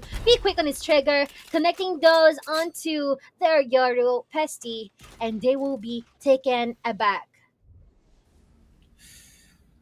Already wasting the showstopper in hand yet again. Thinking that they could get somebody mispositioned back on that A short extremity. Pistols in hand, Akai just lining them up with 3 in hand for the Rays and Falcons. Served up on a silver platter is Pip the Path, and Spy has no hesitation, just runs and guns yet again. Addition number 2 and almost getting another, but Cyrus reconvenes back and sees that he finds himself a 1v3 in hand, 7 bullets in the dream for the guy. The youngest Filipino on the squad has to make it big. But he's getting sandwiched, chased down, hunted by everyone from Falcons like fishes to the worm. Another out for the Falcon squad. My, and this is going to be the most crucial times after all. One more round away here from the match point here, and we saw the Pip the Path attempting to go and upward that push here onto Esaad. Unfortunately, Akai is really aggressive in terms of taking those early pick-offs and as well as the angles. The White Peaks are just doing so well on their end here for the side of Falcons, and definitely they are persistent on making that maintainable. But now Akai doing the same thing once again. Pesty, one of their crucial players here by the side of Pip the Path, has been snatched away, and this is going to be an unfortunate time here for the side of Pip the Path. Akai be aggressive once again, connecting onto another, but Spy will be able to trade him out instead. Now a 2v4, and they will try and attempt to rotate to our B site wherein only their Sage resides. Not the cleanest type of showers holds that I've seen from Falcons, but it was the one that was most effective. Business as usual yet again for Pip the Path, as they are not able to convert through, trading out their Yoru for just one, and everybody else on the squad lost in their sauce, trying to see if they can get a straggler on B long, but they don't know about the flank now. It's a good thing that they have the Cypher alive, and now they know they're being hunted from the shadows. Spy gets another, and Izuki just follows with the Guardian shots. They are 1 round away from showing why they are the most dominant team in Saudi Arabia. But in the Dubai Police Esports Tournament, anything can happen. And currently, we are seeing vital ultimates here from both sides. We got the Seekers and as well as the Showstopper here for the side of Pip the Path, and we all know how that goes. If ever that they want to resort for the aggressive push here, it would be most beneficial on their end. For the side of Falcons though, I guess it's kind of the same thing here, but it can be used for a retake. And we are going to see that they will be attempting to go for our B side in the pass push, but Akai though, from the back lines, will be pushing them once again, trying to go for the free fires here for the side of Outlaw though, and even the Viper's Pit trying to stop them in their tracks, trying to delay them as Akai will continue pushing forward. Unfortunately, I guess he overheated. He got eliminated here by Zest, and so far our resurrection here from the hands of Khalid is still active. So just in case he gets a chance to use that will be very much beneficial for the side of Falcons, despite that this is going to be the last round, potentially, after all. And now it is going to be a 3v4. They are just going to hold themselves here at the fountain area. But there is something here. It is Spy spying on them and eventually shutting him down. And 2 more people remaining. Cyrus will be able to attempt to trade Spy out, and this is going to be another potential for them to push forward. Tempted to push onto the Viper's Pit, but that's not gonna end well for them. Falcons will be the winners here for this current series. Yeah, dominant as ever. Team Falcons have claimed their territory, have claimed that this is the team that needs to be beat right now. Well done from Team Falcons, showing that they mean business when they enter the Dubai Police Esports Tournament. But it was a very, very hard-fought victory for them. They definitely did not make it easy. And as well as, you could give a lot of credit to Pip the Path, because a lot of their confidence has been on point, especially in this second game alone. They knew that they were down in the dumps when they were down 0-1 in our series, and they have held their nerve for a lot of those rounds. But when they needed to turn the brakes off, that was when they hit the ground running. Unfortunate though, because it was a little bit too late when they started to heat up, because Team Falcons had this from start to finish. Yep, and most importantly, I feel like the cherry on top there is how Akai has been able to manage and find out what is the weaknesses here for the side of the path is all about. Even being able to extend forward, securing those pickups, that is mostly for me personally, I wouldn't necessarily see that coming. But this is going to be our MVP Outlaw on our Viper, and we have been able to see how much impact he has been able to contribute to the team as well. Being paired with Khalid even, it's just really perfect for me to see how they've been able to jive with one another, how the exchanges are all about, and how they've been able to cover up for each other and even utilizing all their utilities in order to get further pickoffs here. But once again, really wonderful executions here for the side of Falcons. And I really want to point out as well that these people, specifically Spy on the flank, I really didn't expect him to do that, especially in those crucial types of rounds. It's just really crazy for me all the way at the attacker's fun as well. So hands down, really awesome play here for the side of Falcons, but also a good start here for Pit the Path, because there's some glimpses of hope here on their end, and you can see how they've been able to take this ever so lightly. Like, all of them are having fun. So I guess the future is bright here for the side of Pit the Path. They just really have to grind further. Yeah, couldn't have said it better myself.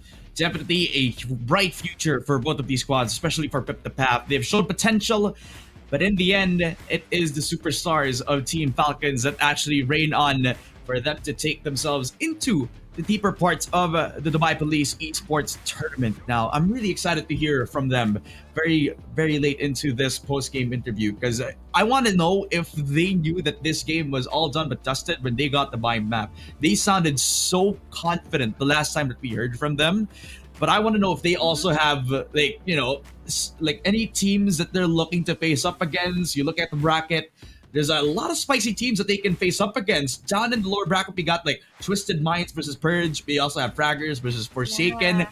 Either one of these teams can possibly also take down the team of Falcons. So who is it going to be? That's really what I want to see. In their eyes, they think they're untouchable, or they are looking out for like the next best thing against them.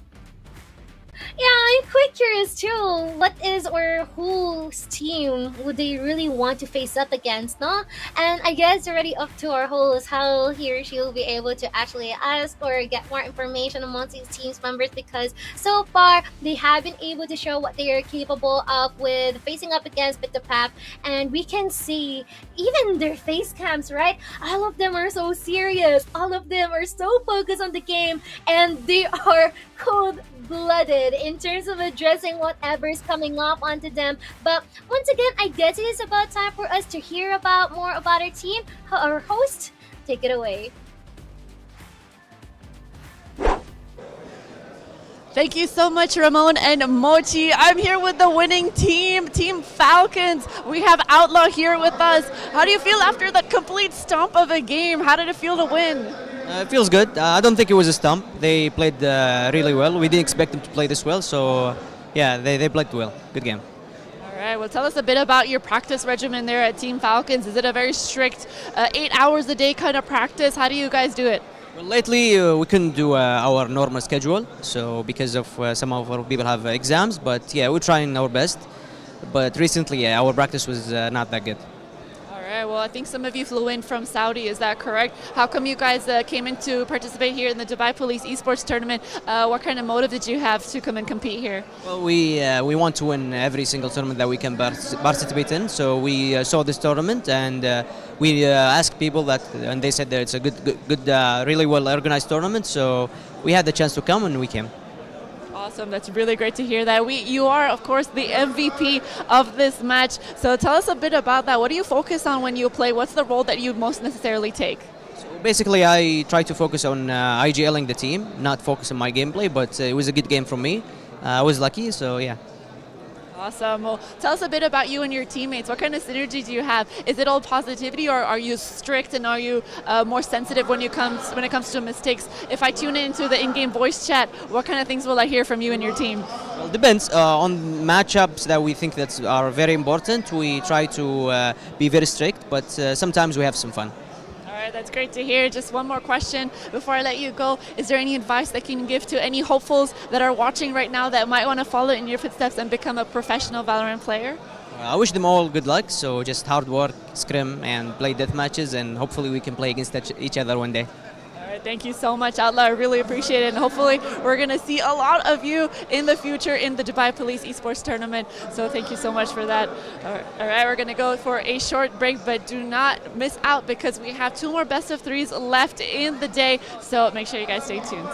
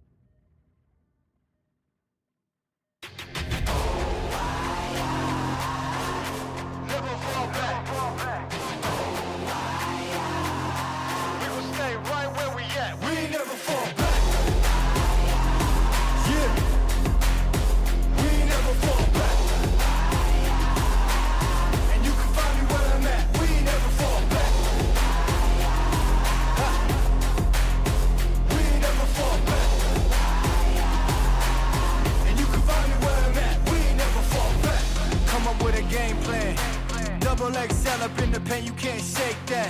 All the way gassed up, full tank, man. Moving too quick, keep the cameras in the playback. Dang, so tell me how you feel with it. You put a lid on it, I ain't got no chill with it. This right here your problem, you gon' have to deal with it. Lay it on the line, high risk, that's the meal ticket.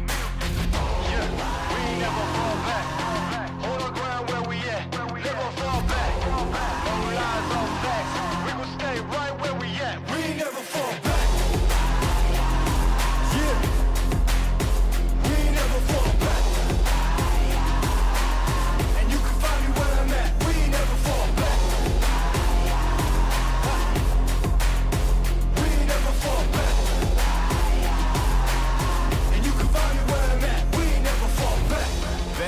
Down, never falter. Came with the hands out, get them off us. I'm 24/7 in the office.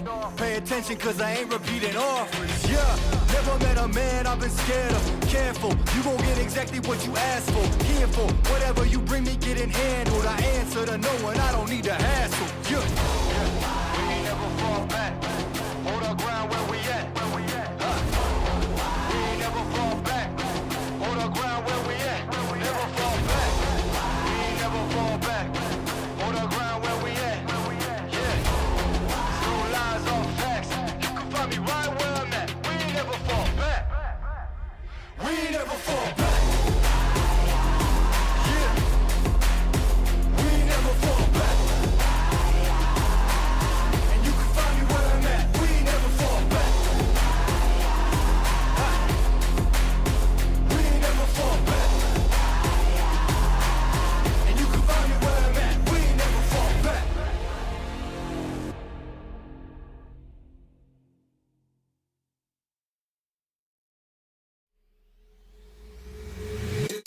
is automatic. This is automatic. This is automatic. This is automatic. This is automatic. This is automatic. This is automatic. This is automatic. This is automatic.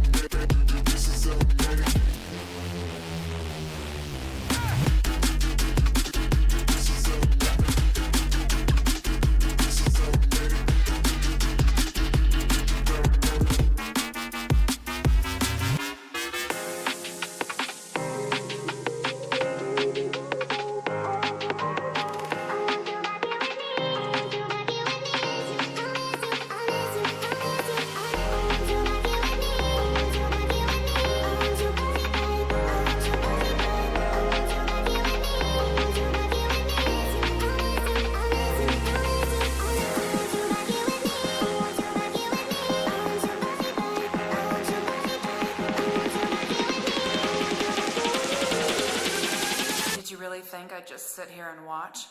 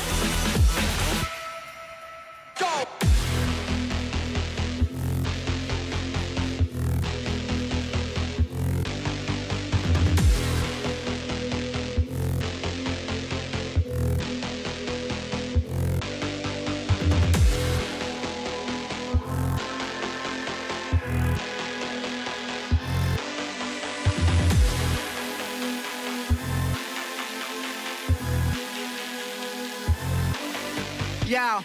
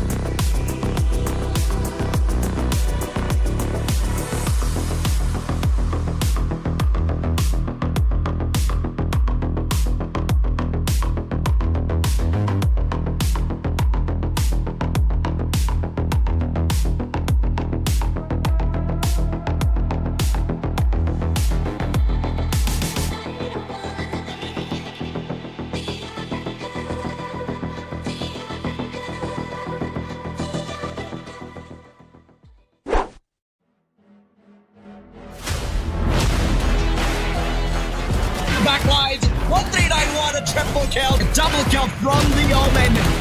And this guy is spotted the more tier 4 jacket.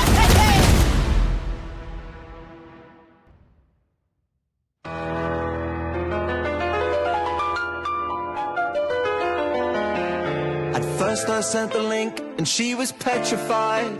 Kept thinking she would be a victim of my scam and lies. But then I read a few lines and the grammar was all wrong. The hunch grew strong. He was trying to scam me all along, so I blocked his hack and reported the fraud. Oh, she even blocked my number and my phone calls from abroad. They'll try to tempt you with rewards and a fake prize. You shouldn't crumble. You should report these shady guys. Well, no, not I will survive for as long as I report the fraud. I know they won't survive. I've got great advice to give. Reporting is imperative. They won't survive. I won't survive. Scammers these days have a no new trend. It's a call from the police, but it's all pretend. And you'll regret it later if you don't report the call. But that's not all. They'll get all your details, they'll have it all. So take their advice and report our lies. Just call now and give these guys a rude surprise. I've got great advice to give. Reporting is imperative. I will survive. I will survive. Hey, hey.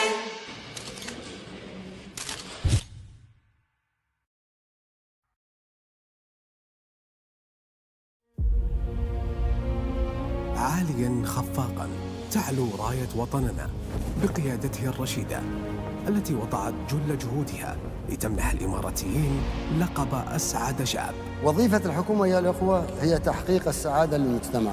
أن الهدف هو إسعاد الناس وتسهيل حياة الناس وراحتهم. من هنا كانت فكرة إسعاد. ولدت في إحدى الوحدات التنظيمية بشرطة دبي عام 2018 لتكون هدفاً لتحقيق السعادة للمجتمع، لأن الإنسان السعيد هو الأقدر على العمل والإنتاج لتنمية وتحقيق الازدهار والرفاه.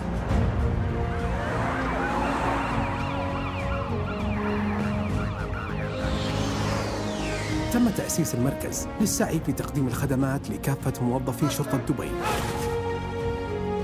ولجميع المؤسسات والهيئات الحكومية المحلية والاتحادية والجهات الشبه حكومية والمؤسسات والشركات الخاصة وأفراد المجتمع في قطاعات عديدة شملت معظم المستلزمات المعيشية وغيرها العديد.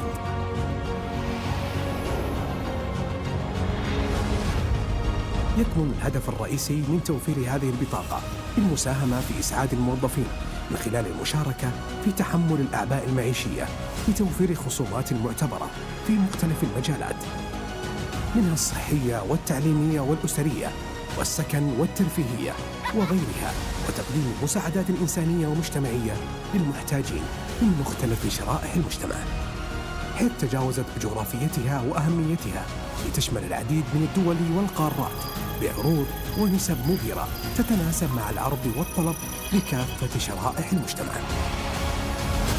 أشكر سيدي صاحب السمو الشيخ محمد بن راشد على إطلاقه هذه المبادرة. لم تقف بطاقة إسعاد عن التطوير في تقديم المزيد من الخدمات، فقد أطلقت مبادرات مجتمعية وإنسانية تعنى بتقديم المساعدات المالية والعينية والمعنوية للعديد من المحلات المجتمعية والإنسانية، والتي تم تغطيتها بالتعاون مع عدة رعاة محليين وعالميين قدموا كافة الدعم لتكون هذه المبادرة ذو قيمة وفائدة في جميع القطاعات، بناء على التوجيهات الحكيمة لسمو الشيخ محمد بن راشد آل مكتوم الذي يسعى دائما على أن يكون السباق في مبادراته البناءة والهادفة لإسعاد الشعب. أن المواطن أول وثاني وثالث. كانت هذه المبادرة التي أصبحت شعاراً للتقدم والتطور بتأمين الخدمات والتسهيلات لحامليها محط أنظار لكافة القطاعات، فقد حصدت بطاقة إسعاد العديد من الشهادات التقديرية على أدائها عمل التنظيمي كأفضل فريق إداري على كافة الأصعدة. والمشوار لا يزال في البداية، لأن التطلعات المستقبلية ستكون أكثر شمولية مع التركيز على روح الفريق، الأمانة والمسؤولية والحرفية. I love you.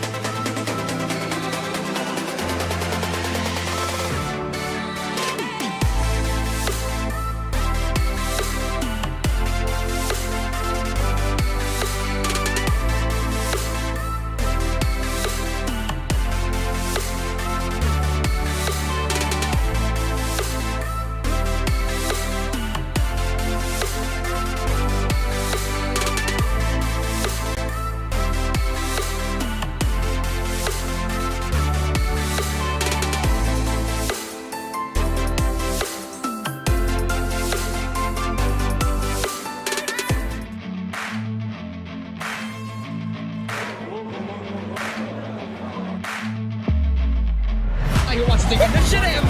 Tenso deciding he wants to fall back the jump. That gets a triple. What is happening to Smash right now? He's got the knives. One more shot. No way!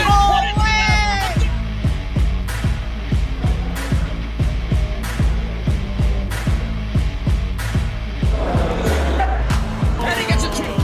Drops up. Tenso finding Chad. It's a good sign for when on that. Timing. To do more if they want a better shot from Taiki.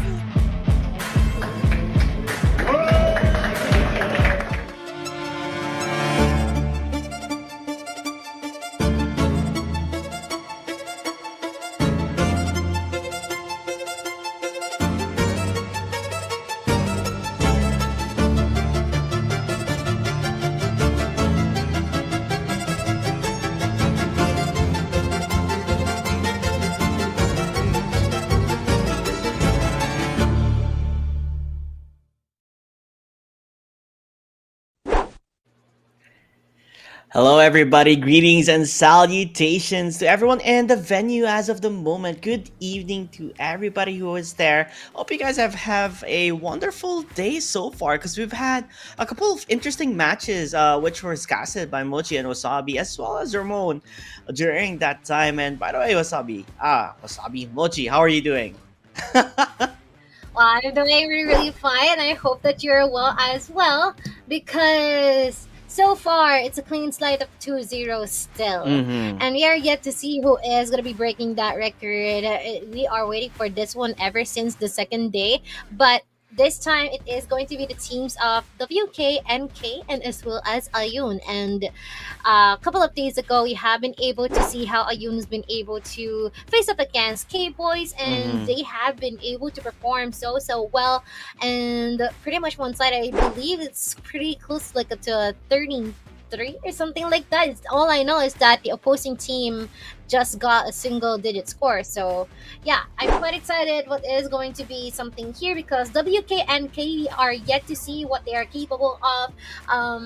And most especially that they don't have any appearances here in the current tournament that we have so far. This just means an advantage for them, because Ayun doesn't necessarily know yet what they have to look out for.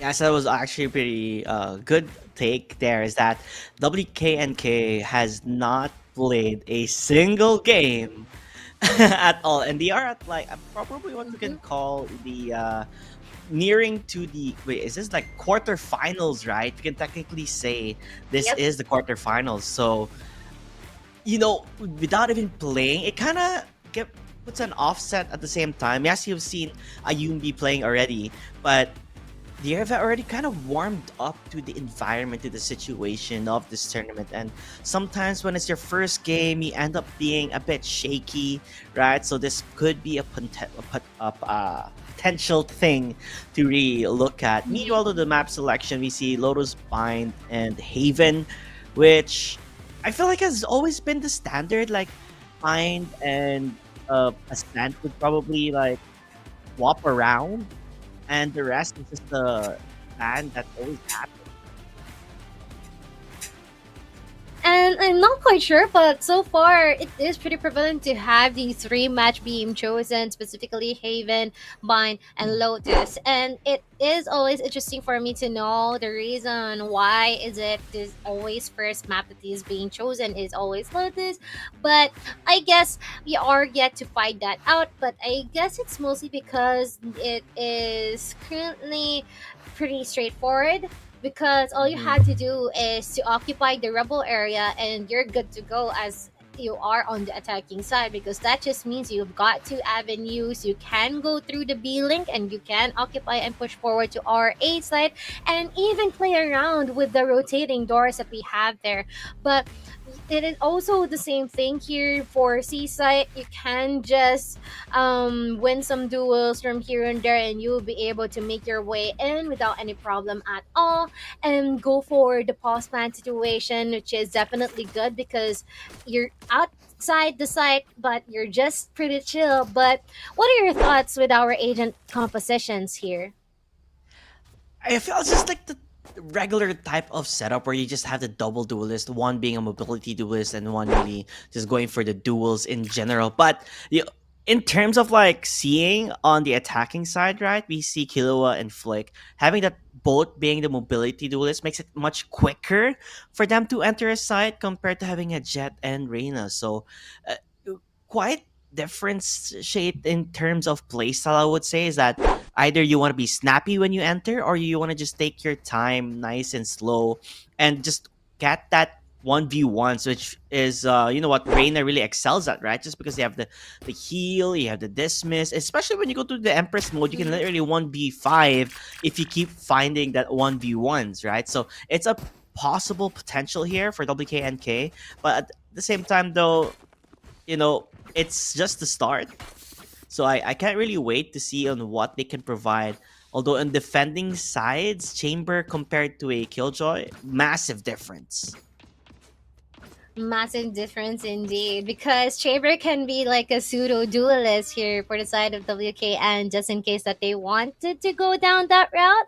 But on the other hand, Killjoy is more like, you know what, I anchored this site, I'll try to inflict damage if ever they decide to carry on pushing inside, and use the most of my utilities to look out for any possible flanks, or even, you know, denying them to pushing forward and delaying them and making them more pressured into going into the site. So we are gonna see really great contrast here between the two sides. But what I also wanted to point out here is the prevalence of the Reina pick. Once that you have been able to get this Reina on your side and you're pretty confident and in the zone, if I may say, this is going to be an issue here for the side of Ayun, most specifically with the 1v5 potential that the Reina may give, despite of the what do you call this, the nerfs that she has from the previous patches.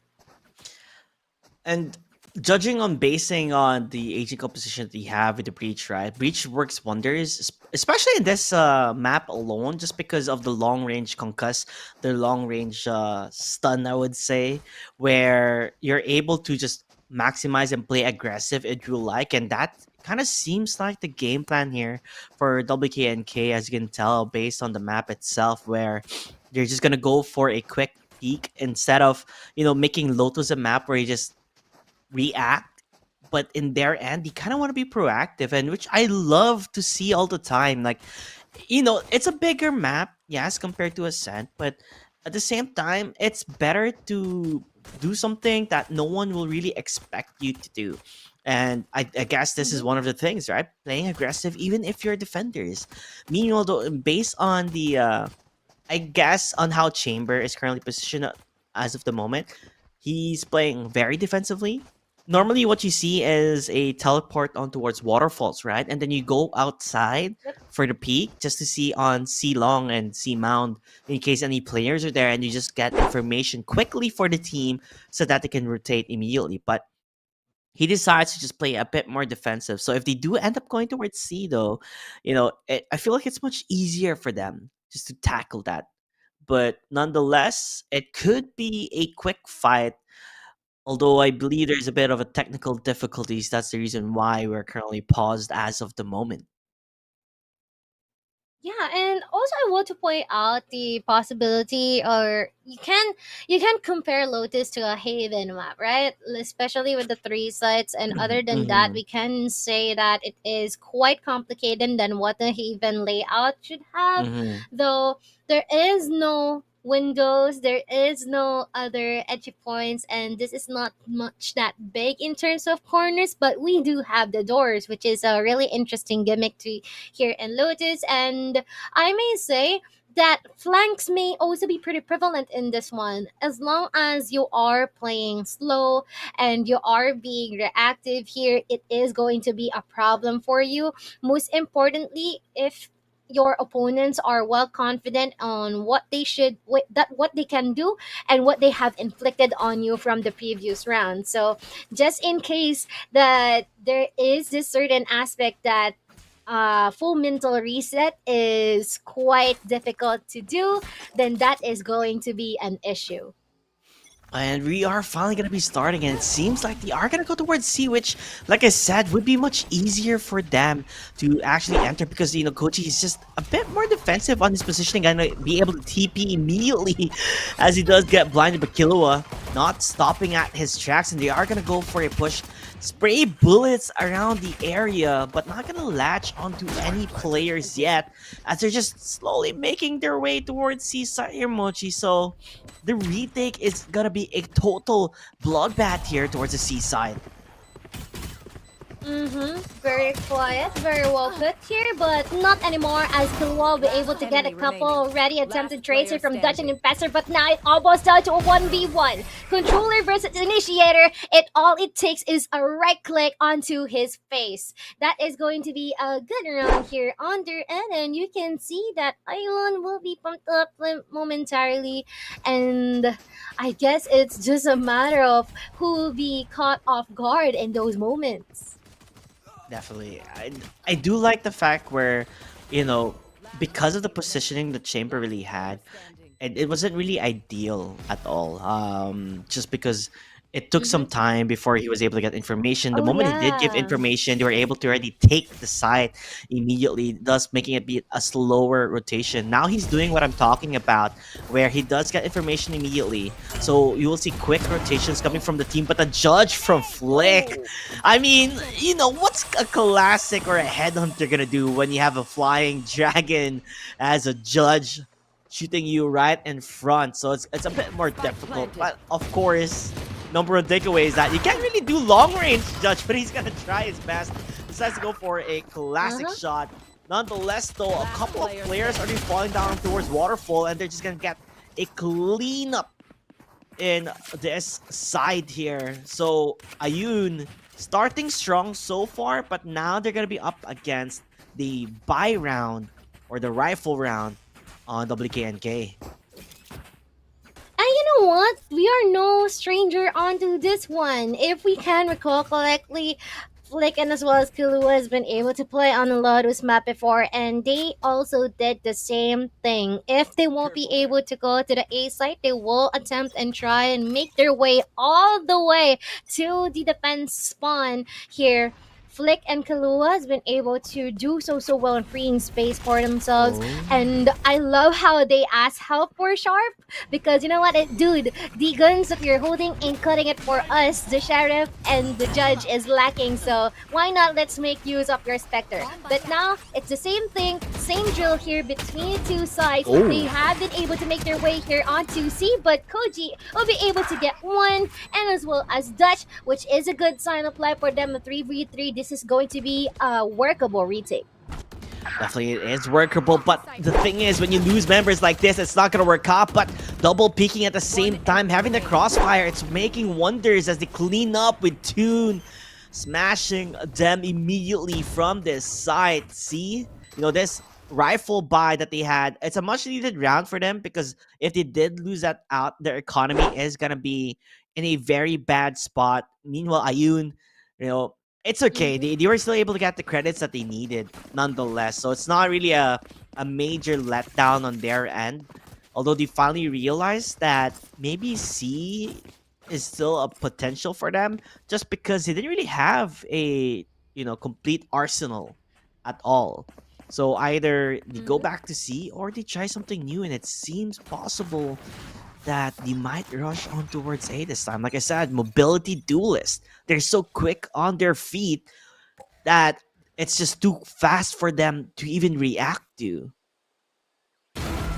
Oh my Also, you can lord! witness that we tried to sack though, but really good shots here being inflicted by Detain, but now he is down to 34 HP. They're still attempting to push forward here for the side of Ayun, but not gonna lie, it became much more slower knowing that they have lost Flick. Additional casualties here for the side of Toon, and this is not gonna turn out well for the side of Ayun if they decided to linger here for much longer. And we are gonna see that they will try and attempt to connect some shots here onto this one, well aware that there might be some appearance from someone from stairs. Trades are coming up here between Dutch and Tanechi, but it is still a 2v3. Tanechi narrowing down the numbers here little by little, a good sign, but Toon is one step ahead. 3k already on his end, and that is going to be numbers all equalized. Yeah, it just felt like they didn't really know what to do there. They were just stuck in figuring out, guys, what's the plan, what's the call. When you're in such a situation where you don't want to be in, losing, I guess, your duelist immediately from the get-go, from Detain, getting that shot with an ADS, and it was just quick and easy work for them.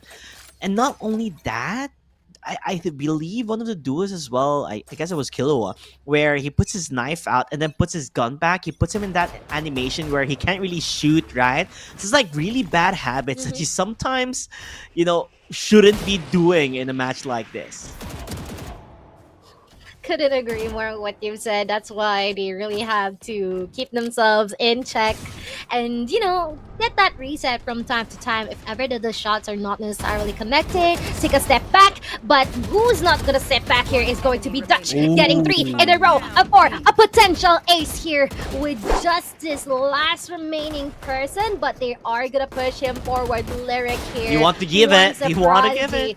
You want to give the ace. And No way! No, you're gonna see the Toon will be snatching that away, and you can see their faces. They're just laughing like, dude, why do you have to do that to me? It's almost an ace, but it should be fine as long as they will be able to secure that round for themselves. And of course, in addition to that round win, is also a morale boost. I just look at how amazing Dutch played is. He just goes peaks after peaks. Even the paranoia coming from the Omen, right? He gets 2 because of that. Thus made it easy for Dutch to just destroy them at their sides, and they couldn't really do anything about it. Meanwhile, though, they are rushing towards A here, going for the pickoffs as much as possible. Batoon finds one. Killua Sharp answers back, so they do get something out of it, losing 2 duelists already on the side of WKNK, making it easier for Ayun to just push on towards A without worrying at all. Even the Rolling Thunder being committed. That's how much you want to take the side, Mochi. Making sure it's cut free. As Killua will not overcommit. Plays it safe. And hides on the corner. Tucked in there. He knows where the other player is. But Dutch, he's just aiming those heads time and time again. As another one will bite the dust. As the Rolling Thunder coming from their end to push them out. It's gonna be hard. He does try to dodge it out, but he's gonna get found out immediately. He has to use your ultimate to dodge, but it's not gonna work out. Kochi as well, making sure he's covering his team as he get that defuse. Perfect play here for WKNK, even when it looked rather grim for them. Wonderful here for the side of WKNK, because we have been able to see how they've been able to retake that despite of the early losses that they faced while Ayun is trying to attack. But it is definitely well deserved, right? Because you have been able to see how Infestor has been so proactive during that round as well, being accompanied by Dutch in at the Heaven area. He has been able to take Killua off guard and has been able to get the kill and free more space for the team. Now the Blaze Storm is already activated here in the hands of Killua. They will try and attempt to resort to our C site once again now that they see that A site is not working out for them. But this smoke coming from the Omen potentially just scaring them off quite a bit, right? Because it is going to be a one-way. Nonetheless, though, still same positioning coming from Koji, but this time around, his team is able to go immediately for him. But Killua, the killer at hand, the assassin of Lotus, looking for more, Detain, hiding. He understands that he doesn't really have to commit too much. He looks for the heads. Empress mode, nope, not even using it yet. But goes for the kills, Detain again and again and again. Time and time, finding the shots, going for the real Infestor, also finding his own flick. Yes, 5 HP though, but they understand on where he is currently hiding. So easy does it for WKNK. Yeah. This is their first game in this tournament as a whole, and they're showing on how strong they are as a team. And you know what? Despite of the fast rotations coming in here from WKNK, Ion's been able to go into the site with Killua taking the lead here with the Blade Storm.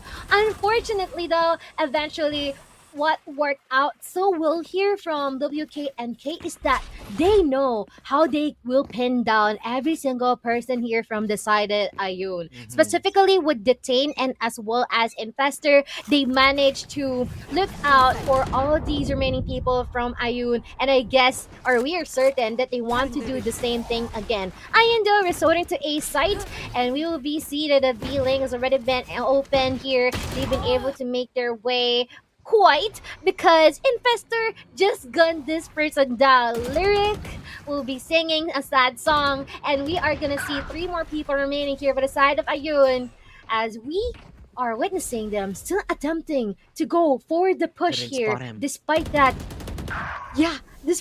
there are a lot of people here for the side of WKNK. So Nachi though trying to even out the numbers.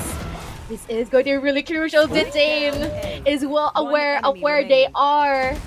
He's looking at them under a microscope, and they will be able to take this route for themselves once again.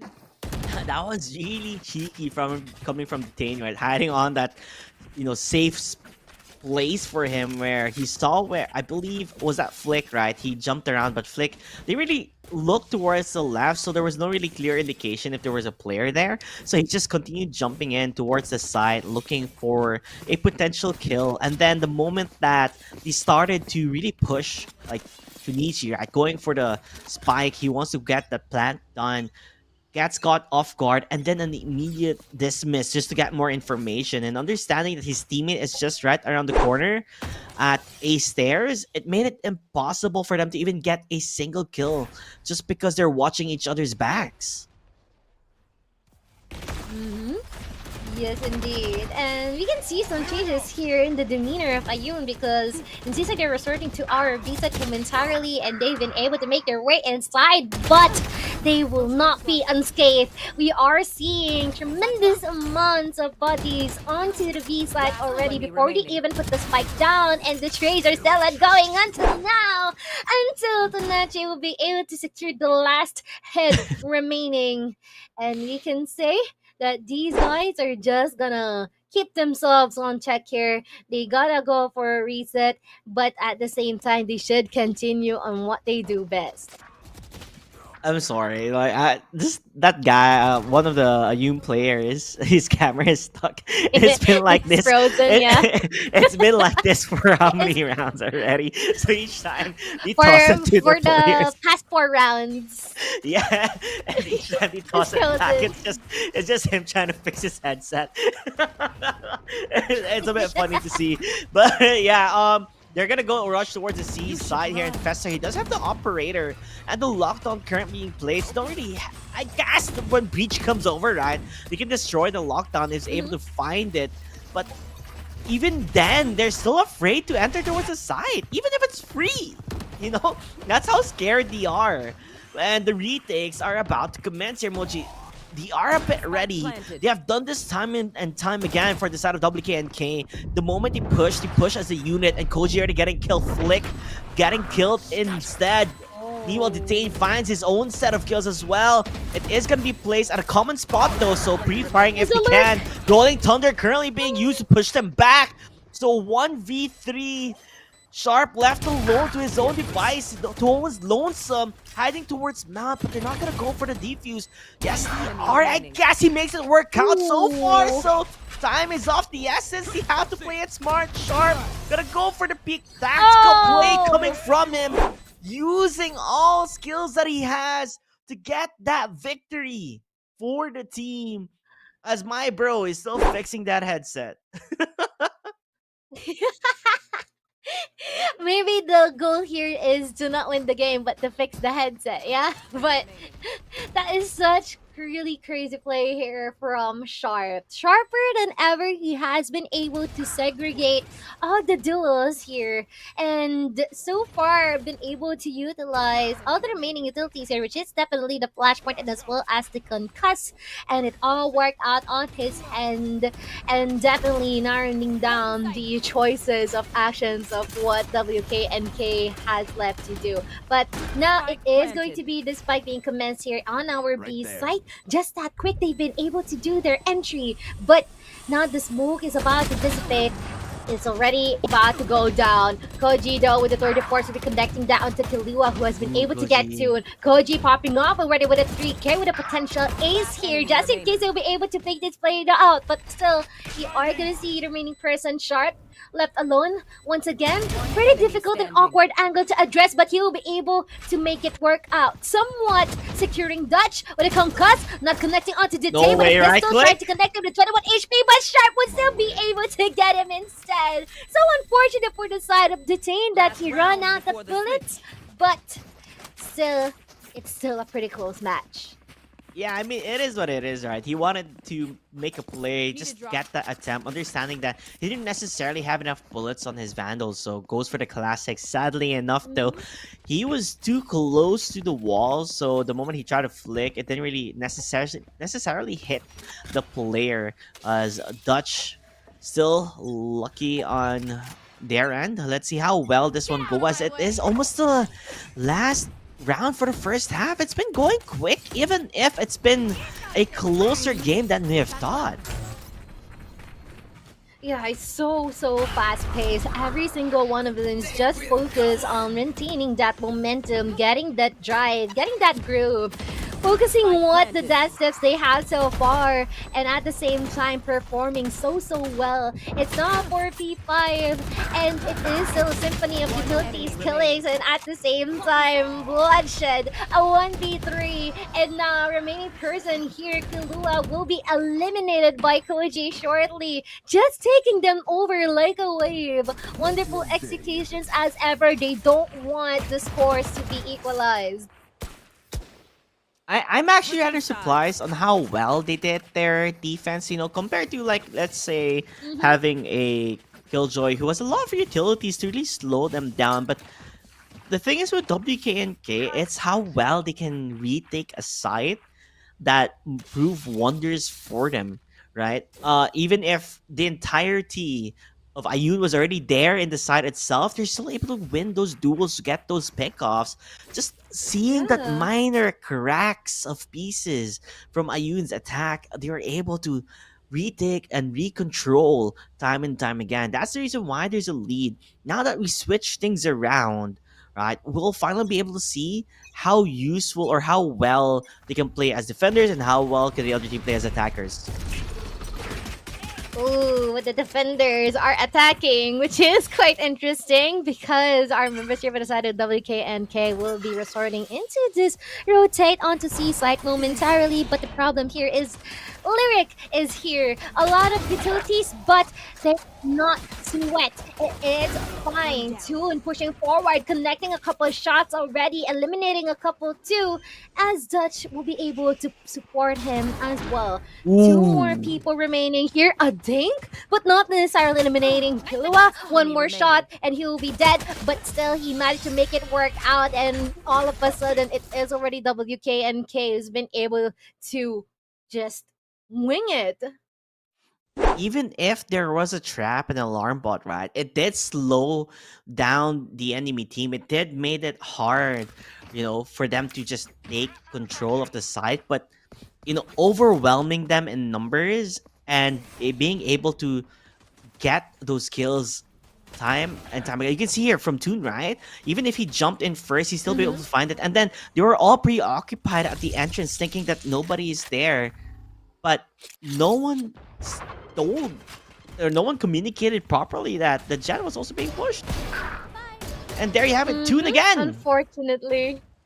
Yeah, Tune is popping off non-stop here. I mean, we can say that the pickups are one thing, but the trajectory of where this is going, he's been accumulating, accelerating all of those kills.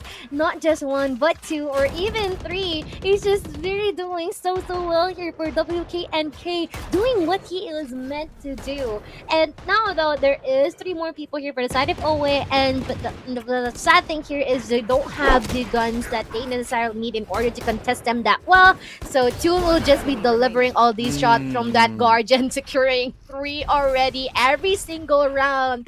It is going to be a must to have multiple kills here on the hands of Toon for the second half. And I guess they want to keep that record going, as he is not gonna look there at the best time possible. What? He would have that potential to kill him, but still Toon will be able to shut him down, turn the table, and this is going to be a flawless round for WKNK as well.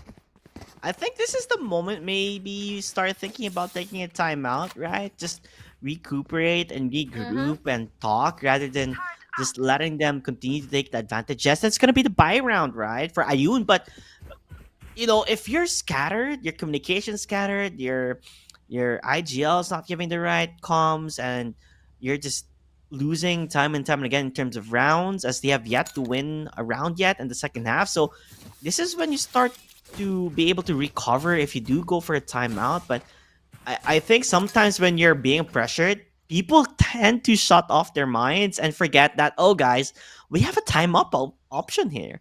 And I feel like a lot of teams should start utilizing it. And hopefully that they will be able to pull that out anytime soon. Most importantly, in order for them to offer a reset or plan of what is the next thing for them to do and try to, you know, gain the mad advantage in contrary to what is happening right now. But unfortunately, that is not the case, and it seems like they're still focusing on trying to figure things out, getting some bits and pieces onto what would fit the puzzle here that is securing the rounds that we currently have here. They are on a 4-round deficit already here for the side of Ayun, and currently they might attempt to go to Seaside as again, which might end badly, as the Paranoia will be connecting from Tunachi. They'll be forced to back out once again, but in the process of doing so, Tunachi will be getting one, as well as Lyric, with tremendous shades coming off from the side of WKNK as well. But this is going to be another potential delay. 45 seconds left. Sharp is just at the waterfall area, waiting for anyone here to falter here from the side of Ayun. And we cannot wait to see what is gonna happen next. But now being covered here by the smoke that's been placed here by the Omen. We are yet to see if there is gonna be additional contestments, and that is going to be present here for Flick at 2v2. 20 seconds of the clock. He has been able to put the spike down here at the east side, but we are gonna see a 1v1 all up to Infestor, and he had been able to infest this side for his team. I mean, when you look at it, Ayun, you know, they are in deep waters here. Even if how shallow the waters are in Lotus, this is way too much. This is their buy round. This is where they're supposed to shine the most. They had a complete setup coming from the Killjoy, right, on towards the seaside. Even if you were prepared, even having the Paranoia being used to stop them at the tracks, it was still not enough. And you kind of have to question yourselves that when are we going to stop the bleeding coming from this team, because WKNK are capitalizing on it. Yeah, they have to figure something out here. Try something new or something that worked during the first half. But now that the sides have been swapped, this is going to be pretty difficult for them to do so. But now it is going to be the objective here. And this is going to be the focus for the side of WKNK. But with the Blaze Storm not actually connecting here for the side of Toon, this is going to be a glimpse of hope here for the side of Ayun. But not necessarily that long, because it's going to be a 1v2. And before we even know it, Dectane will be able to secure Tunechi out, not leaving any chances, any hope for their side. And before we even know it, it is one more round away from the match point. Honestly, I think they forgot about the timeout option. Sometimes you just have to breathe, and when you just are in the middle of being pressured, and the pressure is immense here on their end, so it's just so difficult just on allowing them to continue playing the way they're playing. As WKNK, they are going forward towards, I guess, the A side. A rubble, that's where Flick is gonna get the kill as well, finding a set of own as they're just pushing, they're punishing when they can. They have tried this before, and finally it is working out in their favor. While Tunichi is looking around, trying to stop them at their tracks on taking the B side. Infestor's hiding outside, making sure he's ready. Tunichi peeks at the right time, gets a kill, but falls down in the hands of Dutch. Still, though, a 3v2 and a numbers advantage for Ayun, and this is what they need, right? They need to make the most out of this. Is the team hoping to potentially take the B side, and it's quite open as of the moment, but timing wise though, Killua is just built differently. Understands, he goes for the dash towards the side and finds the shot, lines it up as he lived to see one more round, making things at least possible for them. As I still can't move on from the camera of Ayun. No, I guess he's gonna be like that till the end of the match. I hope, but I hope like the next match, the next map, they don't fix it. So it's just like this forever. It's been like that for the whole series. But that's why I want to highlight the absolutely awesome and rad movement Killua has been able to do on that one. It's so fascinating for me to see that he has been able to go left and right. Just, I don't know. Is it considered as an anime battle or a really cool dance? But it is going to be being able to extend here at the A extremities. It is going to be crucial. And still I will be connecting that dagger onto Dutch's head. And just I was saying that there's already a lot of exchanges going on. The Silver 3v3 here, as well as from the shadow, is going to be executed here by Tanechi. He is already at the area, but he's going to be caught off guard by Tanechi, and this is now going to be a 2v3 wherein there might be a potential for them to go and opt for a rotate, which is much more advisable, but I hope that they still have the utilities to make this work out. But they are still looking for any heads that they can pop here. I hope this doesn't end in the latter, and now a couple more people here by the side of Ayun is already running low in health. Yeah, they don't necessarily know if there's a player in B. That's why they're very cautious. But at the end of the day, they're gonna make the play and see if they can make it work out. As Toon is just right there on the corner here. If he goes for the peak, no, he decides to play a bit more defensive or attacks towards the waterfall area if he can. But Flick sees the pixel perfect shot. Same with Lyric. Gets the round for Ayun, and this is what they need, right? The momentum slowly being shifted towards their side, making sure that the more rounds you win, the closer the deficit will be shrank upon. 11-7, watching, and they're not gonna give up just yet. They're gonna continue fighting until the bitter end, until they get the advantage in terms of rounds. And this is actually good signs of life here for the side of Ayun, because once that they've been able to get that specific round, I guess it is the 16th round, they are already accumulating this momentum that they are looking for from their team. I just really hope that it isn't too late for them to offer that option, but we are seeing WKNK attempting to go and make their way onto A side once again with some potential attempted flanks, or maybe creeping here onto our B side. Killua from the back lines, he will be able to get two in his counterpart Jet, and another, and he is gonna be shut down here by Dutch, unfortunately, but that is going to be good news here for the side of IU. Yeah, but the damage has been done. But Dutch, the Flying Dutchman, getting 3 kills already, gives that opener for his team. Even if, the Rolling Thunder didn't work out, as Detain finds another kill on their end, making it almost close to impossible for Sharp to somehow clutch it up, but he does have the Rolling Thunder, so we can give him the benefit of the doubt, depending if Infestor will find the kill as the angle is on his favor. Sharp wasn't looking at the right side at the end of the tunnel, thus being collapsed upon, as match point will be there with WKNK, showing them why they are forced to be reckoned, as almost the entirety of the team has an ample amount of kills of their very own. I know, and it is also important noting that you can see how much stuff Dutch brings to the table here for the side of WKNK, because so far he is definitely top bragging, being able to take all the crucial pickups here on their counterpart Ayun.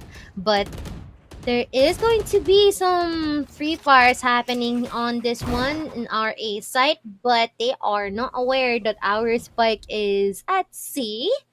But they will be holding their ground onto this one because they really want to secure this win already. They don't want to prolong this any longer.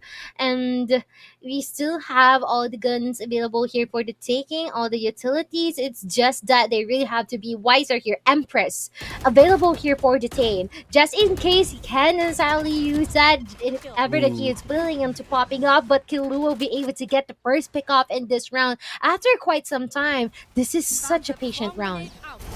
Yeah, and I love the way that they're playing this. Look at the Swarm Lyric. Understands that the moment he try to push this, he anchors it out, waits for his team, doesn't do any risky plays as they do duel it out outside on a long, meaning it's 4 up against 1 with Chamber left alone. Koji, he does get the kill, but does not realize there's another player from above watching and scouting as he close this one out. 12-8. Still in a good position if you are rooting for the side of WKNK. Meanwhile, though, at least on Ayun's side of things, a bit more leeway on their end, as 4 rounds difference could, it's not a lifetime. It's still possible to, get back and go for overtime. It's just that they can't make any small mistakes. They have to play it smart. They have to play it right.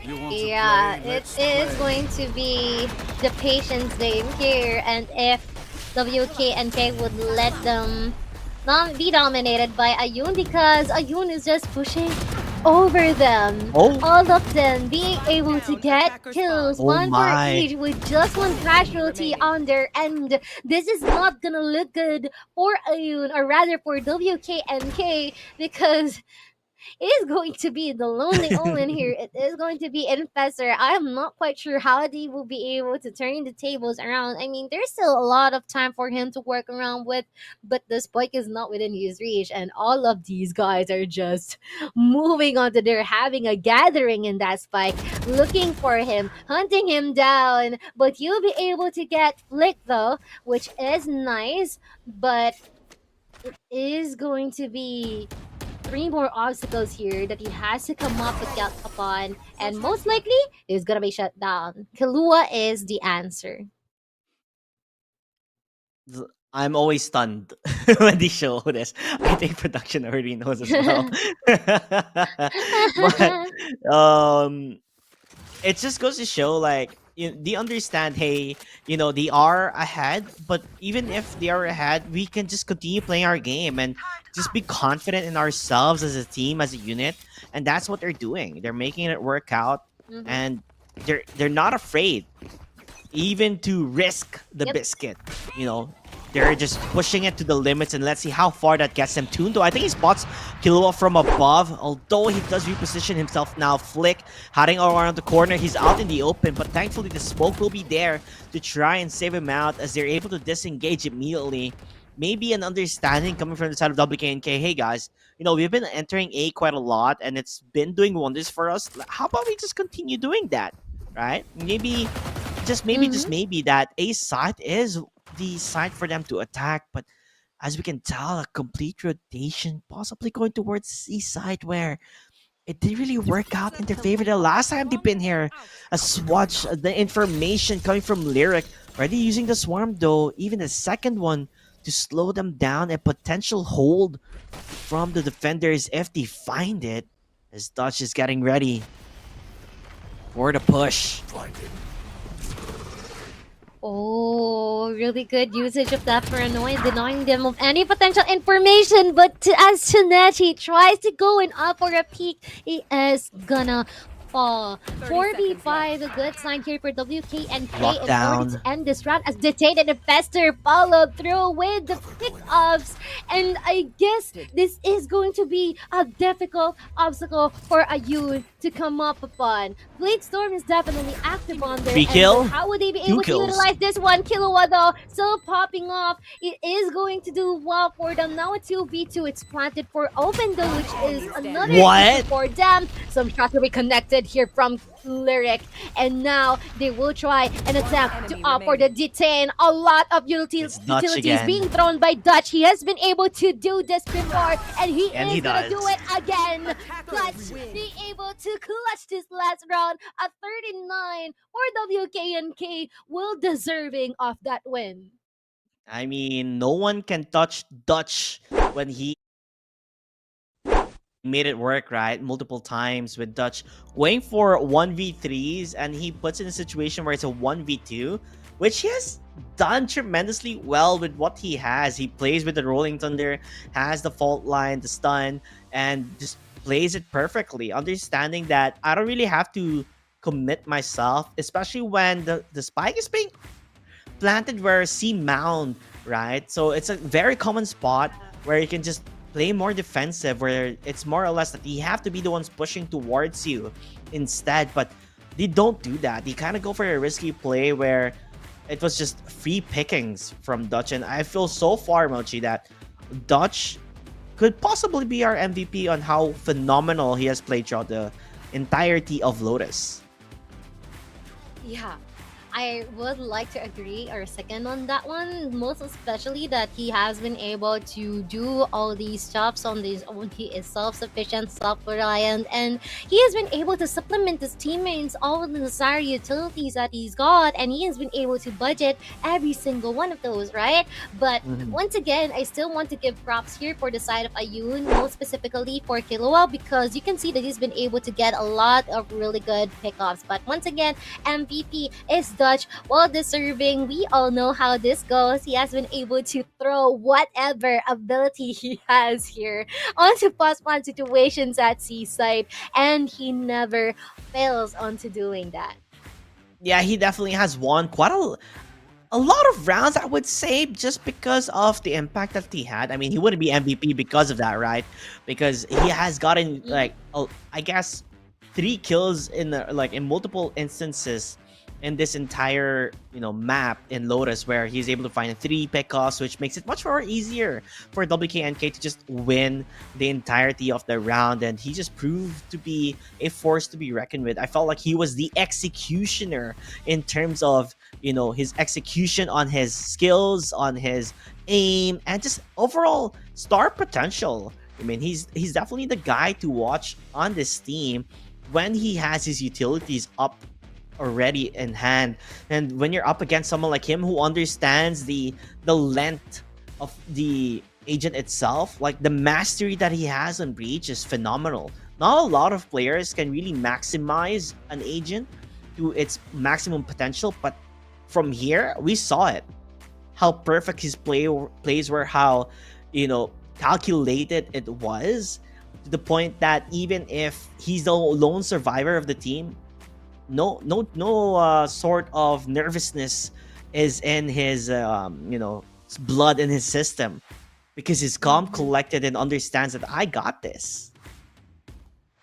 Yeah, he has trust in his abilities as well, how mechanical he is, how the motor skills work hand in hand in terms of what his mindset is all about is just definitely perfect. But I also want to put the spotlight here for Infestor, because whenever there is some series of fishes here coming onto Seaside, he is always one of the few people here who is really fast to respond. So I'm gonna give him that, and as well as for Detain and Tune, I mean, they are really good good in terms of freeing a lot of space here during the first half. I mean, despite of the fact that it is quite a close match or pretty close scores on from that one, they still get the job done. And I can say that the only struggles that they faced during the first half is the fact that there are some moments where they haven't been able to defend the spike once that they put it down in a specific site. So I guess they have to look on that one. So yeah, let's see if this is going to be somewhat different here. And I believe it is going to be in Land of Mind, and we all know how this goes. It is a familiarity here, which is going to be up to their advantage. And what is going to be the surprises that we are gonna await here? Yeah, after like really analyzing on how they were playing Lotus, you actually had a game plan at site already on what you wanted to do, where they did go for the double duelist with a Toon and I believe the Tane, right? Where they were just playing on their lonesome, not necessarily with the team. Probably Breach was there, Dutch alongside with them, and then Dutch would just rotate on and then just help the following members of WKNK to enter towards the site. So they have a clear game plan on what they want to do. You can really see how prepared they are on the strategies that they have practiced on that map itself. I wouldn't be surprised if they also have that here on towards Bind and maybe Ayun. This might be a map that they're more used to, because not a lot of teams per se really like Lotus, but Bind has always been a staple alongside Ascent. So potentially here we can see a closer game. Like I believe, like last time, the previous series, right? I believe it was Falcon versus Piff the Puff. Was it, or was it? No, it was. Which game was last time? Yeah, It was it's correct. Piff the Puff and Falcons, It's right? Falcon and Pit the Path. Yeah. They played on Bind. It was super close between the two, right? Where it went to. They were still trying to get it to overtime if they could, but sadly Falcons were, just way ahead and just played with pure, confidence in themselves as a unit, as a team. And even during the interview where they said like they played well, you acknowledge strong players as well and strong teams. And I feel like this one per se is like I said, Ayun could be potentially already have better understanding on Bind, where they can really utilize their star potential. Yes, and also it quite baffles me when Falcon pointed out that they haven't been able to practice that well during the interview. They have been able to state that into Archie, but I think they still did pretty well. I mean, this is going to be their comfort. This is how they usually roll, and they have been able to establish on that one. And it's already up to who is gonna win in this match to state and see how did they be able to address Falcon Esports, Falcon team as well. And also, I would also like to see what are the potential picks here on Divide. Most importantly, Sky is a favorite. And I wonder if they would be exchanging their Breach to that. For sure. I mean, personally speaking, I think a lot of players rather just have Sky than Breach and Bind, just because Sky has almost the overall kit, right? You have the Seekers, you have, ways to get information with the Trailblazer, and then you have the Flash, you have the heal. So it's like the entire shebang is already on All-in-one. Sky. Yeah, the all-in-one basically, right? Is on towards Sky already. So normally teams would rather go for Sky than Breach, just because what Sky can provide is more than what Breach can provide, which is only a singular thing where you get the stuns, the flash, most likely like for post-plant situations or just trying to enter towards the site. Yes, there is that, but I think Sky would be considerably the better option here. Although in terms of the duelists, right, we have a lot of duelists already in Valorant as a whole, and I feel like we have yet to really see ISO a lot, but I do see Neon quite often being picked on Bind just because of the mobility and how fast you can enter the site. You do have the stuns, you have the overdrive, you have so much, ways to just push in and enter, and it would be hard to play up against, but can be counteracted by a Cypher, and Cypher is hard to play up against in this map in particular. Yeah, and most importantly, Cypher has also been buffed. Like, whenever that the tripwire is gonna be activated, it can be activated multiple times. So that is something that we gotta look out for because Cypher is also a favorite in the map, like what have you have been able to state, and as well as another staple duelist here will be a raise. We have been able to see one team use that earlier on, and I believe that is a Yoon.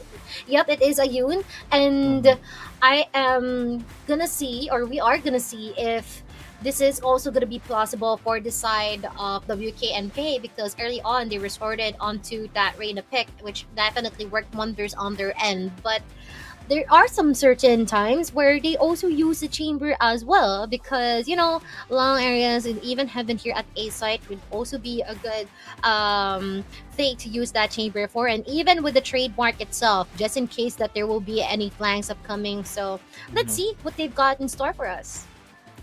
Definitely. Although they are gonna take some time, right? Just to regroup, reprocess of what just happened, you know, and just understand that we have to bounce back. If you are the side of Ayun, right, you need to find and figure out, you know, on what advantages you can really do, or just talk about the game plan in general coming in towards Bind. They have ample amount of time already to just go through their list of strategies that they can do, or what type of agent compositions if they haven't decided yet. What would be an awkward agent composition and Bind that no one would be surprised everyone would be surprised to see? I feel like Deadlock is like a really, yeah. like, I think in every situation, in every scenario, no one picks Deadlock. So in any single map, if you pick Deadlock, they're gonna be like, why? I don't know, I never necessarily saw Deadlock appear in any of our games as well. So I'm not quite sure how would they be able to utilize Deadlock as well, considering that the Cypher is there. And you can see that Cypher offers more than Deadlock, so why even bother and go for him, right? But once again, this is going to be an updated look on our bracket. It is going to be Falcon winning against Pit the Path earlier on, which we have been able to witness, and currently we are undergoing WK and KNOU. And later on, after this series, we are gonna see who is gonna face up onto Twisted Minds and as well as Purge. So yeah, you guys better keep an eye out for that one because that is also going to be a heck of a ride, considering we have been able to witness the last Monday what they had in store for us as well. And one thing to note, guys, is the games that we're seeing right now that is happening as of the moment will qualify them to the semifinals. So this is rather big. There's no lower bracket. It's, you know, once you lose, you're eliminated, unless in semifinals, right? That's basically third place decider match. So they kind of want to secure something because if you don't reach top 3, you get nothing. And you want something, right? You want to get something, of course, other than the experience and the fun in playing competitive in the community or in the tournament alone. But it's nice to win something, right, Mochi? I mean, I wouldn't mind. Like top 3, it's still something to, you know, to be proud about if you ever reach there. So definitely, they are fighting for their tournament lives here, especially when you're side of Ayun, right? Only one map is all it takes for you to get dropped and cut off from the tournament. So you have to bounce back to potentially change the, I guess, the rhythm of what is happening in the tournament alone, because every single game so far in this tournament has been a 2-0. 2-0. You've seen close games, but no cigar. It's always 2-0s again and again and time again. So this could potentially be hopefully a possibility where we can go to see a map number 3, or it could be another script that has been written for the tournament where everybody just gets 2-0'd, and hopefully we see the latter. Yeah, it might be a prophecy that, you know what, let's, for this whole Dubai Police tournament, let's just go for 2-0s. We're not quite sure because there might be a possibility until the finals it's going to be a 2-0. Though I'm hoping that it won't be the case because I'm quite sure that all of these teams would be able to get until ample time to review their VODs, where they went wrong, what they could improve on. So I guess it's gonna be a lot of time in their hands here in order for them to recuperate on what they should do next, and also learn more about their opponents. Most importantly, that every single team already has like a part in this VOD or even in Twitch. They can definitely just browse and view that once again if ever they need any additional information in terms of their mappings and their lineups and stuff. So yeah, it is going to be a nice one to see that it is going to be a 2-1 as well. Though unfortunately earlier on, I believe it is a close match during the first half, but not necessarily the entire match. Sometimes it is always going to be the discrepancies here and the differences once the second half already happens. Yeah. Now I'm gonna toss everybody a question here, especially you, Mochi. So far since we've casted, I believe this is the 4th day out of 5. Could you? It's been breezing so quickly. I didn't even notice we've been in 4 days already. And it just felt like it's fast, the first yeah. day. I didn't even feel like it's already the 4th day. And it's been going really quick. Rather, time is indeed gold, is what they say. But after seeing the entirety of all the teams that have survived so far from this tournament, has there been a team that really stuck to you that has the potential to win it all? Before we enter back, you know, and talk about the game as we see now.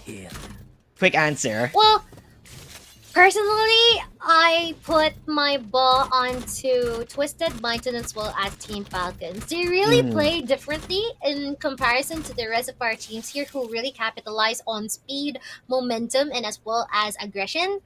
And we can say that Team Falcons and as well as Twisted Minds are very much methodical on how they play. And I am really, really looking forward to see more of them later on. But now we are already in our first round between these two teams. Once again, everyone, WKNK and as well as Ayun. And there is going to be some presence all around the bind map. And they are going to take this slow.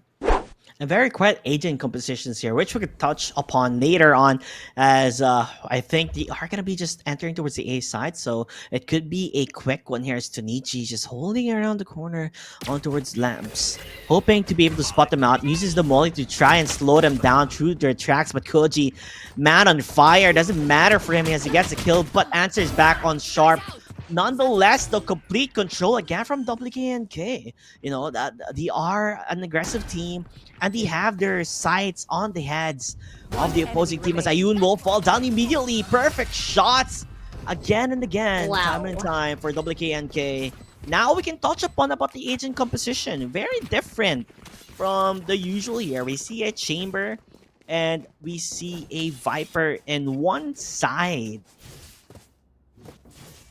And also that is a really good start here for the side of WKNK. I mean, they've been able to gun down whoever is going to be appearing on site. But in all fairness, though, we have been able to witness that Ayun really faltered in terms of their positioning because they're quite near at the entrance of the B short, right? So, or the A site. So now, though, it is going to be the gun's advantage present here for the side of WKNK, and they will be taking ample time in order to get additional information, as you should and always should. Between two sides, exchanges of these guiding lights will be happening, and Flip will be taking some damage from the paint shields that has been thrown here by Fleck, but it should be fine, just a couple. But Sharp will be well aware of the heavy presence being exerted here by WKNK. It is the bonus round, right? So as much as possible, they want to go up close and personal if you do want to damage them out. But Killua? Not really what you want to see, right? Dying from paint shells. Did not expect that was enough for the kill. As nonetheless, Lyric is from above, spots that tiny pixel due to smoke to be able to close that out. Infestor as well finding his kills, but it is gonna be a 1-on-2 where Lyric is alone making it work though. Mochi, he can clutch it out if he finds a shot, but Titain said, nah, not on my watch. Nuh-uh, said the thing. Because, I mean, it's really good. They got the gun. It's pretty impossible for you to lose that one. Because if that would be the case, that's going to be such a problem or an issue for them that they might think about. It might haunt them in their dreams, as I may say, if ever they let them slip to their fingers. But it is going to be the buy around here for the side of Ayun. And we all know that this is going to be a good one because they always win their buys during the third round. So hopefully it will work on their end. Or would WKNK still prosper on this one because of what they have been able to get from the previous rounds? I guess that would be the case. I mean, they call it the headhunter for a reason, right? So you don't necessarily need sheriffs. The headhunter is enough. Who needs a gun? You know, that's enough to get the kill, and he's just gonna hold his sight here. You know, just hoping to find the pixel perfect shot. Meanwhile, Infester, I think he heard it could be a possible clear on the side, but he is watching his corners, making sure to look at all angles, but nobody's there on B. It's free real estate currently for WKNK. But fast executions present No way. here from the side of Ayun, but still Dutch has been able to connect a couple of shots here from his sheriff, and he doesn't mind at all. Sharp though being left behind here at the hookah area, and Sarah as well as Killua, and they will be shut down just like that as well. Pretty unfortunate, and I guess there is the caster's curse present, because I even stated earlier on that Ayun always wins their gun buys. Well, unfortunately, I have to say sorry and apologize if that is the caster's curse present. But you have been able to see how good Dutch is with that sheriff. He made it look so simple, clean, and easy during that time. And we are yet to see what's more to come. I mean, you would never expect like a sheriff will damage the opposing team just like that, but you know, he finds ways, and that's just how well he has been playing alongside Koji, right? With the first quick pickoff that he did. Nonetheless, though, this gives Ayun a difficult spot and situation, just because that was the buy round, and maybe it was a castle curse, but or it could just be WKNK playing phenomenal, even through the smoky spots, and chases him down. Understand the movement on where they're gonna be. Meanwhile, Lyric from above, reigning supreme, getting killed towards Koji. He is the masters of the sky, but he's not gonna be able to tell on where the spike is currently being placed. Detained. He does get it done. Now the retake would be rather difficult here, Mochi. It's not easy, you know, to just enter up against Vandals, especially when you don't have anything at all other than the kitchen knives, where could be phenomenal, but Detain answers back with two, with a wall coming from Viper, as Toon is the king of the U-Haul area. Detain continuing on. He wants to look for kills, but from above, that's where Toon is. He also has the high ground. He sees everything as he shoots them down from above. Nonetheless, WKNK still in control of the game. I like the sprays that the team's been able to do on that one as well. No, I mean, it is really a good impact that he has been able to narrow down into a few more members here for the side of Ayun. And the Orbital Strike already active on their end, and as well as the Third Force, just in case that they really want to secure the rounds here, especially for the first half, and gain all of the wins that they could ever ask for. But we also have the Operator here in the hands of Lyric, as far as I may believe, holding that jet. So we are hopefully he was gonna be able to get some pickups here at the A site, but this is going to be really risky, just in case that he won't be able to back out on time. They are going to use the Orbital Strike just to make sure U-Haul is clear. But they're not looking at the corners. That's where Tunichi is going to be at. But they trade it out. Infester will fall down as U-Haul has been reclaimed in their sights. Never mind.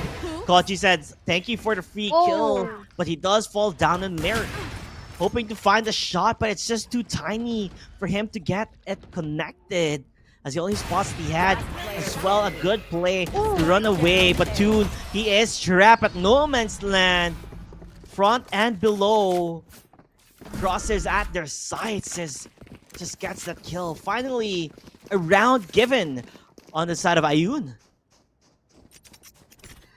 A first round and breaking the record that what WKNK currently possesses and tarnishing the clean record that they have from the previous rounds. Still though, it is quite unfortunate they haven't been able to capitalize on the orbital strike, or rather they have been able to use that orbital strike well, but they haven't been able to capitalize on the ultimates available here by the side of WKNK due to numerous reasons. But they will still try and attempt to offer a site showstopper active, trailblazer connecting, and as well as the showstopper. So we are gonna see a lot of casualties here already, which is not gonna look well here for the side of Ayun, because Toon is just definitely popping off in search for any additional casualties, but Flick will be able to shut him down, but will be followed up upon by Infestor and Dutch.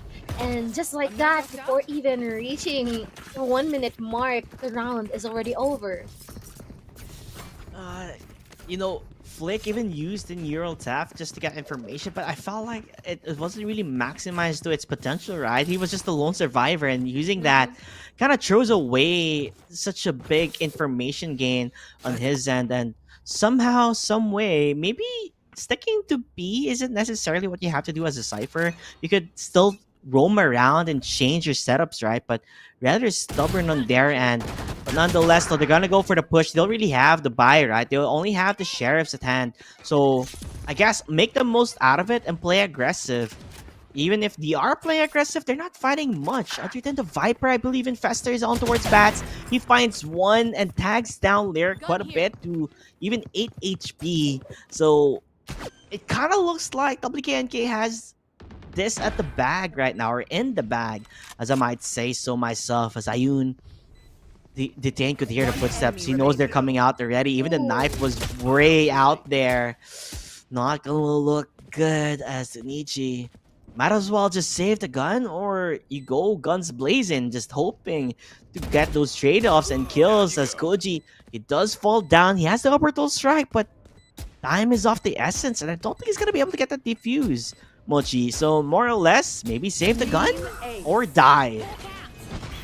Yeah, he died. I mean, it's a viral next round, but I mean, you can still save those creds or aid another ally in need, you know?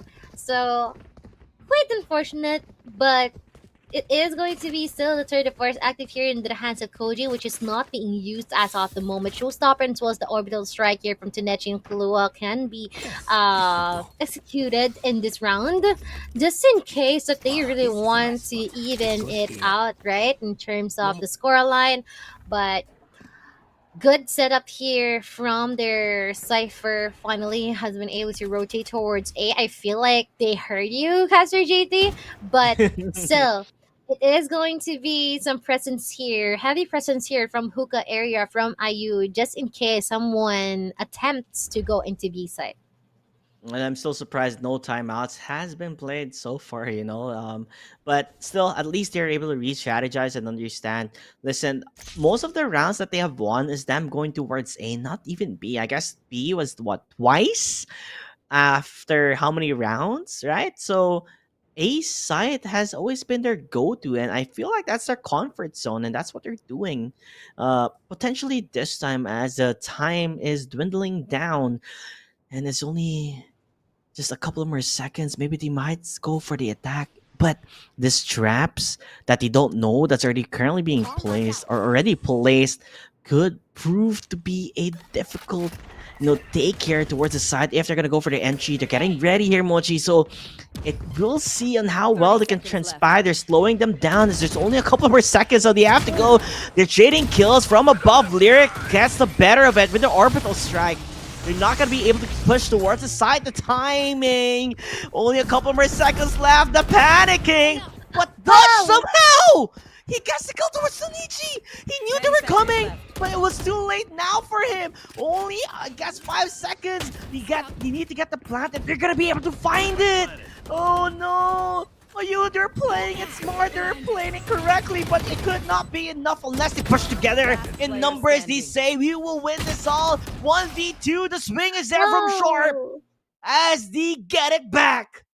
The defenders, they know what's up, and their camera is actually fixed now. Yay for him, right?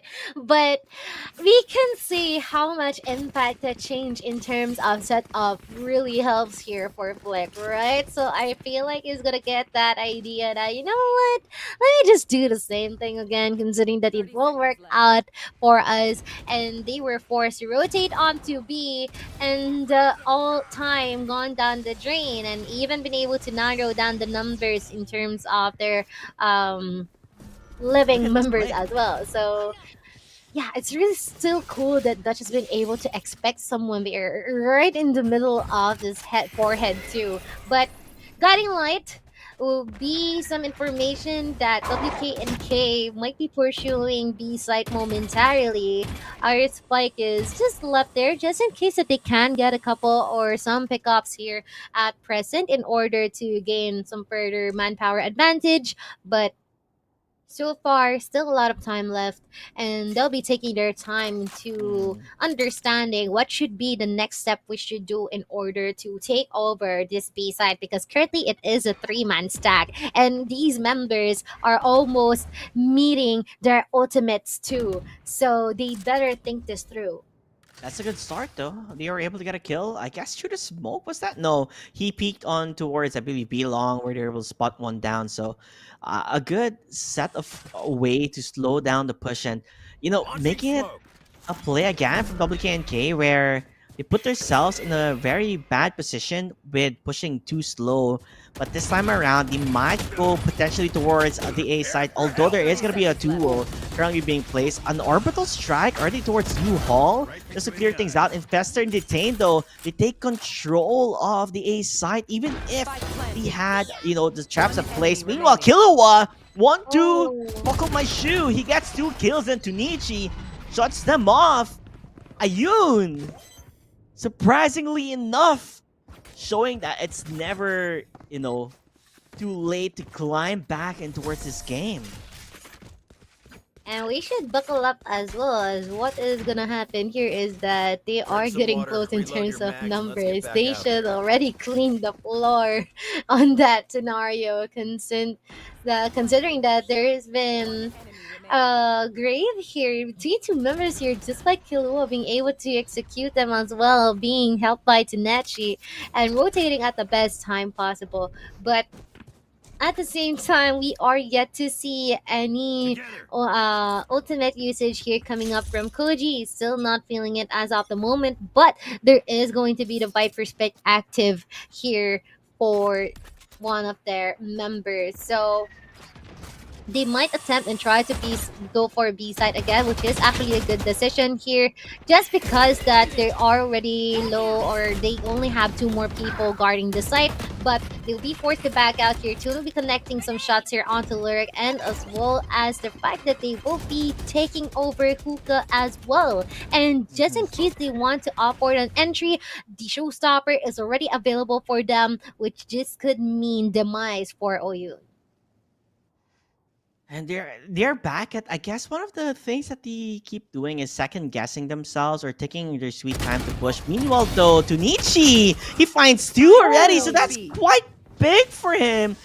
Plays aggressives and gets much out of it, but Killua falling down, not really something that you want to happen. Showstopper currently being used to push back the defending team here. They don't really want to show themselves and put themselves in a bad situation. And you did talk about the Viper's Pit earlier on before the round start, and it makes it much more harder for them to actually win this out, right? You have to keep second guessing yourself on the positioning that Viper could be in. As Dutch finds the kill towards Flick, he does have, I guess, a peeking spot for them to find it. Pre-firing though, Toon, he falls down. Sharp, 40 HP, getting the Seekers, heavily committing into this. Spots, I guess, one of the players on towards Hookah, Still, from above, Infester, he's just right there. He wants to handle one player first before the other, pre-firing every angle that he can, but doesn't know that he's just above.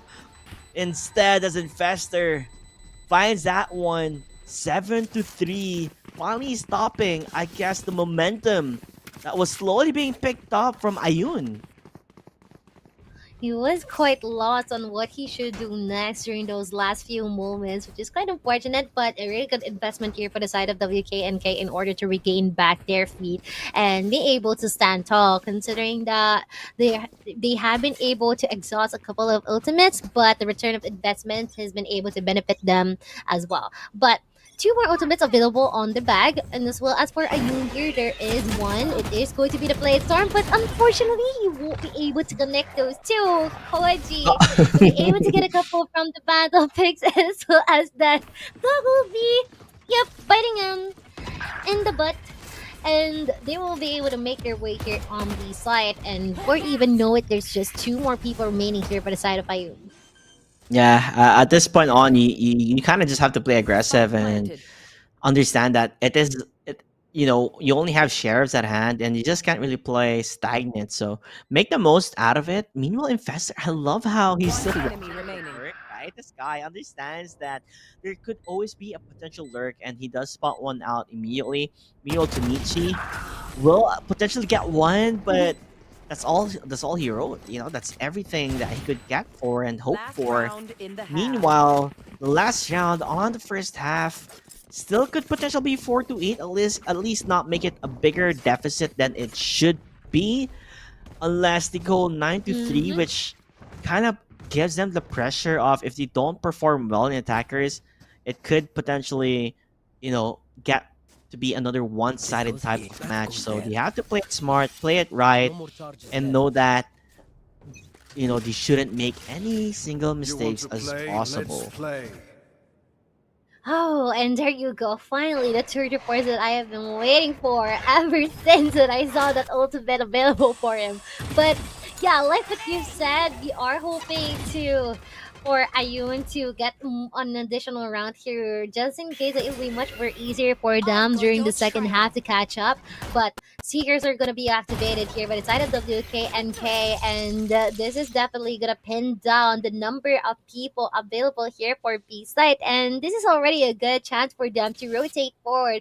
And if they could get some pickups here, especially for Koji, then definitely this is going to be a good thing and a good advantage on their end. But at the same time, really good and fast response here from Ayun in terms of their anchors, and really interesting angles as well is currently present. So just in case that they try and go and offer and execute here, it would benefit them, but unfortunately he moved at the worst time possible. Kilua though being able to get one, but the showstopper would not be able to actually be used for anyone, and he popped it at the wrong area or the wrong space. So unfortunate here for them, but it is still an advantage for the side of Ayun though, and we can see that Kilua is making up for it, even being followed by the same, but still Kilua still popping off and sharp as ever. He'll be able to end that round, and he is gonna kill it. Yeah, I kind of feel like there's a bit of a miscommunication there on defending, right? But it still works out for them. You know, it didn't look good in the earlier half of it, but 4-8, not too shabby in their end. Just because the fact that this is a double duelist, right? You are in the double duelist. You're more about attacking, not on defending at all. So let's see what they can provide as a double duelist, as this is where they're supposed to shine here, Mochi. So if they're unable to really find that momentum on their end, then that's a big oof in my book. Yeah, that is so true. So they really have to be careful on this one, just in case. But it seems like they're gonna go for the fast-paced pushes here. Yes, they would be able to offer some pressure, but Detain is just gonna pop up, getting 3, even 4, and a potential ace, just in case that he would be able to hunt Flick down. And now though, At the A short flick will be here with the usage of his camera. Would try to opt for some free fires here, but he will be very careful that he will be able to shut this guy down. But Dune will be fast enough to answer him back. And still, our members here from WKNK is well confident in what they could do. Detain, man, the way he just able to shut them off immediately the moment they go to bats. I think I guess one of the main issues I've noticed from Ayun is that you don't double wide swing together, thus making it much easier for Detain to just pop them one by one, and it did quite a lot. 4 kills for him, where it didn't really feel like he was afraid at all. He was ready to fight mano to mano, and it worked out in his favor. Now that they have the bonus round, they could set themselves in a bigger advantage that they already have, by the way. So, it is so scary, but let's see what Koji can do. He finds a kill with the headhunter. He doesn't need a gun because the gun that he has is his skill usages. As that headhunter does wonders for them as it stops Ayun quite a bit. As they're still trying to figure out, mostly, what are we gonna do? Do we go A? Do we go B? But it doesn't matter as the kills, it's slowly coming in their favor as the trade-offs are there at least. And there's still a long way to go though. We still got 50 seconds in the clock. That there's a lot of stuff that might happen in that amount of time. But we are gonna see Trailblazer connecting onto Dutch, but Dutch would still be able to connect those shots. Unfortunate here for the side of Ayun, as Sinechi will try to run back and out, but Infestor won't give him the chance to do so. And this is going to be a buy round for Ayun, and hopefully they could manage and make it work out. But look at the team. It is already 6 out of 8 orbs for that orbital strike. So just a couple more kills, he would be able to get that ultimate earlier on, just in case they really want to secure that match point for themselves. And in the position that, Ayun's already at, right? And then when you check on, in terms of the guns that they have, they need to make it work out in their favor. This is your rifles now. You need to win something out, but Koji already got a kill on towards Flick. It sets a good precedence currently for the defenders, right? They already lost a member for the attackers, but now they're gonna just enter and hope for the best if they can get something out of it. It looks like they are, as Lyric is able to chase one down, as Etain does fall, as well as Killua jumping on beside the truck area as he spots one out on towards Soon. He's gonna go more aggressive here as he finds a shot towards Koji. This man is in a mission to shut them off, a mission for them to win a round if he can, and that's what he's doing. 50 HP and a dream as they're looking rather well, as there's only Dutchman left alone as Sharp shuts them off. And there you have it. A buy round that made wonders for them, but still they need a lot more rounds if they want to get to a even Stevens type of game here.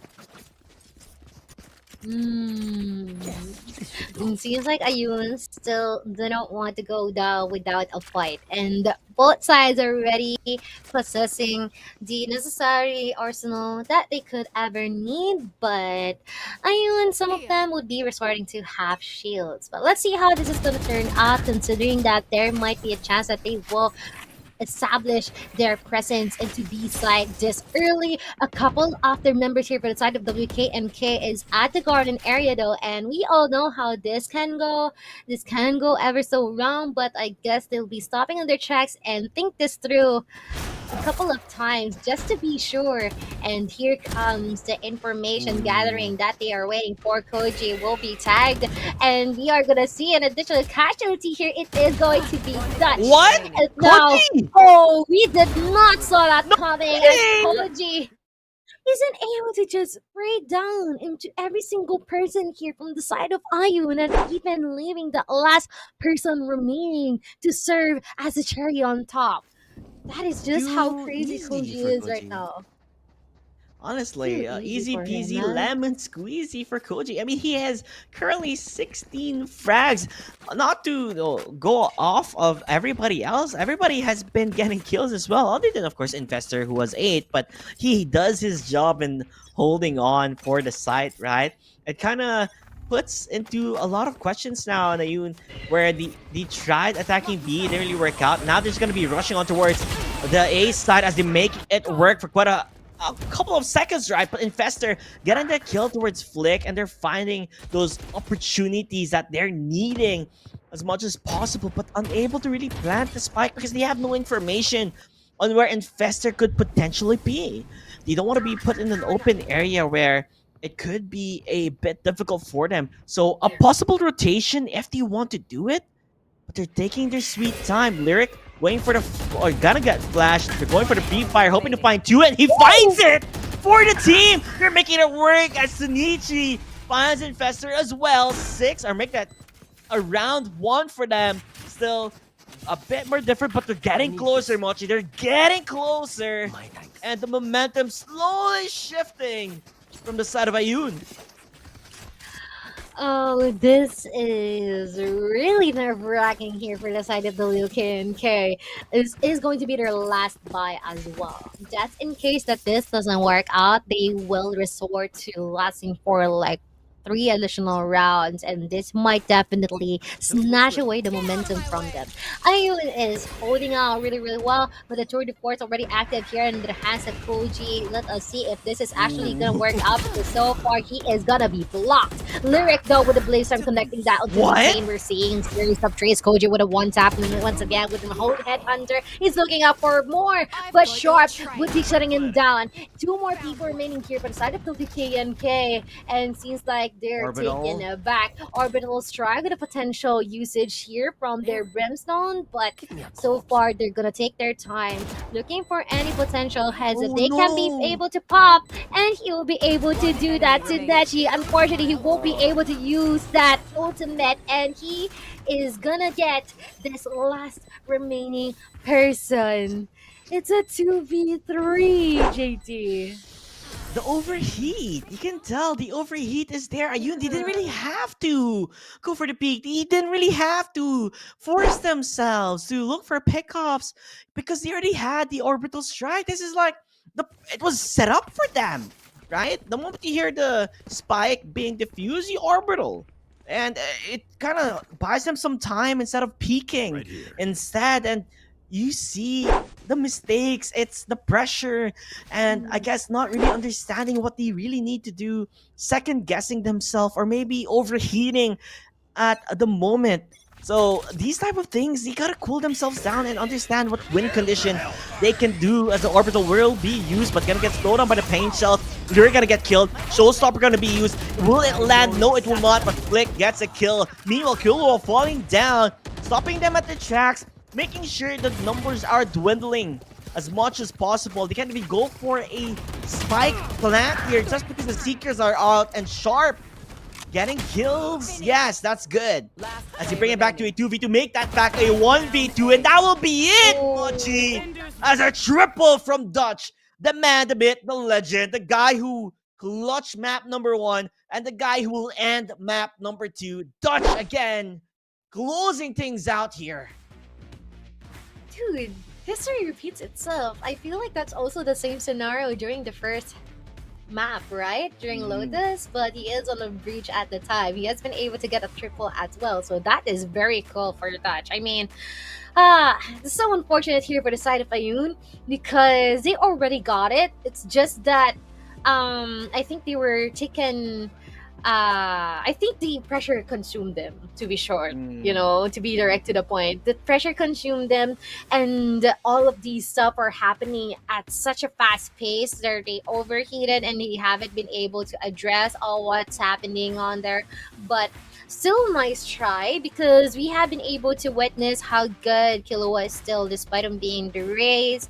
And even Lyric, that played a Sentinel from Lotus, specifically at Killjoy, has been able to show what he is capable of on the jet. So still nice try. It's just that we have been able to say that the KNK still showed that they proved that they are better. Most importantly, Koji. I mean, we have been able to see how much he is so good in the Headhunter, and not even in the Sword of Force, just the Headhunter itself is already enough for him to dominate the rounds. honestly, I felt like this guy didn't really even need to buy a Vandal, a Phantom, or anything of the sort. Just buy armor and just full buy the Headhunter, because the amount of times we just saw him get the kill from Headhunter up against, Vandals, and that's a funny thing, right? He was up against Vandals, and the way he flicks perfectly to the head and gets the shot done, he is the man, looking for the kills. Honestly, he did wonders on this map alone. And again, kudos to the team. They did so well. They played it correctly, and they made sure on WKNK that they will continue on with the advantage that they set foot from, the first half, where it felt like Ayun just, they played well. 4-8 with a double duelist setup, it was good. But afterwards, when they were the ones attacking, that we saw them get the momentum quite a bit, but then they lost it. And then the nerves started hitting, and then everything started overheating. But still, nonetheless, though, we do want to say thank you to Ayun. This is the end of the road for them, as they do get eliminated in the Dubai Police Esports Tournament. Thank you so much for joining, honestly, from the bottom of the heart. You guys were very fun to watch. It was a nice try on the end of the day, and I hope to see you guys in the future in case, Dubai Police Esports again host another Valorant tournament. I really would love to see you guys come back and show an improved and, I guess, calm version of yourselves, and calm, collected, and making a very good decision making at the end of the day. So definitely kudos to you guys, and hopefully we get to see you guys soon. Now WKNK, by the way, will be continuing on towards the bracket, as they're going to be facing Falcons in the semifinals, which is kind of interesting to see, because Falcons, I guess, one of the bigger names here on this tournament that I feel like are one of the teams to beat, honestly. So they could be slightly coming here as the dark horses, as the underdogs on the side of WKNK. So they still have, I guess, a lot of time here to just watch and see, all the replays that was happening with Falcons playing, and then maybe see some, I guess, mistakes or something that they can capitalize on, just on how they were playing, right? And this is, you have to go back to the VODs, you have to continue watching and seeing on what can be done. Especially, you should take notes on the Piff Puff or Piff the Puff versus Team Falcons game, because maybe there you'll be able to find an answer to strategize against them. Nonetheless, though, it's been a story of 2-0s here in the Dubai Police Esports Tournament that has yet to break the curse. We have yet to see it at all, Mochi. I don't think it's gonna stop anytime soon. Even, I don't know, I hope in the finals at least, there's no 2-0s, please. And looking at the bracket as well, it's so clean. But also, I guess we should look out for any additional sentiments here from our players who won in the latest series. So what are you waiting for? Or our host, take it away. Thank you so much, Mochi and JT. I am here with Dutch from Team WKNK, who won their second game here at the Dubai Police Esports Tournament. Tell me, how does it feel to get that second win and get even closer to that first place prize? I mean, it feels amazing, obviously, to be honest. We tried our best and we did good. Yeah, you guys did better than good. I think you're being humble there. Let's talk about the specific map. Is it something that you prepared for a lot, or was there any kind of unexpected strategies that you had to implement to win against the enemy team? No, to be honest, we didn't prepare. This was all on the fly. We just came here, showed up with some friends, and are just playing. We didn't prepare, to be honest. So is this your first time competing together in an official LAN tournament? No, not all of us. Some of us, we all play with each other sometimes. So it's not something new. All right, awesome. Is there any specific tips and tricks that you can share with us? I know some strategies might be secret among your team, but is there anything that you can maybe share to help someone improve their skills in Valorant? Yes, of course. Rule number one, if you're a youngster out there, don't trash talk someone that has been playing for years. Just saying. Okay, don't trash talk. That's the first and foremost rule. But of course, we have some friendly banter as well going on when you play. So tell us what happens when you guys mess around in game. Do you always have a serious mindset when you're playing, or is it more on the light side? No. It's all for fun, to be honest. We're just having fun, passing time. It's a game in the end. Nothing is too serious. Indeed. So tell us a little bit about the atmosphere here. How are you feeling, especially when you have all these cheers and all your fans cheering for you when you're playing? Does it help you play, or do you get distracted? No, it actually helps a lot. I love playing in a crowd. So yeah, it helps, I would say. All right, thank you so much, Dutch, for being here with us, and hopefully we're going to be seeing you climb the ladder here at the Dubai Police Esports Tournament. Thank you very much.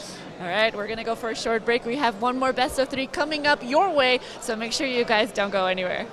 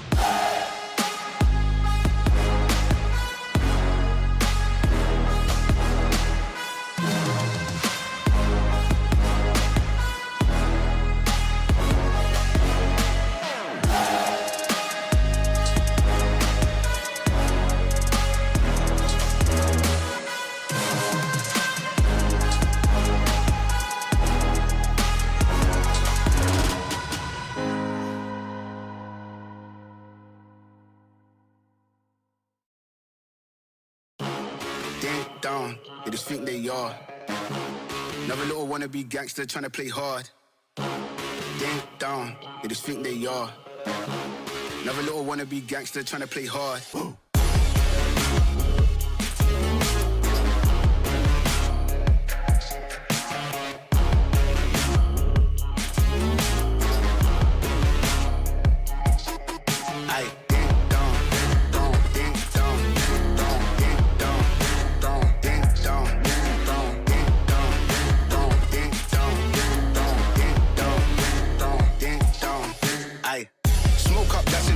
Free up the guys, then dip out the ends. Jump in the ride, then burn out the rims. Don't stop, don't catch the way that I'm in. Now we on the block with the up for events. Skin kept close, cause you plotting on them with the tips on 10. Batch in the back that's on tap, all ready to go and jump in.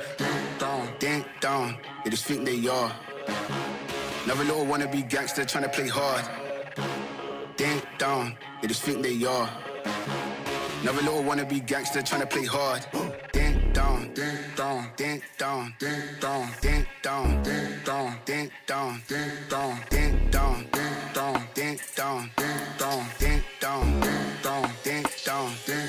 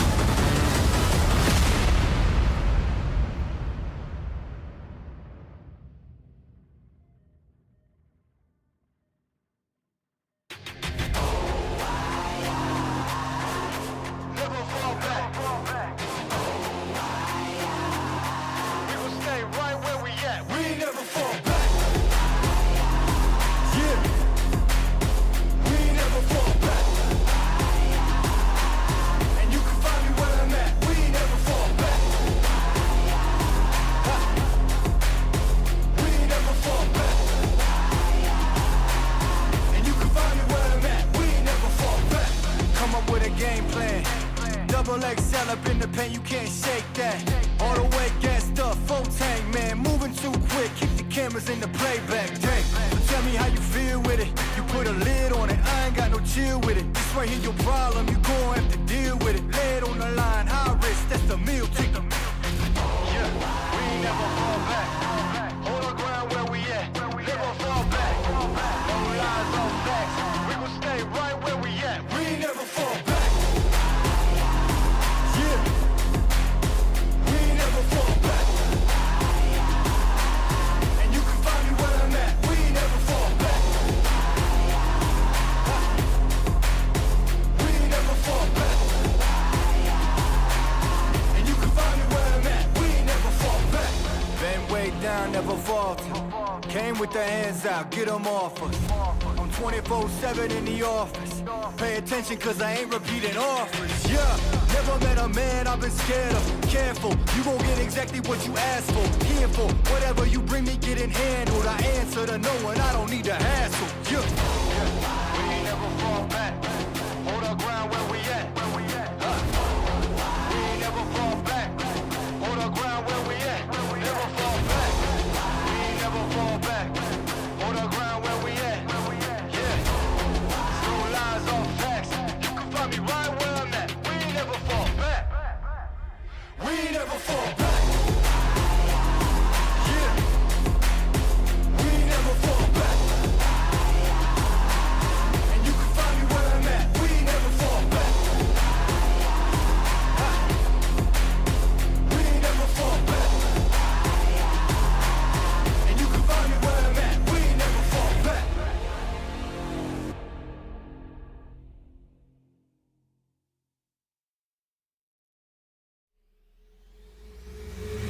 This is automatic. This is automatic. This is automatic. This is automatic. This is automatic. This is automatic. This is automatic. This is automatic. This is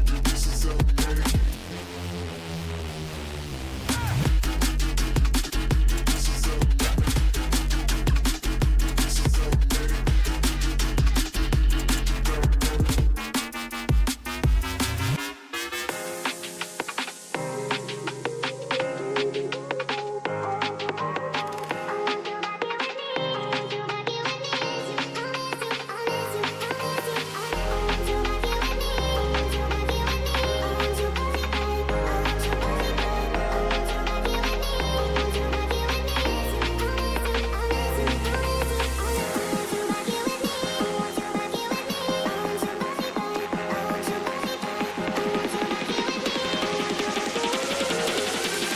Did you really think I'd just sit here and watch?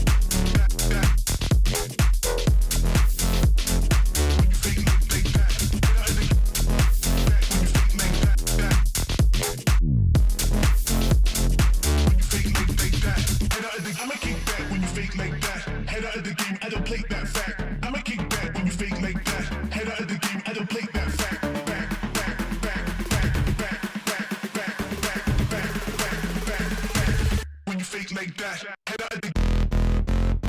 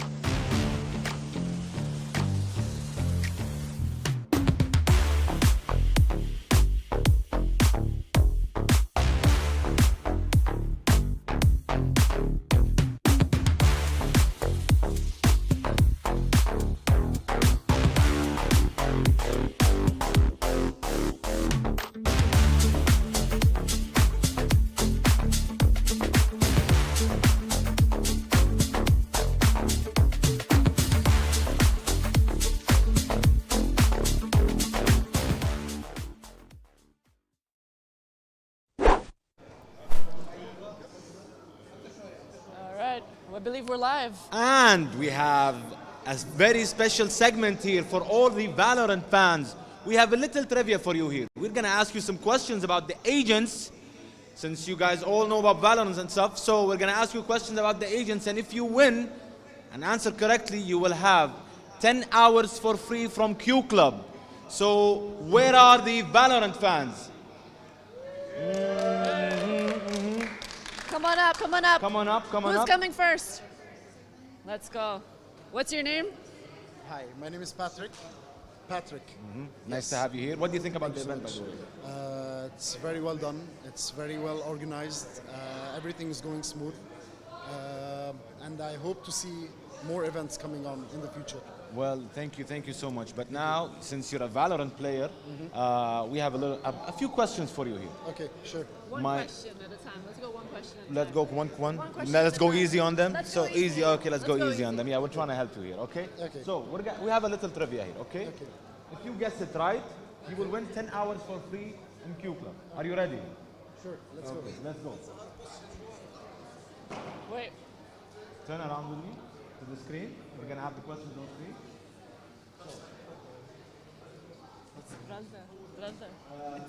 All the knowledgeable Valorant fans, gather up to see how knowledgeable they are. Mr. Patrick is going to be the first contestant, so let's go.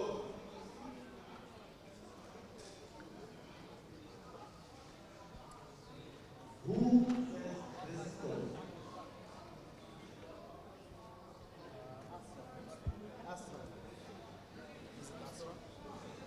He said what? Is it correct? Is it Astra? I'm gonna double check with the other Valorant fans. Is it Astra? Well, I'm sorry, but you know what? You know what? Since you tried, I'm still gonna give you 10 hours for free from future. Big round of applause for Mr. Patrick. Big round of applause. And who else? Yes, I see you want to join. Come. People are excited about this. You guys love Valorant, don't you? Yep. What's your name, sir? My name is Yusuf. Well, thanks for joining us here. So you're a Valorant player, I suppose. Of course. Of course you are. Okay. Hard stuck diamond. Hard stuck diamond. Yes. Hopefully you get to Ascendant soon. Anyway, we'll go to the second question, and we'll see how you do. Who says face your feet? Fate. Fate? I mean, I don't know. We'll have the answer now. He said fate. Is it fate? Is it Eric? Is it fate? Give him a big round of applause. I mean, you don't want 10 hours for free? Of course I do. I'll take it. I mean, I don't mind. I'm joking with you. Thank you. No. Thank you. We appreciate you. And here I see you. Yes, I know you. The biggest Valorant player here we have. One of the top players here. How are you? Thank you. What's your name, sir? Do you think you memorize all the words from the I hope so. So let's go. Who says watch them run?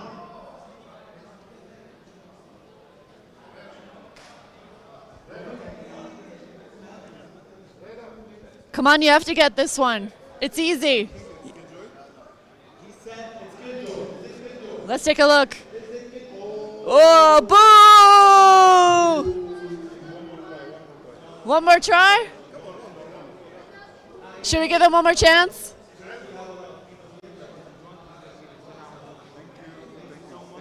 He's being too generous. Who's next?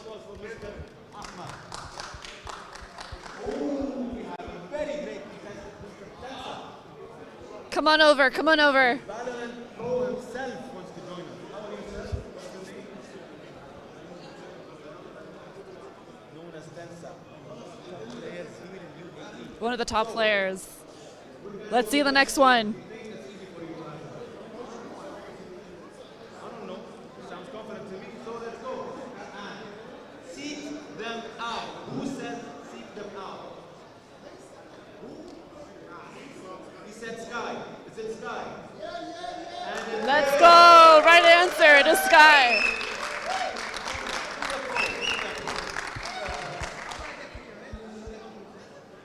You get only one. You only get one. Come on. All right, next. Who's next? love Valorant. Everybody wants to do it. How are you, sir? What's your name? Amin. Are you a Valorant player? Yeah. So you have the knowledge. You have the knowledge. We have the casual gamer here. The next question for you is, the next call. Where is everyone hiding?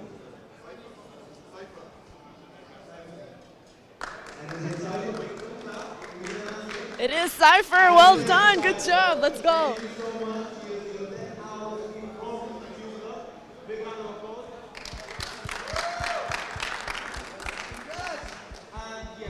All right, next. How are you?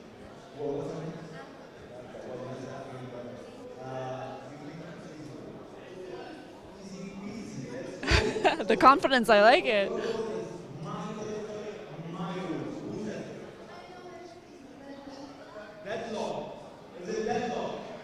Let's go.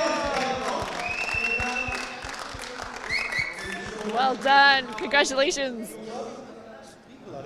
They're too good at this. I made it too easy. It's like I'm the only bad player. No one expected you to know them. No one expected it. Who else gonna join? Who else gonna join? Do we even have any more left? Do we have any more left? Do we have any more left? Oh, we do. We have one more left. One more.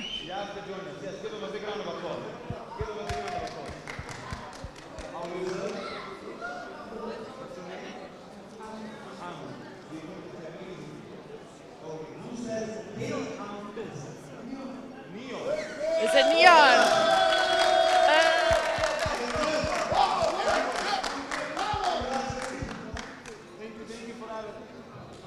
This knowledge in Valorant, it's crazy, man. Yeah, they're too good at this. They're too good. I didn't know any of it. This is embarrassing. This is literally embarrassing. And Good thing you're on the other side of Good this. thing I'm the... Okay. Oh, we got a new Let's go. one. Come. New contestant. Come, Let's go. A new contestant. Come on. Good.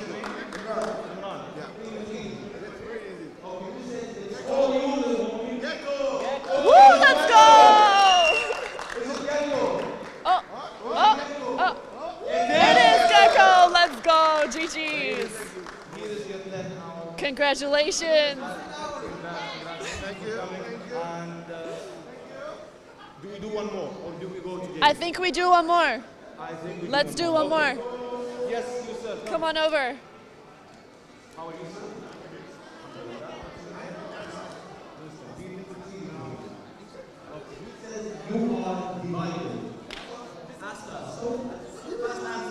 Astra? It is. Thank you so much. So I think everybody here is a Valorant fan, as you all saw. So Yeah. do we go to game now and see the I don't- live action? Do we have one more? Yes. Do we have any more? Oh, we do. Who wants to answer this? Last one. No, you already had your chance. You already had your chance. We need somebody new. Somebody new. Is he? Who's coming up? Okay. You? Oh. What's his name? Muhammad. Yoro. Is it Yoru? Is it Yoru? Show us the answer. Show us the answer. Come on, show us the answer. I'm gonna give you this. Yeah! Let's go. Congratulations. It is Yoru. Well done. We have one more over here. Come on over. I don't have any more rounds left. We don't have. Oh, I'll give you later. Don't worry. I'll give you later. I'll give you. Come on. You have to compete. Come. Come Yeah, on. we'll give I'll you give one it to you later. Make it easier. I play Okay. Fortnite, so let's make it easy. All right. We have a Fortnite player. I suggest you move. Who says it? The one with the bomb. Give him the answer. Come on, help him out. Huh?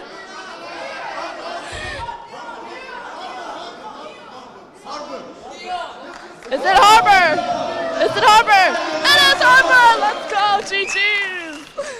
We'll give you your gift. I'll give it to you later, don't worry. Well, One more!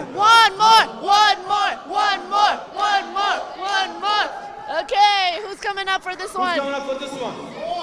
No, we need somebody new. Come, yes, you. Come on over. He said I'm a Fortnite player. Okay, let's see if you can get it right. Who's that Pokemon?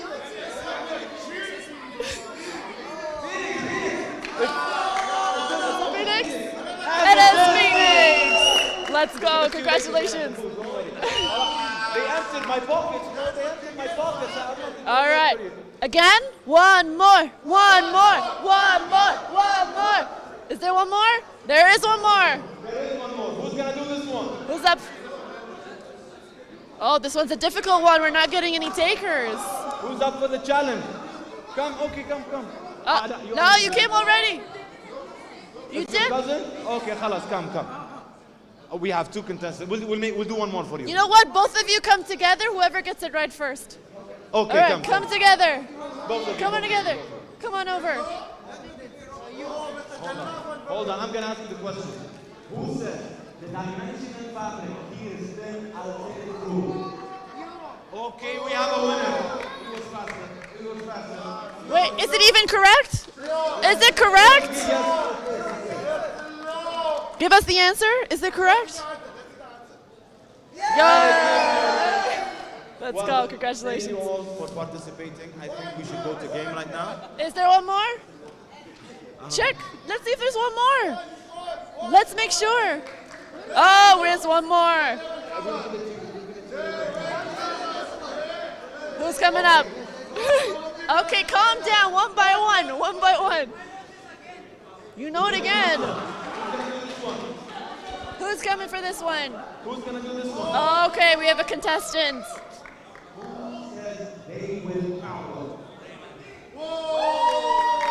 Show us the answer.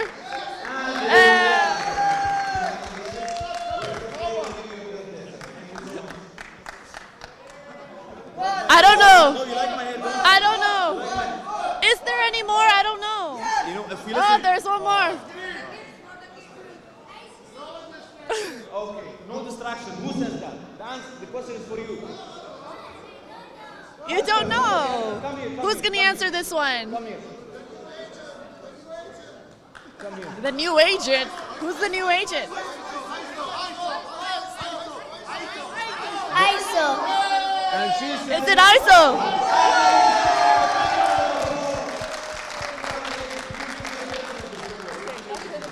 GG, well played. That's the end of it.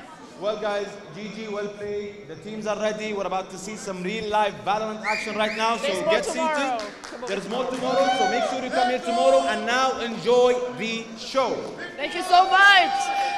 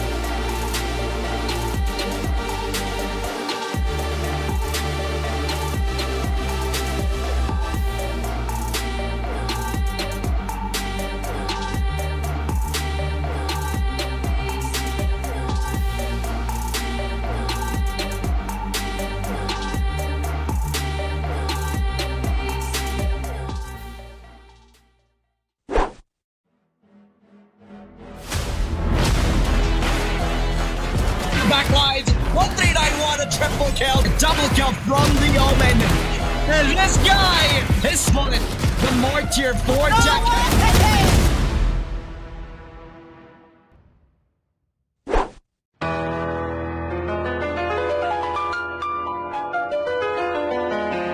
At first I sent the link and she was petrified. Kept thinking she would be a victim of my scam and lies. But then I read a few lines and the grammar was all wrong. The hunch grew strong. He was trying to scam me all along, so I blocked his hack and reported the fraud. Oh, she even blocked my number and my phone calls from abroad. They'll try to tempt you with rewards and a fake prize. You shouldn't crumble. You should report these shady guys. Well, no, not I will survive for as long as I report the fraud. I know they won't survive. I've got great advice to give. Reporting is imperative. They won't survive. I won't survive. Scammers these days have a no new trend. It's a call from the police, but it's all pretend. And you'll regret it later if you don't report the call. But that's not all. They'll get all your details, they'll have it all. So take their advice and report our lies. Just call now and give these guys a rude surprise. I've got great advice to give. Reporting is imperative. I will survive. I will survive. Hey, hey.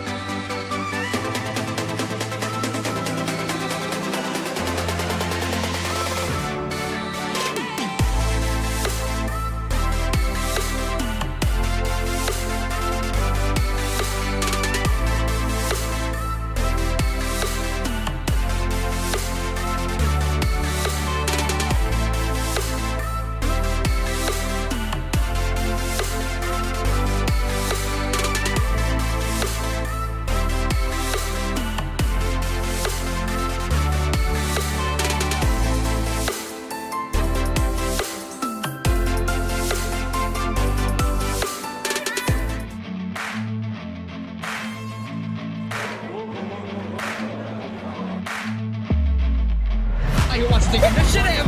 Tenso deciding he wants to fall back to jump. That gets a triple. What is happening to Smash right now?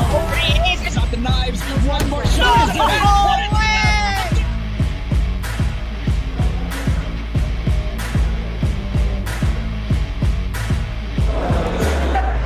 And he gets a triple.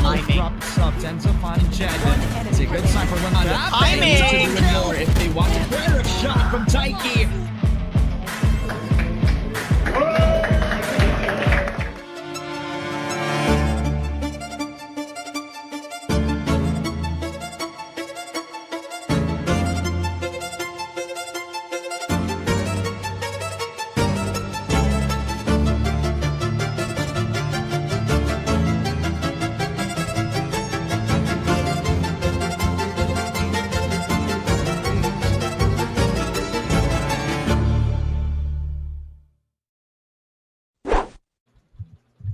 And we are back, ladies and gentlemen, and welcome again to Dubai Police Esports Tournament for Valorant. They're currently having Fortnite as of the moment in the venue as well. So if you guys can check out the other stream, they are live on Twitch, YouTube, and I believe maybe Facebook as well. But nonetheless, before we continue on, Mochi, I saw them having fun with voice lines.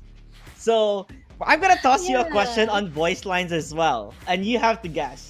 Because I kind of want to join in the fun, you know, they were having so much fun and all the crowd was like helping each other and making sure that whoever was on there on the front, they were helping. But some of them that was helping were giving the wrong answer to. So, I mean, it's cute because you can see them having their own guesses, they're shouting it all out, and I don't know, it's so engaging. Definitely, and I believe they did win some hours in Q Club, so that's a big thing. So definitely thank you to Q Club for showing us such an entertaining way to win some hours. Honestly, that's been super fun to watch. Now I'll give you a voice line that you have to guess, Mochi. Okay, drum roll please. It's you and me. That's the voice line. It's ISO, right? Yep, it is. It was an easy one. Okay. It's a kill contract ultimate, yeah.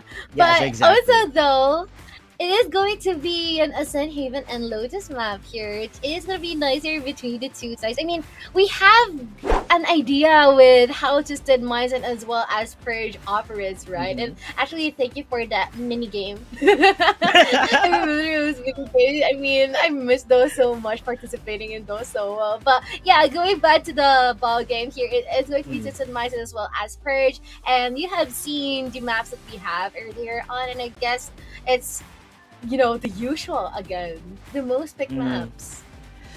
I've always, I don't know, there's just something about me wanting to see Sunset Breeze as the first two maps and just be surprised, like, how did this happen, right? I want to be surprised, but we're always going to go back to where the comfort is always going to be at. And nonetheless, though, it's still going to be an interesting match because it is Twisted Minds versus Purge. It's the final match here for the day, and it will be telling and who will also be going towards the semifinals. Now, if you're going to talk about, you know, the history of the previous matches that happened on the previous days of this tournament since day number 1, right? Purge had to fight off since or from the get-go compared to Twisted Minds where they only played their first game yesterday, right? So Purge has technically played more games than Twisted Minds, and they all went 2-0. But when we did see Twisted Minds on their first game, it just felt like they're a team that is so prepared, which I believe they said in interview, right? That they did prepare. They were ready for this, and they're ready to win it all. And I will quote, I believe Exit was the one who did the interview. Like, they do not see a threat in any of the teams that's currently playing. And I think that's pure confidence because of the fact of how many or how long have they practiced and prepared. And not only that, I mean, you can see some disparities and differences here on how they were able to play. They play pretty slow, they play pretty calculated and methodical as well. And all of those stuff is just gonna deem really well put results. But now we can see them hovering towards our A side, clearing a slow and clean entry here, just as what they have been able to do from their previous match against our guys here from Akatsuki. And I guess this is also the same lineup here. iFly is one of the key players at the time, where he has been able to pop up so well. And we are gonna see Kaito though being able to get one, but Exit will be able to return that in twofold. Trades are happening here. A lot of shots. Right click here from Zemo, but now Views with a shock dart. Let's see if he would be able to go and offer a retake here despite the odds. Yeah, kind of started with a bang, and then somehow his sheriff malfunctioned. Meanwhile, though, Views understanding where the player could be, but he does get the shot, but not enough for a kill. Meanwhile, Dane through the smoke, understanding where the spike is currently being placed, able to find the shot through it. And like I said, Kaito, he started with a bang, and then somehow, some way, his sheriff was just not landing the shots. He was like, guys, I think my sheriff is broken. Something happened where it was just not hitting. It's just not landing. As the duelist coming from the other side here, Exit, right? He went online. It was like the battle of the duelists really showing themselves the star factor at just the beginning of the pistol rounds. And maybe that is going to be an unsolved mystery on his end, why his sheriff is not entirely working out during that time. But it is going to be the buy here for the side of just a pick.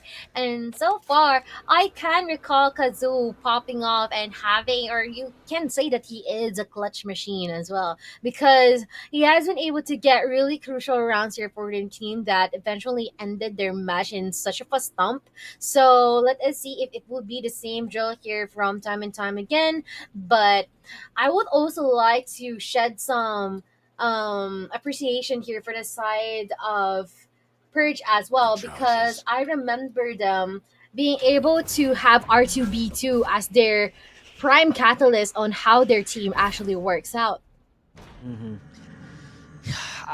Remember how Twisted Mind plays this game, right? There's always going to be a lurker trying to disrupt the movement from the enemy team. And Exit, he understands where Kaito is going to be coming from, and he's able to just place his crossfire at the right side of things, while Zemo, the lurk, like I said, they always love having this lurk just to, make it difficult for them to really understand on where they're going to be pushing at. Asami, he hears the footsteps. They know it's going to be a B-side take, and Views is stuck in the boathouse, hoping to find a kill, but a double peek from the get-go made it impossible for them to even get something out of it. As noise has been made from Banger, now they know that he's going to be coming on from the flank. They're far more prepared for this. They have already the Omen on mid, and they know that he's gonna be in garage. And what does he have? A classic! But it's a classic enough for a kill! Yes, he'll fall down, but at least he gets something for him on his end. Yeah, but fortunately though, I'm not sure if that is gonna be entirely enough to cut down the economy here from the side of Twisted Fate. And considering that they are already on Byron, I mean, yeah, I think it is going to be quite enough, because some of them will be resorting to half shields, pretty similar to what Purge will be resorting into. So let's see if Purge will be able to connect the dots here, because earlier on, I feel like they're not in the identity that we know them as from yesterday. So let us see what's gonna happen in this one. More specifically in terms of Views, I remember him popping off here at the Ascent map as well on that Sova pick. He is the one who became the MVP at the time, and the tremendous amount of skills as well. But let us see. Run it back will be activated here, but will be hindered by the tripwire that R2B2 has been able to place here at the A site. And little do they know, I guess that's just a bait. All of the presents are at B site, but Views is well aware he's got the 360-degree perspective in this site. Not only do they have the guns, they have the ammunition, making sure that they can't just really take anything scot-free, right? They can't take things for granted, as the lurks are around, and Banger, he finds iFly lurking on towards mid, so the numbers have been dwindled. Twisted Minds only do have pistols, other than, I believe, Dane getting a Vandal, but what are you gonna do up against 4? Or, you can just pray for the best, but at the end of the day, you are gonna lose that round. It's a rifle buy round up against a couple of sheriffs. Not really much on their end. Now, this is where we're gonna be able to see how they're gonna, match up between one another. A full buy up against a full buy. Yes, there's a couple of light armors here and there, but full-on utility is what they're gonna be buying for, because they understand how important the utility is gonna be. Yeah, what's pretty cool here as well is that Kaito is like two more orbs away into, or even kills into getting that Blade Storm for himself. But we are seeing really interesting lineups here being inflicted by the side of Twisted Minds. But Kaito. we are seeing Kaito popping off here just with the mid area. If mid control is the ball here with Twisted Minds, they're not gonna let them have that because we are seeing additional casualties. Oh, look at here, this, even Kazoo. being affected by Kazoo. But yeah, Kazoo, really interesting. He's not gonna be spotted out. That is such an interesting way to hide yourself, you know? It is actually working out for us in his end, and now it all boils down to a 2v3. If earlier Kaito has been able to narrow the numbers for themselves, I guess Kazoo is doing the latter, but it all boils down to 1v1 KL and the Omen. Zemo would be able to get this guy off guard. I mean, when you look at it, right, Kaito did so well for the opening side here for Purge. And then you see Kazoo walking around towards B, right? And then he crouches. So they weren't able to really see, even if, you know, Killjoy has a beanie, right? But they couldn't see the beanie at all as he was crouching towards the side of the sidewalk and then able to at least maneuver himself in a situation where you were not able to expect them. And because of that, it kind of gave them the advantage to catch them off guard, and catch them off guard they did, as they did get that round away from the hands of Purge.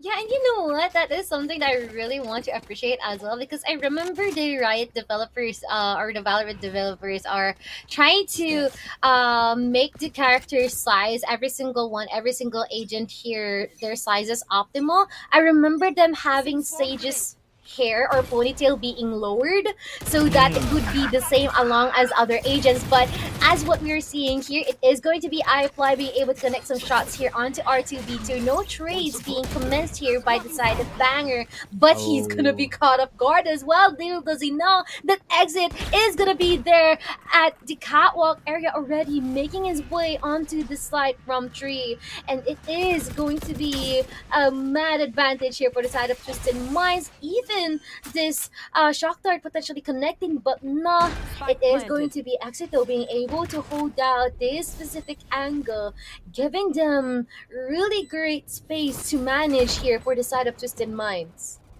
And I love the angle that he's holding, right? It's not like your typical angle. Meanwhile, towards mid, Kazoo, he finds where Kaito is, as he did try to go for a jump shot if he could. Meanwhile, Exit on the other side of things, a one-way smoke. He blocks him off so he couldn't see Sammy. He's just gonna run away and try to save that gun, but they are on the hunt.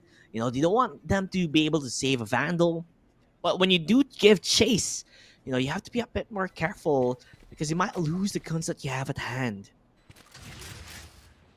And I guess it is the best decision for you to make. I mean, rather than resorting for the pistols, if you can get the chance to save that Vandal, of course, that would be most recommended for him to do.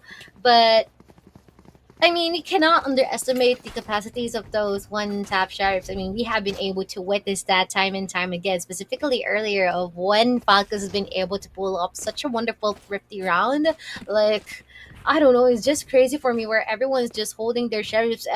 Little do we know, the next round they have been able to get the buy one, take one deal of winning the round and getting additional guns for themselves. So let us see if Purge has that type of capacity, because so far they will try and attempt to throw some shots from here and there, but not necessarily gonna contest it once in a while. They're just gonna back out in order to keep themselves safe, and I guess they are gonna be found out here on the side of Purge from that drone too. And they did commit the Blade Storm, right? So they're not really fully, I guess, you know, sacrificing as much because they are committing into the Blade Storm, maybe because they are in the eco. But let's see how things will turn out, or how things will transpire, because they're slowly making their way towards the B side.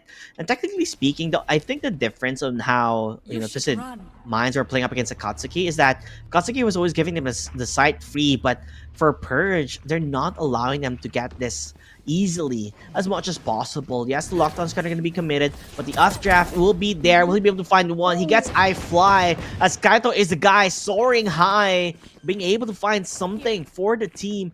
As a spike currently being planted, they're trying to watch corners if they can. Exit, discipline on his end, but will not be able to get the 180 shot. Other than that, though, 3v3, though they do not know if there could be a flank potential, while Kazoo shutting them off as Zemo is just around the corner, the lurker for the team. And this is how they play it. 4 players enter site, 1 lurker. And then they will just surprise you where you least expect it.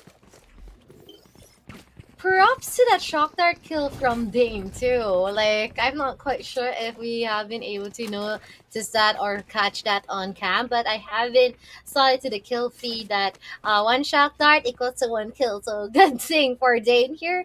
But so far, a lot of ultimates available here for both sides. 4 Esaad ultimates for the side of Twisted Minds as well. And they can definitely do that and use that just in case that they would need it. But yep, a lot of shots gonna be fired here. But if he will be able to use to run it back, he will be replenished, or his HP will be replenished. So that is a good thing. But so far, shots will be connecting here. Kaito will be able to gun him down, and he will get a lot of information that everyone's gonna be stacking at the A site. They can definitely use this opportunity to go and offer rotate to the B site, but let us see if they will try to contest this one. And when you look at things, right, the moment the no command was already being used, like, they're unable to really just push and apply pressure towards A, because they understood the moment Phoenix does use his ultimate, it kind of stops them at their tracks. Although they are gonna continue on with Twisted Dane just shooting as much as they can, but they already set off the trap for the side of Twisted Minds. Purge, they came already, they came prepared, he understood where they're gonna be coming from. But Kazoo, the lurker, hoping to find something. Last man standing in D, but he's not gonna give up that easily. Still, the potential could be there if he forces the issue to a 1v1s. But they're trying to play together. Kazoo again gets a kill to Sammy, but he's rather low.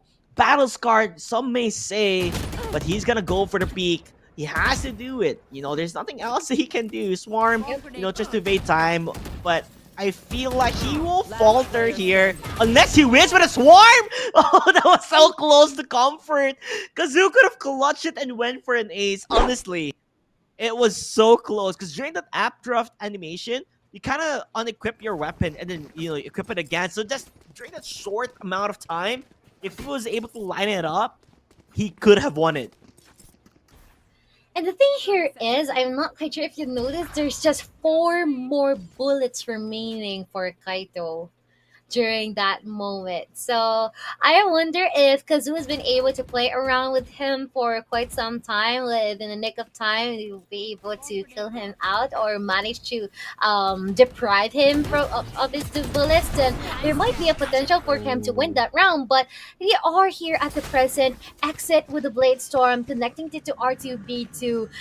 Definitely removing all types of defense present here at the P site, and this be the Hunter's Fury being activated here from the side of Purge Views. Not necessarily killing anyone, but will be connecting to chest, but I Fly is killing it. He isn't necessarily flying, but he is shutting everyone down. Exit though, for this last remaining frag, Twisted Minds would just be able to win this round just like that. Yeah, just the moment when you thought, you know, Purge were doing okay now, like they finally found their groove and made things work in their favor. They just set up and went to B. And I think this is the difference on how Twisted Mind plays, is that they understand how to really attack or enter a site. And you did see kind of on how these, you know, test the waters, you know, during B, during A. They were just trying to figure out which side is much easier for them to push and take control of. And so far, you know, they're just bouncing between sides after sides because they quite understand that, you know, we can take any side. Because that's how confident they are, and that's how well their understanding is with their double duelist setup here. And that's the beauty of having double duelists. This is exactly the same agent composition that he had when he played up against Akatsuki. And Akatsuki had a difficult time just, figuring out on where to go. We had their Cypher going B, going A, going B, going A, and it still didn't matter. I know, right? And I mean, usually in terms of duelists here, I think it is by the lore, Jet and Phoenix is usually the duo to, combine in these types of scenarios. And it is nice that they are staying true onto that one. They've been able to use and capitalize on that as well. And so far, it is working wonders. But now it is already 4 round deficit here for the side of Purge. They really have to win these remaining rounds just in case that they really don't want to struggle during the second half. But it seems like they're doing some adjustments here, creeping towards B side, wherein there are a lot of people. I'm wondering why they decided to do this one. Maybe it's because of the fact that the Cypher is at A side, but let us see if this is gonna benefit them more, because so far it's gonna be really, really risky. But they managed to gun one down low. This is going to be a good sign for them, and every single one here from the run it back would be able to benefit them largely. And now there is 3 more people here for the side of Purge who will try to fight up against them, challenge them despite of the disadvantages they are facing. Yeah, it is a buy round already. You do have the rifles, right? And you're up against only like sheriffs, the pistols. It's gonna be hard for them to just push in and Zymo. Even if the swarm from the teammate is there, he's not afraid. They actually make it in a sense where when he throws the swarm, he doesn't expect someone actually to push, right? Normally when you see a swarm, your teammate throwing it away, you're not gonna step on it. Because if you do, you're gonna get hurt, you're gonna get damaged. But D knew that he was gonna think that they're not gonna push it. But he actually does push it and goes for a fight, and he takes that kill. And so far, Twisted Minds, they're just dominating. This first half as of the moment, that we have yet to see really Purge shine bright like they usually do, other than the brilliance of Kaito. And let's see how well he can continue on, as he does find 2 with 5 HP. He gets 3. This guy's unstoppable. He wants more. He needs to bring his team at the pedestal to make sure that they can get closer and closer in terms of the round differences. So this might be it. This is the opportunity that is giving them a silver platter, because they are ahead in terms of the number game here. 4 versus 2.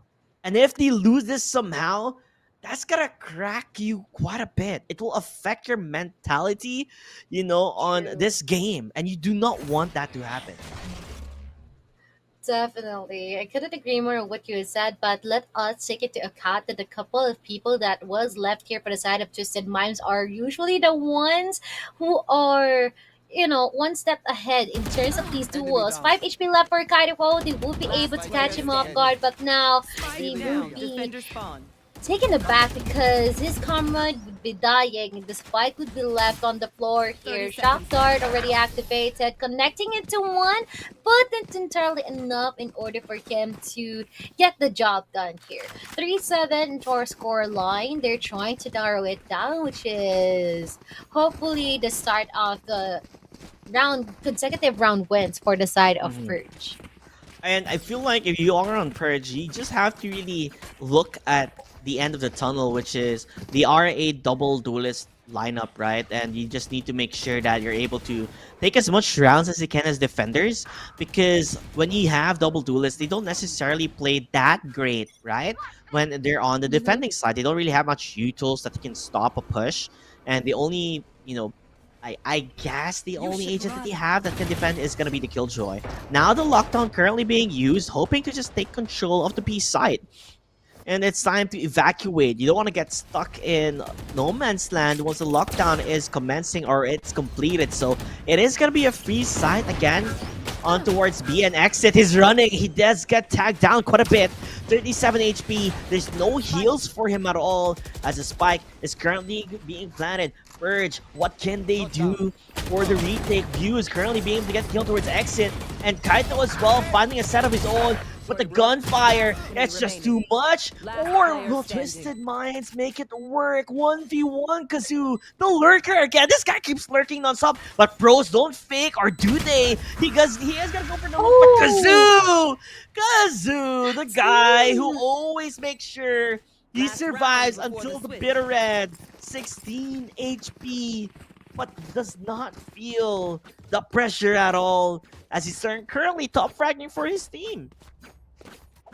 And also, I love the impact that iFly has been able to contribute to the team earlier in that round, because he has been able to secure a couple of heads from here and there near the market area. And I feel like that is also a big thing to address, most especially because it made it much easier for Kazoo to address only with the Cypher remaining. But they will be forced to back out here from all the utilities that's been thrown at them, with the reconnaissance dart as well as the paranoia.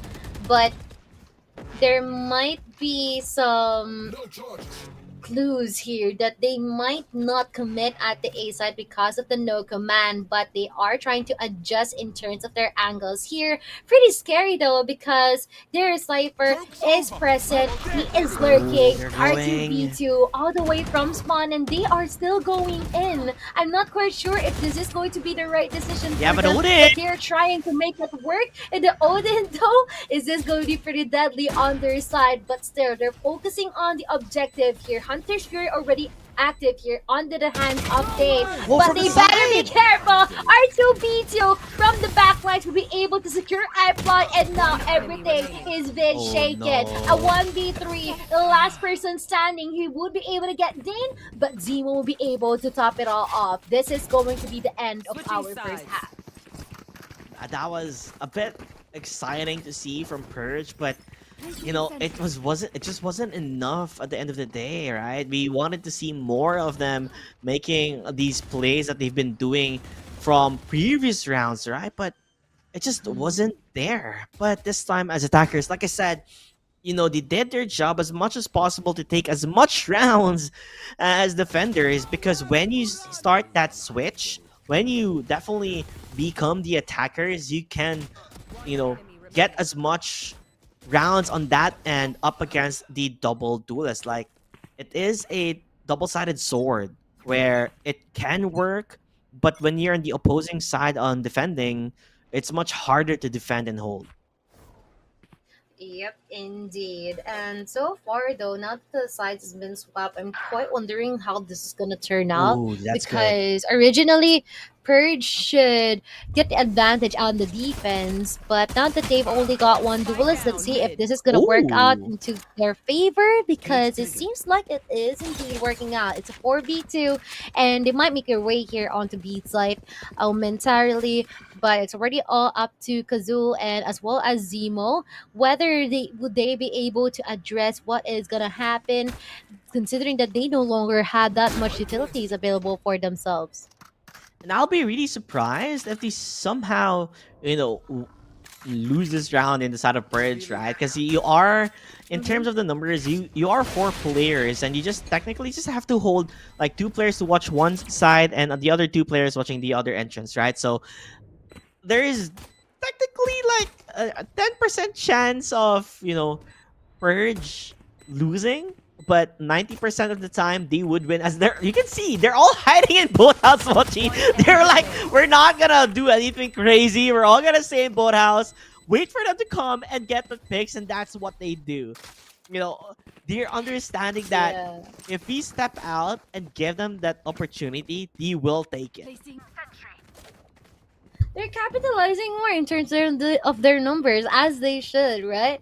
Because they could not give it away, because it's still really good to have together, have each other together, because once that you get even a single kill to your opponent's, that's equivalent to 300 cred, so that is somehow going to boost their economy. So that is going to be a good adjustment here, or decision making for the side of Purge. But we are gonna see that this is going to be the buy round on their side as well, in hopes of narrowing down the differences in terms of scores. And they are gonna play this pretty slow. If the last time that we saw them fighting, they are going for such a fast pace, well, this time it is drastically different. Yeah, slow and easy as they were able to spot out where Kazoo was. Kazoo was like wondering, okay, guys, I believe they're going to be at A. I'm going to try going for a flank. But the moment he left towards B garage, they already were ready for him. They kind of felt like He the did, way yeah. that, Twisted Minds play is that even if they're defenders, they still play aggressive. Although there could be a potential 8 take here, but it's a bait. There's no one else there. As the spike is currently towards B. Yes, I fly though. He does get that kill, but the trap has been set. But a good read so far, I believe, from Twisted Minds because the Jack player is already ready. But even if he was ready, even if he was born ready, he does not have the gun to answer back. They're all on site now here for the side of Purge, and all that remains here is iFly and as well as their Omen, Zemo. But let us see if they'll be able to secure a couple of heads, because it will definitely matter for them to destroy their economy somehow and try to take some heads away here, try to narrow them down. But I guess he's not gonna stand a chance because there is utmost denial in terms of vision here onto iFly. So well done for the side of Purge. And this is going to be their bonus just in case that they will be winning this one. That is going to leave a statement. Yeah, I'm looking at the economy right now. Coming from the side of, I guess, Purge. Not entirely fully stacked, as I think I see a bit of a light armors here and there. So, you got to make the most out of it. Yes, they win the round, but, they have to continuously be winning rounds if they want to get that advantage that Twisted Minds has built up so far. Nonetheless, though, they're going to rush in. Kaido says hello to Kazoo right in front of his very face. Exit, though, he's spamming, he's spraying, and he does get a couple.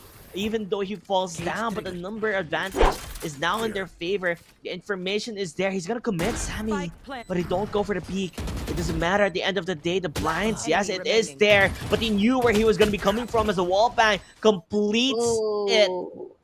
Zymo finds the shots done, as now the advantage, that Twisted Minds has is currently being stacked up against the wall.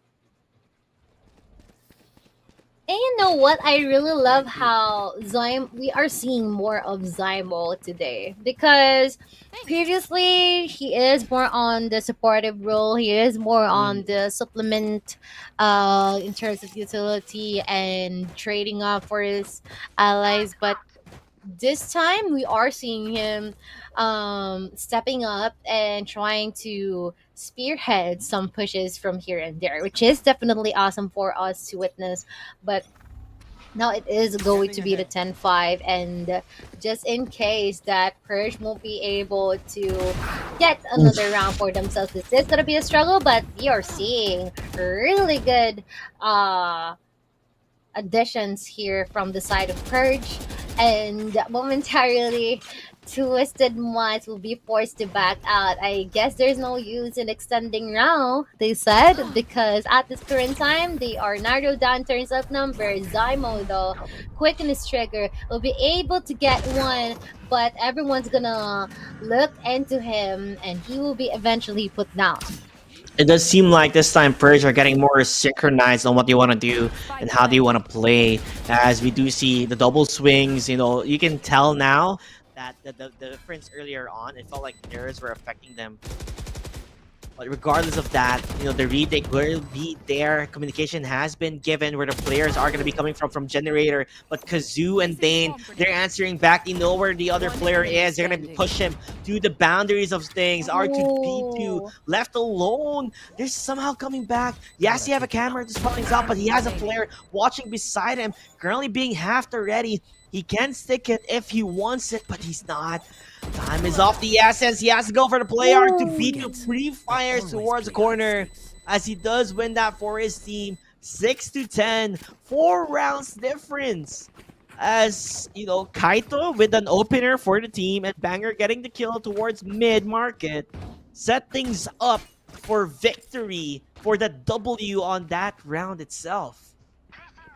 And this is what we were talking about, right? The moment they win that rally, it would leave a statement. And now they are here on an eco round for the side of Twisted Minds. And definitely we can say that R2B2 has been able to, manipulate Kazoo into trying to to address what he should do. Then should I focus on the spike and all about the time pressure as well. He hasn't been able to compose himself on how he was able to make it The work out. But push? now a Oh, lot gee. of people here, the push is actually What? working out in between Exit and iFly, and by the sidelines in a different corner, Zymo will be able to secure one for himself as well. And this is just a bonus guns for free, not being able to spend any credits at all. And there's still a lot of utility for them to work with, because all the stuff that they have been able to exhaust on that one were the skills of iFly.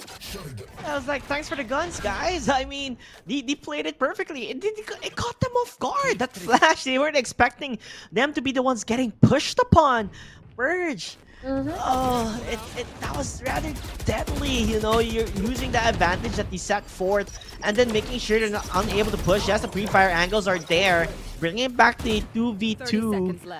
Although the damage has been done, it's going to be a bit more difficult now for them to set things a hold on their end. But Dane gonna go for the shot, but misses it. Not know where he's gonna be, so he has to keep on pre-firing, hoping to find the shot. He's not gonna be able to do so as time is dwindling down. Kazoo, he gets Banger. Now it's gonna be a 1v1. Kazoo, he knows where R2B2 could possibly be. One tap, it's all it takes for him to secure it. But will he find it? Swarm currently being used. It's only ample of time. He has to play it smart. He has to play it good. If he can, got damaged already in R2B2 with a superior gun, winning it out because he was so close though. Right. Seems like we already got ourselves a contender. If Kazoo is usually the clutch machine here for the side of Twisted Minds, I guess we can have R2B2 face him off, because so far there is already a couple of rounds that he has been able to secure for themselves, regardless of it being a 1v2 or a 1v3. And eventually it all works out because he is so good into the counter strafing, doing those swings, and as well as making them overthink of where he is and what they should do next. So this is going to be a great thing for the side here of the Purge, but unfortunately here for Twisted Minds, they will face their demise here. Operator already being used under the hands of Exit, and he has been able to get a frag for himself as well, but at the current time, it is all still a 4v4. And they do have the lockdown to try and push them off, but they're gonna push him instead, getting those kills in their hands. Yes, the lockdown currently being used. Meanwhile, Exit, he has a kitchen knife, so it's not gonna work out in his favor as views will shut them off. The lockdown, you wanted to work in your favor, but instead they decided, guys, W Gaming, just rush them out, just fight it. It's okay, you have nothing to worry about. As the advantage that he had in the beginning, the 9-3 in the first half, it's completely gone. 2 rounds difference now between Twisted Minds up against Purge. They might have found, you know, their rivalry in this matchup so far, as they're only a 2-round difference and a timeout on their end because they're malfunctioning. You know, their minds are boggled on how Purge is slowly burning and cooking them into pieces. I find it so weird though, because they're not on brand right now. I guess their name is Twisted Minds, but they're the ones who are getting twisted at the current time, just by how Purge has been able to address all of their actions and deciding to do really good decisions, accumulating and eventually giving them this an 8-10 onto our score line. And I really thought that they can pull out this time out much earlier, but it's fine as long as they have been able to do that. And hopefully this will be giving them the reset that they could ever need, or in order to plan out of how they will be able to do these next chapters. And hopefully this is gonna work out on their end this time. Although, much it's still difficult, but they made it kind of possible, right? When they were under eco, because they are under eco again Mhm. for Twisted Minds here. So they're it's a bit hard to get as much from it, and you can see by the positioning. By the way, they learned their lessons on the side of Purge, towards Yeah. a right near the entrance way. They understood. Hey guys, let's not get killed again in surprise. Let's play a bit back on here and see what we can find rather than getting that caught off guard. But again, Mochi, they're playing it slow, hoping to find pickoffs because Twisted Minds have been a bit aggressive on their defense. Of course, because it's a double duelist, right? But you kind of have to step down that aggressiveness that they're doing and just play a bit more careful. Yes, indeed. Especially at this current time that they don't have the necessary guns that they could usually have. But iFly here is just gonna be on standby near the door. Just in case he's gonna spot him. He almost not been able to shoot him down, but fortunately he got it. It is going to be a series of trees here Oh, at wow. the A side, but he will be able to connect that shot onto that one. Very wonderfully executed here. And 5 HP left, and 12 even 10 seconds. seconds on the clock. They are running out of time here. The spike is not within their reach, but we'll still try and go. 4, it's in over. for his sight, but it is gonna be over indeed. He had made it all work. the utilities being thrown at them, and unfortunately, though, it is going to be a thrifty here for the side of Twisted Minds, despite of all the efforts that Purge has been able to throw onto them. This is a PSA, everybody. Look at your corners. Look at your corners. Yeah. iFly was just there and they had it. They had the opportunity. I even talked about like, oh, they're under eco. Most likely Purge might take this, but you have seen brilliance even under ecos, right? They made it work and they do it again. Oh, that's gonna bright Purge quite a bit because they had it set up for them. Now they lose that advantage that they were building up on their end. As the momentum shifted now on the side of Twisted Minds. Because maybe of that timed out, the timeout definitely helped them quite a lot. So this time, Domachi, playing slow may not work anymore as Exit finding those kills now. Oh, this is risky. This is scary. Dane as well finding views. Oh, no. As they do trade off kills, but, you already know. Twisted Minds do have the upper hand here in terms of numbers. 4v2. Make that a 3v2 somehow. Purge. Bring things back on their end. As they are somehow finding these kills. He's gonna make it work here. I mean, R2V2, he is the prime example of getting things done. And so 30 far, it seconds is a 2v2. They might leak some amount of So they're pushing information, from but they spawn? should be really careful. But they are gonna peek at the be, worst this time bad possible, one. and he's gonna be secured out. Oh my, Zymo. Match point. And That was an we'll abysmal do it all, play. JP. Yeah, Yeah, it's already the match point. I think it's because of the call. I think the team called it. Let's go push shoes spawn. But you have to understand, the moment they made noise, they made plays near B site, right? They already kind of knew that this is where they're going to be pushing on. They're going to be going towards B. But instead, that's the reason why they set up outside B, waiting for the post-plant push. But them pushing towards, spawn was too risky. There were so many questionable, movement there. Meanwhile, though, they're gonna go for the push. Dane already getting the kill from the wall bang. R2B2 although finding the kill towards Kazu, but he did get badly hurt. As he does have only 9 HP remaining. Sammy, though, answer is back. They have the information of where Zemo is gonna be on, but he is able to get straight him down! He gets 3! He's looking for more! And they're able to answer it! Wow! What just happened there? Quick and easy work? I don't know.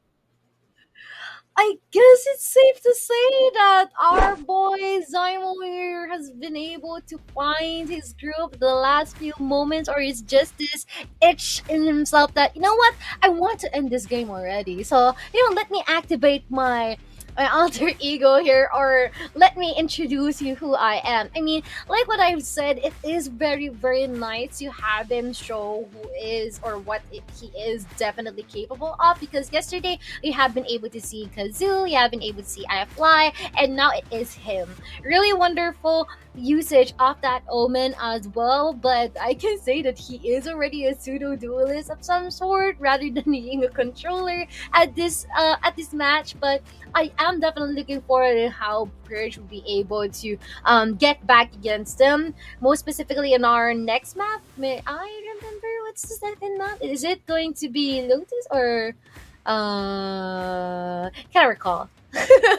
All I know is the ones they usually choose. Throw it to the production to tell us about it later on. But again, Kaito, he is the MVP. He may have lost, but he played so well, right? Like, he was really the star player coming up from the side of Purge, but still, I guess like certain decision makings really cost them quite a lot, especially the advantage when Twisted Minds had during the first half. If that advantage was not that big, we could have seen a much more closer game, a potential overtime, possibly, right? But I think the number one mistakes that really hurt Purge was them losing the eco rounds up against Twisted Minds. They only had sheriffs and they still won won the round. I mean, usually Twisted Minds and as well as Falcons are pretty keen on that one, right? It doesn't matter whatever gun they use, as long as they've got that mindset that they can get things done, it wouldn't really matter at all. And I guess that is some of the steepest of mountains that Purge should necessarily address in our next match, because thank you so much, our stream director. He told us that the next match is going to be in the land of Haven. There you go. Wonderfully timed. And we all know what Haven is pretty much an avenue of. It is foot balance. It's already up to you how you'll be able to overwhelm your opponents. The only target you have here, your utmost objective, is to make your opponents reactive. Exactly. It's a very handful map, right? It's not that easy to really play, and I believe like just how Twisted Minds really plays their game is that they always have a lurk. Even in Haven, they have lurks. So, we've seen Kazoo play tremendous as well, also in Haven, by the way, which happened yesterday, I believe. And he was the one lurking around and finding kills. Even if it's a 1v2, it doesn't matter. He will find it and he will take it.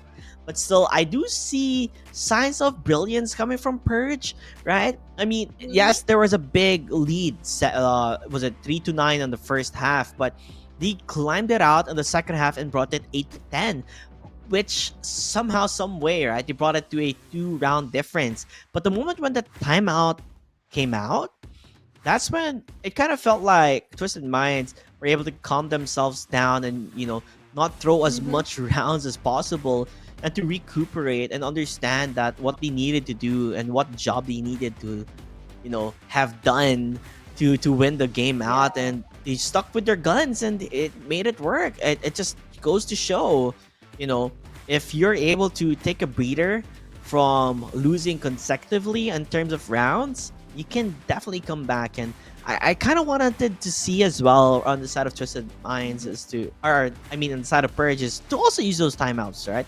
I think they did in the first half, but they could also have used it during the second half, honestly.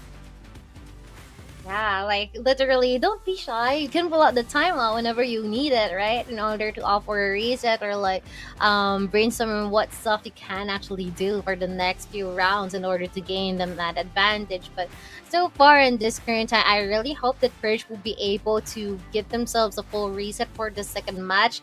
Most importantly, that mindset is really, really relevant in this map, because once Mhm. that you become more submissive into what is being thrown at you by your opponents, there is going to be a good chance that you will lose consecutive rounds. Because I can say that Haven is a good promoter, or a good map that promotes momentum, or like it's quite momentum based, because whenever that you will be able to go for your aggressions, whenever you will be able to win some rounds, then most importantly, it can affect you and your team. And its terrain really just gives you that red carpet in order to walk onto that, get the job done, and take a really nice round or really nice match for yourself. Yeah, and honestly, with what's happening as of the moment, it's gonna take some time before we actually get into the fray here. But I think this is when teams can finally start talking to each other and just tell each other to, hey guys, relax. That was still a close map, number one. You know, they did play their hearts out. They did play well, and somehow though we can still recover from this. And by the way, there's a lot of supporters of Purge in chat. It seems like they brought their entire fan base, or rooters for them, as they are rooting for Team Purge here. So definitely it's all about like that moment in Dragon Ball where everyone's like giving that energy, and I think that's what you guys have to do. Give that energy, right? 100%. Yeah, give your 100% energy to Purge, if so that you can slowly come back and potentially see a map number 3, which I think everybody has been dreaming of, because so far the curse has not stopped. We have seen continuous 2-0s all around the boards, and have yet to see a single map 3 in this tournament. So this could possibly, be this game where it can reach a map 3. Yeah, indeed. And we're seeing our players just gonna be chilling here, prepping for our next battle. And at the same time, you can definitely say that our members here for the side of Twisted Minds are pretty certain that they've done this before. They've been able to see the trials of fire through hell. It should be fine on their end, but ironically, we're in the land of Haven. So yeah, let us see how this one is gonna turn out. And most importantly for Purge here, that is the only wish that I could ever ask for on their side. I hope they would get a really good mental reset on this one, so that they can definitely show who can be the boss here, despite of them being the underdogs on this current series. And so far though, it's still big, right? It's gonna be do or die for them. It is their tournament lives currently at stake. There's no lower bracket, so if you lose, you're gone, and you're not gonna get anything. And so far, right, do you feel like a really strong team that wants to go further in towards the tournament itself, up against Twisted Minds? And I feel like they have what it takes to at least get a map against them, if you are rooting for the side of Purge. But again, it just depends if Purge gets the upper hand in the first half. And I feel like it kind of plays to the music or the tune on how Twisted Minds set things up for victory on themselves, is that they try to get as much advantage as they can, especially when they're on the attacking side and they go double duelist. They make sure that they get a good advantage in terms of rounds, and then capitalize that going on to the second half.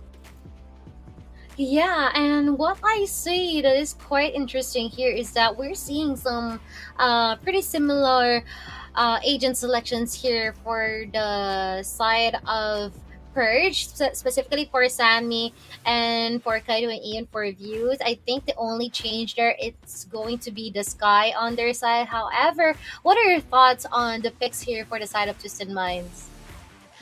It's the standard. This is the same pick that they did, I believe, yesterday, right? Where they have the wall on near towards sewers, right? And I feel like this is where Katsuki caught them off guard during the pistol round, where they were all walking towards sewers, and then they went for a peek and they were able to like catch them on one line, which I think they're gonna do that again, where they're gonna go wall towards sewers, and then they're gonna walk in sewers. There you go. And then history will finally go repeating itself again. I would no cap. No, I think it might Not happen. gonna be surprised. Yeah, not gonna be surprised if that's going to be their plan on this one, though. You can see that they've got really interesting strategies here in Haven as well. Like every single round, they're pulling out something new. But I hope that they won't be found out here by the side of Purge if that is what they are planning to do. So, but let's see now that they're already here at A side. Oh, they're gonna do it again. They're doing it again. It's the same thing. Oh, But they're not gosh. peeking. Well, actually, they have numbers. There are 3. But do they know they're in sewers? I think they do. They're going watching. No one is anyone watching the flag? Yes, they have someone watching the flag, but they're gonna die. Gotta get a kill. Same with Banger. They're just trading currently, but not finding the shots. Yes, you finally do. But the damage has been done. Zemo, he's rather low. They're looking for the kill. He is currently hurt, but he has a spike at hand. History repeats itself. It's happening. I don't know. I think this is their favorite strat, going on the starting and attacking. But let's see if they can turn the tables around. If they can, I would be amazed because, you know, they're also low as they're able to find where Zemo is currently okay at 4 HP. Going for the right click. It's work. He goes for the reload, but he's surviving. 2v2. Zemo with the triple. Make it the quad and the answer back. Oh, 2v4. Twisted Minds. Yes, they lose players, but they're strong enough to win the round. Oh, I don't know what happened on that one, but all I know is that they did the same thing they did yesterday, and this time it worked. Wonders between the couple of controllers that was left behind here, specifically Zymon, and as well as this their Omen, is just definitely crazy for me that they managed to make it work out despite of the fact that it is a 2v4, and we can see that they definitely contested them here from the side of Purge, but unfortunately they haven't been able to get that one for themselves despite of the fact that they are well aware of what Twisted Minds is trying to do. But now it is going to be them attempting to still respect their opponent despite of the fact that they've got the advantage in terms of guns. They're still gonna take their time. Definitely. But then, you know, Purge is gonna kick in himself quite a bit on that one. They did lose an opportunity that should have been theirs. But nonetheless, you can't really like dwindle on to the past. You gotta move on, guys. You gotta move on and just look forward to upcoming rounds as the Seaside. I think they have a good read here, Mochi, as they have almost everybody here. And they spot out the players here from the jump. Peek that they see iFly jumping in, but he does have a Vandal, but will get picked off immediately. That's a big shot there. But the gun advantage still proving to be difficult to play up against as Twisted Minds are in control here. Definitely a round that they're gonna be taking. Pretty straightforward entry here for the side of Twisted Minds as well. Imagine what is going to be the difference just in case that they've got some guns during that round. They've been able to occupy really good angles here as well, specifically for Views and as well as another member. But just shortly, R2B2 will be shut down by Zymo, and we can see that they are indeed popping up 7-0 in these last 2 rounds here for Zymo, and immediately his ultimate is already available for them to use. Whew, the Viper Spit, you know, this is another thing that you have to be scared about because it's not easy to really fight against inside when you don't really get the information that you need, and they understand that. And you're gonna continue the pressure, but again, what you Purge, they are on the buy round. This is their rifles. They have to get something out of this. No, because the moment you lose, your economy will be in shambles, and you can tell by the way they're playing. They're going again on what they did in the pistol round. Be aggressive on A. There are 3 players finding the shots. Kaito again, the guy who has been Mr. Consistent in terms of finding kills. Immediately you talk over, not being able to find the shot, so he runs away. Still, the Seaside could be up for the taking. The traps have been set, and iFly came from Garage, but gets traded off from R2B2. A good peek from him. So, it is okay from what is happening, but he does not know Kazoo is just around the corner. Saying hello, hello, my little friend. As you do get that kill. 3v3, a retake opportunity. Although the buy round not really going towards their side of expertise. It's gonna be difficult. Definitely difficult. You don't even have to say who is this on the phone because just like that, he's just gonna die in an instant. But they will try and attempt to offer a retake. They're trying to offer free fires. They've been able to. Oh, they're narrow them blinded! down of where they are. They are blinded so well by Banger too, and that is going to be a really good buy round here for the side to Purge. And this just means one of two things: it is going to be hope, or would this be immediately snatched away from them by Twisted Minds? I mean, the way I've seen how Twisted or how Purge has been playing personally is that they need at least 2 rounds in a row to really get that momentum going towards their side. So they need something to keep the ball rolling. But if are stopped immediately, then they have a harder time, trying to get Getting it back up, But yeah. nonetheless, though, he has an operator, which I haven't really seen him use as much, even in attacking. Defending, yes, but as attackers, normally you don't really get an op, but he is confident enough to do that. Cage trigger.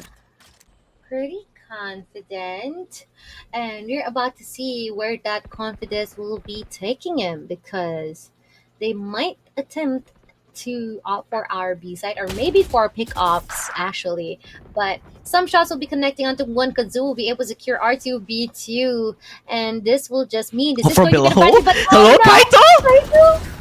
Kaito is not seeing anyone, but this is good that we will be able to trade each other. Is just that really Oh. everyone's just sitting at the edge of their seats whenever they want to see each other, but unfortunately they haven't. It still needs that someone to die before they can spot each other out. But on the bright side though, trades are currently coming in, and 1v2 iFly actually doing a really good job here with that operator. But it is going to be the last remaining person here. Views, would you be able to make your way? 1 HP. Despite having 1 HP, it is quite questionable. But like what they said, never lose hope. In an attempt to try and offer the peak, not gonna let out any single shot into that one, and iFly will be ending him at that instant.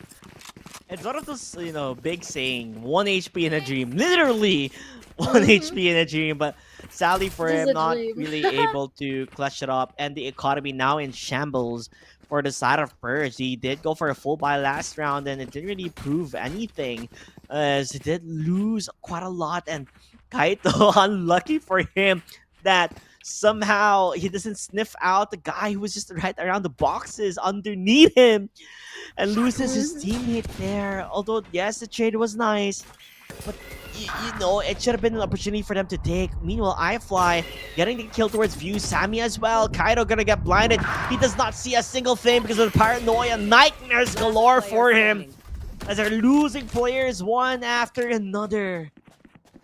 As C is up for the taking, and there is a lurker.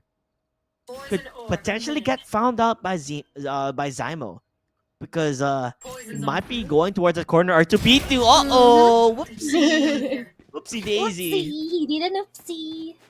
Definitely a That's big one. unfortunate. Yeah, so unfortunate here for Purge as well. I mean, that's pretty straightforward because they attempted to face up onto Twisted Minds, and they tried to work with what they have with one Blade Storm on the hands of Kaito, but I mean, they've been showered with series of light and darkness here with the guiding light and as well as the paranoia. It's just that still the differences here in terms of firepower, and Twisted Minds has been able to make that work out on their end.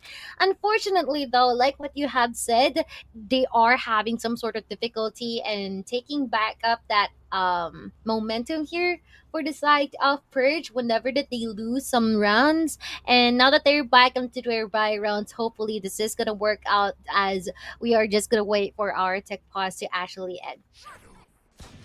And I'm looking around chat right now, and I can see one of the admins ban there.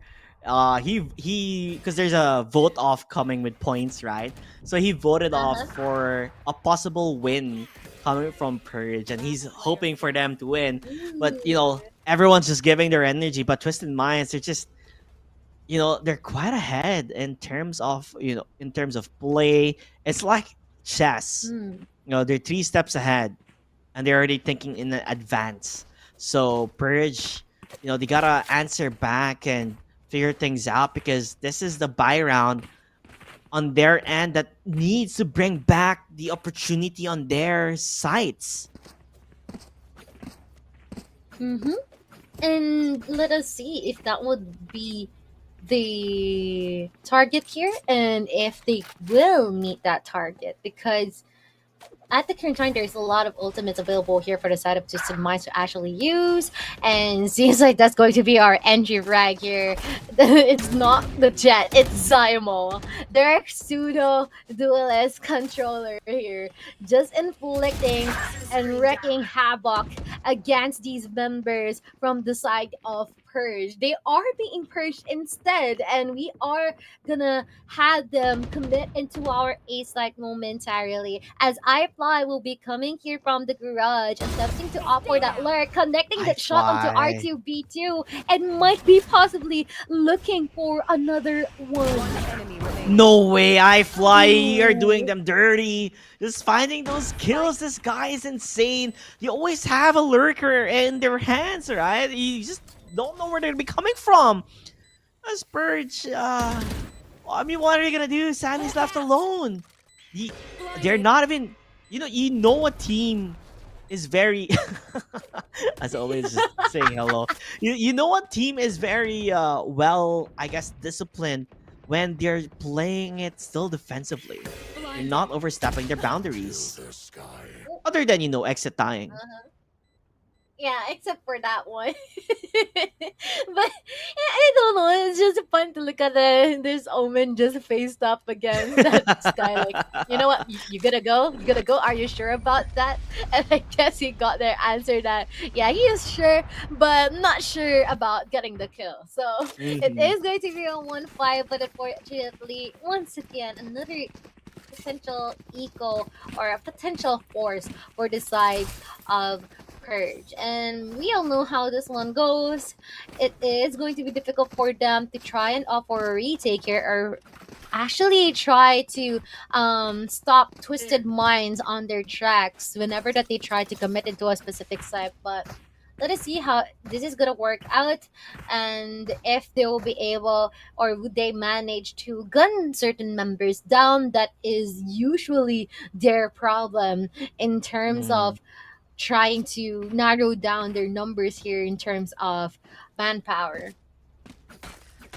And again, I did state this, that Twisted Minds, the way they really capitalize for their victories, for their wins, is that they get that advantage during the first half, and it's currently building up again. And honestly, if they're continuing to build it up like last game, where they went 9-3, it almost looks like we're going there. Even possible to even go 10-2, just depending on how Purge is gonna answer back, because the advantage is definitely on the side of Twisted Minds. The way they're playing, it's just next level as of the moment. And we did see signs of brilliance coming from Kaito, but Kaito is just one person. Everybody has to step up. We have been able to explain that time and time again. Like, it is going to be wonderful to have some stars of the show here, but it will be much more beneficial if all of you guys would be able to cover up for each other. Because so far here for the side of Twisted Minds, they are really, really good in terms of doing that same thing, and they have been able to not only cover up for each other, but to do or extend or have more additional effort being exerted, pretty similar to what iFly has been able to do onto that lurk. And now there is already 4 ultimates available on their end, all because of the collected effort that they have been able to do in themselves. They've got the Viper Spit, they've got the Blade Storm from the Shadows, and even the Seekers, just in case they want to offer a fast rush. But knowing that there is an operator in the hands of iFly, I guess that will not be the ball. But on the other hand, though, pretty same thing here. The Seekers from the Shadows, except for the neural theft, just for additional information, but I doubt that they will be using any of those this round. For sure. I mean, when you check the economy, they don't really have anything per se. I mean, Kaito does have the money. He goes. I don't know if he's gonna stick with the buy, right? But most likely he will Uh-huh. because he has a buy for the next round potentially. I think so. He's gonna be okay with that. But nonetheless, it's still a difficult take when they're pushed back into an eco where miracles need to happen, and it just doesn't seem like a miracle is happening anytime soon, as it's still continuing to seem like there is a technical difficulty happening on the side of Team Purge. So I think this could be a good breather for them, which can kind of stop the momentum that has been happening on Twisted Minds, right? Because if they continue playing and playing, Twisted Minds has been just continuously winning round after round after round. So having this a bit of a type of long break could be kind of a blessing in disguise, possibly for them. Mm-hmm. And hopefully that even all throughout this tech boss, they will be able to take some time off on themselves and take advantage of it now that they are having this some sort of rest. But it can work on the opposing things as well, because sometimes these types of scenarios can definitely reverse or cancel out the momentum that you have been able to get from your previous round. So better be resilient and find the balance between the two. But how about you? Between these two sides, who's your favorite player? Hey, you can't throw me under the bus like that, but Don't worry, I have um one mine too. So yeah, it should be okay, fine. like between the two teams or just one player from the teams? Yeah, just one player between the two teams. um I have to pick between Kazoo and Kaito. It's a bit hard choosing between those two because they play really well. Or same with I Fly. Like, you're making me really decide here. Mm, Kaito, I Fly, or Kazoo. Like, these three overall for me stand out the most, and I might have to say Kazoo could possibly be one of my favorite in this tournament so far. So I would say Kazoo. I mean, of course, I think everyone in chat would be saying Kaito, but I don't know, just something about Kazoo, the way he plays, and Yeah. the way he lurks, especially map number 1, right? With him just crouching and walking and hiding behind and towards the B side and going towards stairs, like one of those funny movement that he does is always so fun to see. And he is also at the same time, even if it's a killjoy, he's the lurker. He lurks as well. So it's like, I always enjoy watching him. But of course, the other two players, iFly and Kaito, they are star players as well, with the way they're able to frag out crazy amount of times. Yeah, definitely astounding. But personally, though, I really like how R2B2 has been able to assert himself as one of the clutch machines here for the side of Purge. But at the same time, I really like how Zemo has been able to introduce himself. It seems like he's on the zone. He ate well. He's been able to put himself in a really good environment and a mindset that, you know what, let's do this. Let's get down to business. And what's happening here is the business here for the side of Twisted Minds, because there's already a couple of players missing here for the side of Purge, and it is going to be the ace site really free for them for the taking, and it is going to be a 3v5 as well. So I am not quite sure how Purge will manage to work around this one, but let us see if they can get and secure a couple of heads. Gonna be difficult just because they don't have the guns and they already have pre-firing. Wait a minute, what? iFly lost on that fight? He whiffs his upshot against the Sheriff. So, I was about to say, Views has not really had a spectacular game compared to, I guess, yesterday. Because, we always see him really play well. But, He I top guess, frag yesterday. yeah, he did. But it just doesn't seem like we're seeing it anymore coming from him. I know he has potential, but he has to get back up there for his team, and maybe that 1v1 shot that he did towards iFly, I think he's slowly getting activated. Definitely.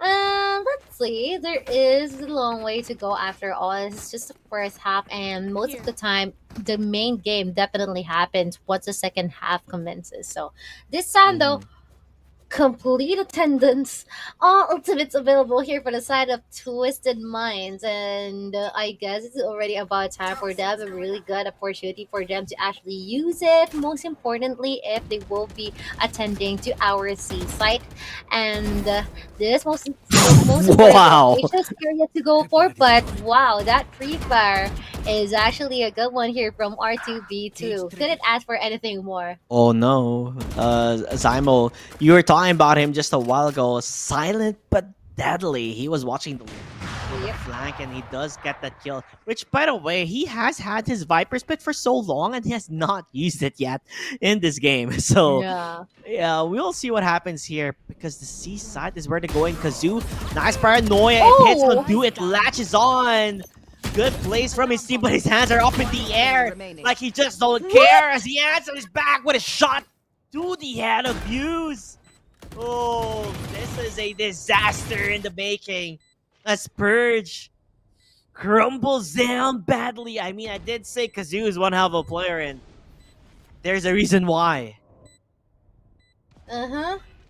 And the dude is just crazy. I mean, despite of the fact that he's trying to put that alarm bot down, finding himself a good spot to contest that Sova, he managed to make it work out in garnering that 3K. Just to serve as the icing on the cake, iFly will be able to connect that operator shot onto that last remaining contender, and that was well deserving of a replay. I'm surprised there was no traps or whatsoever and towards Garage. It was just up for the taking because he just walks in. No one was looking and it caught them off guard, and the paranoia, I guess, coming from the Omen on their end really just gave them a lot of, chances to just take advantage up against them. Yeah, actually. But at the current time, it's all just about duels here. I haven't been able to see any utilities being exhausted here or spent. It's just all about who's been able to see each other first and who will be able to kill each other first.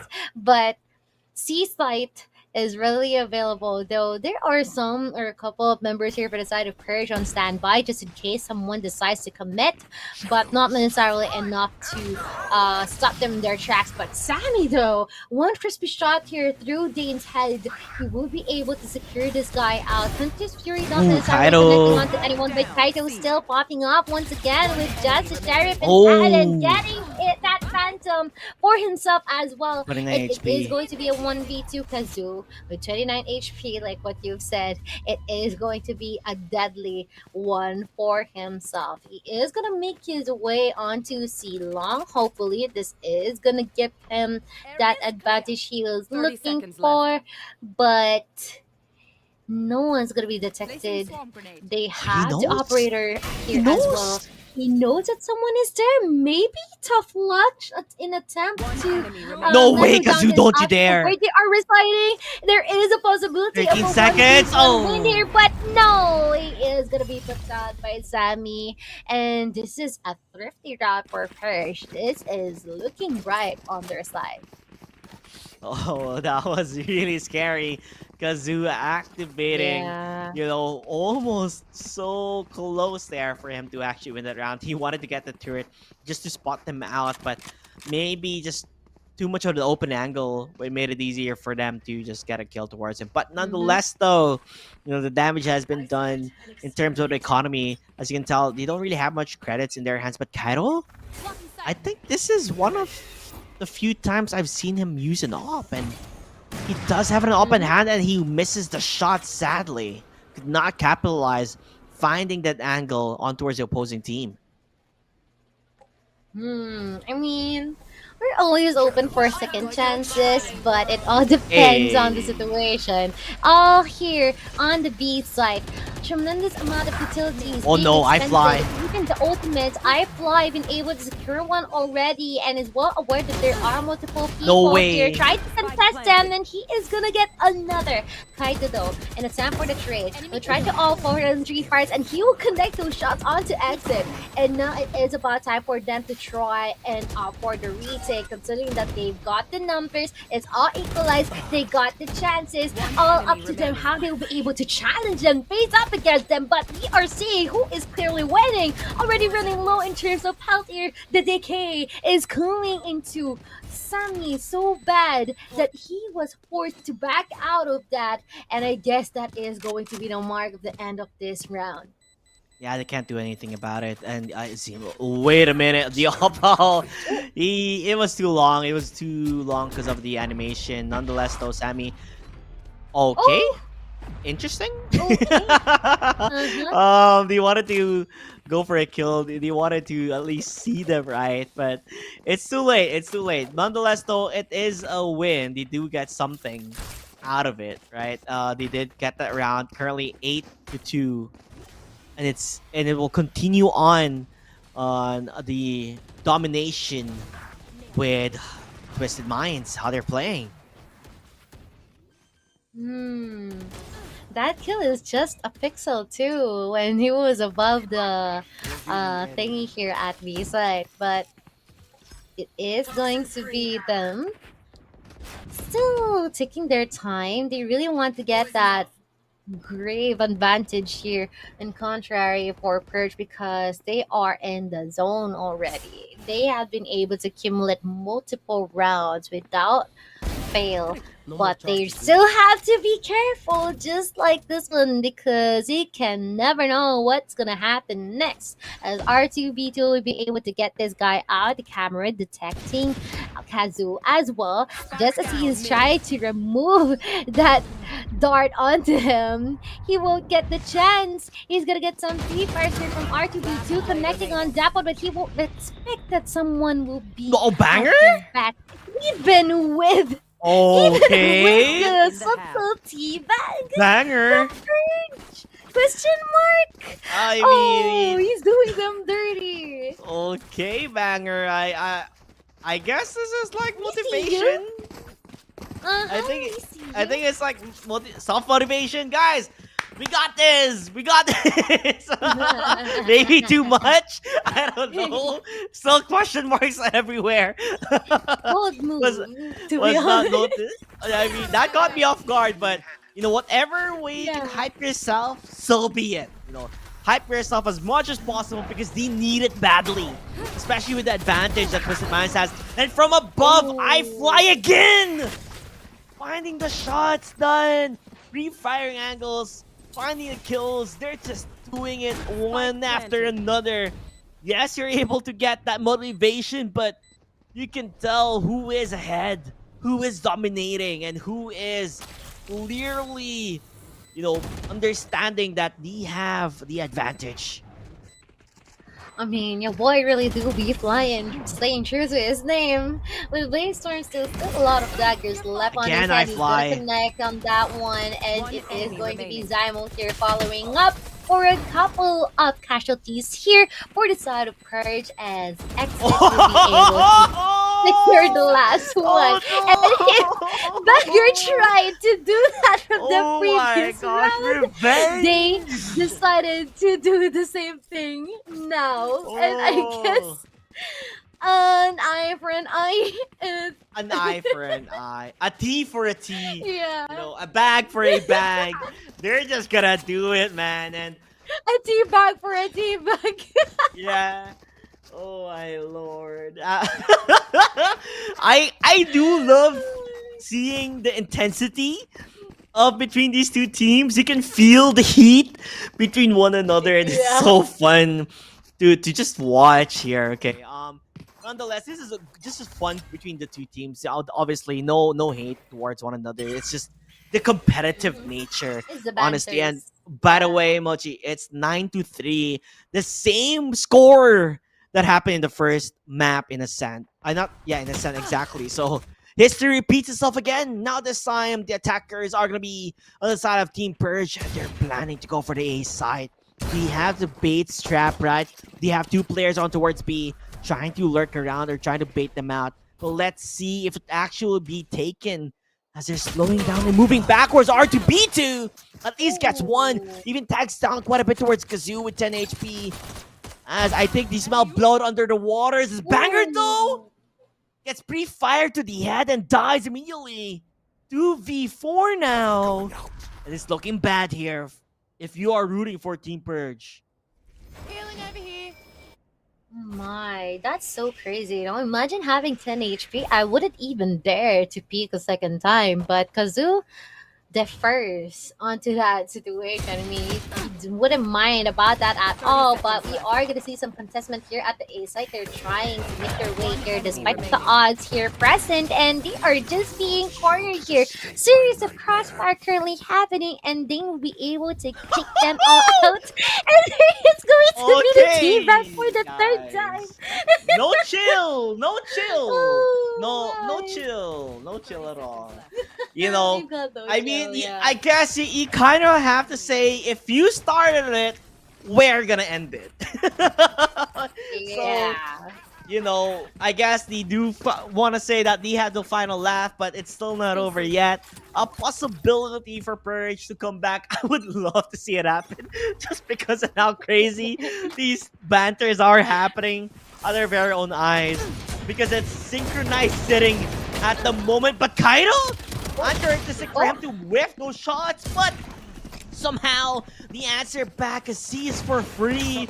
UT back. Now maybe it's our turn to get that revenge. As the heals will be there. 5 up against 3. But we have seen Twisted Minds somehow, somewhere, you know, win these certain matchups back. They managed to make it work, and now that the Trailblazer potentially connected onto Dane, seems like someone will be there side to side with him. They will try and attempt to go and push forward. Kaito with just 1 bullet onto Dane, and every single one has been able to get the share of the cake. And I love the exchanges of these two between the teabags and even the kills as well, even the rounds. I mean, so far, I guess this is what keeps them going for Purge, because they're taking the time of their lives, they're having fun, and I guess that's what matters the most, right?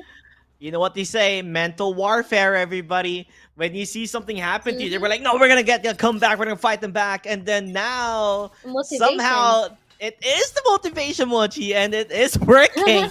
So let's see if it will continue to work out, or will they overheat? Pat already jumping in. The pre-fire, trying to make things work, but Kazoo answers back. Banger, though, with that Spectre at hand, finding the kill. Zemo they're just trading, and Twisted Minds are answering back in an eco. We may not have the guns, but we have the firepower, making it work in their favor. iFly does lose his life. 1v1 now, as Dane is left alone with his own device, as the Spectre is on towards, you know, the hands of Purge and Banger. But you know, karma is just 1 step away, you know, that's what they say. So, you know, if you do something bad, it turns around. And it seems like it's time for Purge to take a piece of that, unless Banger plays this smart. And I feel like he is. He's going back towards the A side. Could plant it in an open situation where he could even run back towards Haven. Or towards Heaven, I mean. Where it could be completely unexpected. And this is actually a good decision here coming up from Banger as well, because he knows the potential of getting a lot of avenues to play around here at the A side. It is your playground. It's happening. So, yeah, I guess, yep, he's not gonna find him out, and there might be a teabag. A teabag? No? Okay, they're gonna play it serious from now on. And that is a wonderful clutch here from the side of Banger, and it is going to be a 10-5. And we all know we have an operator here in the hands of iFly once again, and consecutively from the previous rounds that he has won, it is actually working well for his team. So let us see if this is going to be a good one or not, or will Purge still continue with their momentum? Well, we will have to see because the guns are ready. If they go peek for the mid side, you have to be a bit more careful. And it looks like they are gonna peek, but it doesn't seem like it will latch here with iFly with an operator. If they repeat that, that's crazy. And they will. The confidence, it has to be because of what they've been doing with the banters. They are so highly motivated. The mind games, the mental warfare, it's affecting the performance of Twisted Mind. As Perch, he peeks on the ballsiness of this guy. Not afraid to take a stand, but falls down immediately. As 4 players are alive and healthy on Purge. Twisted Minds. Maybe their minds are the ones getting twisted this time. As R2B2 has a shot but could not line it up. Oh, and he is now left alone here. Zymo, not quite sure how he will be able to get some exit frags and whatnot, but he is gonna be forced to back out and go for the wise decision to save the Phantom for himself. I mean, that's pretty straightforward too. Like every single one of them has been eliminated here at the B site, and before we even know it, it is still the advantage in terms of how they've been able to take over these people. But Zymo, he'll be able to get one. It's the op, But he I'm sees not it. sure if he'll be able to get an additional. He got the operator from himself, which is going to need be to a get the good kill. sign. But Kaido is here. He's gonna jump, and he will be caught. And that It's is the going to be a jumpy. 6-10 here. Let's time out here for the side of Twisted Minds. Yeah, good decision. I think the teabag it's kind of getting them affected too much. So they have to reset, right? They can't let this, destroy their mindset, destroy their mentality. So they're gonna get that breather that they're needing so much, and hope for the best, and try to recover that state of mind that they had in map number 1. So with this break, it could also potentially stop the momentum of Purge. Hmm. Let's see if that will be the case here. And most importantly, though, seems like they look like they're just chilling. They're 4 more rounds away here. It is a slow and steady hike in terms of the score lines, and hopefully it will work out. Considering that the side of Twisted Minds here, we're not seeing them as sharp as before. Pretty different from what we have seen from earlier on. Kazoo is being picked off more frequently than he would want to. So now that they're on Nico, we're gonna see if this is gonna work out. They're one of the few teams makes these types of rounds happen, thrifty rounds. They can be able to pull it off. Let's see. Well, we will see indeed. He has the Marshall. This is the Marshall, right? So if he gets the headshot, oh, misses it. Misses the opportunity. He is going to dash towards the side. Blinded! Views! Oh, the timing. But they're spraying and praying, hoping to find the shot. But he's going to get away scot-free? What? Yeah. I don't know what happened, but he managed to get out of that one and even got the regirl for himself in order to aid him with the loss of his HP. But they are making their way here onto the site. They all know they've got the capacity, they've got all the information as well. But the shot from they will be connecting on their Kaizo, and they will be forced to back out. They were taken aback. They were shook of what just happened, and they will try to rotate here onto our A side, but someone is anchoring here. It's such an awkward engagement, by the way, on what they were doing. You're trying to go towards the C side and then stop immediately. But nonetheless, though, a clear defense on towards A as Dane gets a kill towards Banger, and that timeout, it did work out. You know what's the weirdest part of this is that they didn't really have an entire complete full buy, and they're winning out of it. I don't know. It's something about their ecos that's working really well. But R2B2, he does have something to say about this. But falls down at the latter end of things. Oh no, this is bad. It's history repeating itself again, Mochi. Map number 1, it happened. Map number 2, it almost seems like the same story and the script that has been made by Twisted Minds. That is so crazy for me to witness. Like, all of them has been able to turn up a new page the moment that that timeout has been pulled out for their side. And now they're one more round away here from the match point. Got a lot of ultimates to work out here, and even utilities, seekers ready available, 2 more orbs before the Viper's pit. But let us see if our members here by the side of Purge will be able to manage this all out, because at the current time it is going to be quite difficult. They will be onto lots of pressure here, most importantly wanting to deny them from taking the match point. But this is what's currently happening here. With the guiding light connecting onto Kaito, he's quite lost on where he should go. No trades as of the moment, and this is going to be a difficult one for the side of Purge, because they no longer have their duelist, which is meant to free them the space, make the entry, and get some pick-offs. Kazu, though, will be able to get another here. Yup, and even then, there is a potential to be able to get not just 1, but 2, but 3. A flawless round here for the side of Purge, and an addition teabag onto that guy. And it is just 1 more round away, JT. Oh, they're applying salt to the open wound that Purge has started themselves. Now it's hurting. It is on fire. As currently, you know, I just don't understand where you're playing so well, and then the first mistake that they had was Kaito being alone on towards garage. No one was there to trade him off. Everybody was outside for some reason, and you know, no one was there to at least trade things out. So the mistakes, I think the mental warfare that Purge started is finally affecting them, where they're making mistakes like these, which we don't normally see coming from them. My, that is so unfortunate indeed. I mean, they've been able to boost themselves temporarily, but now it's not doing them good. So, unfortunate for them. We are gonna see that flick here from Kazu too. Interesting.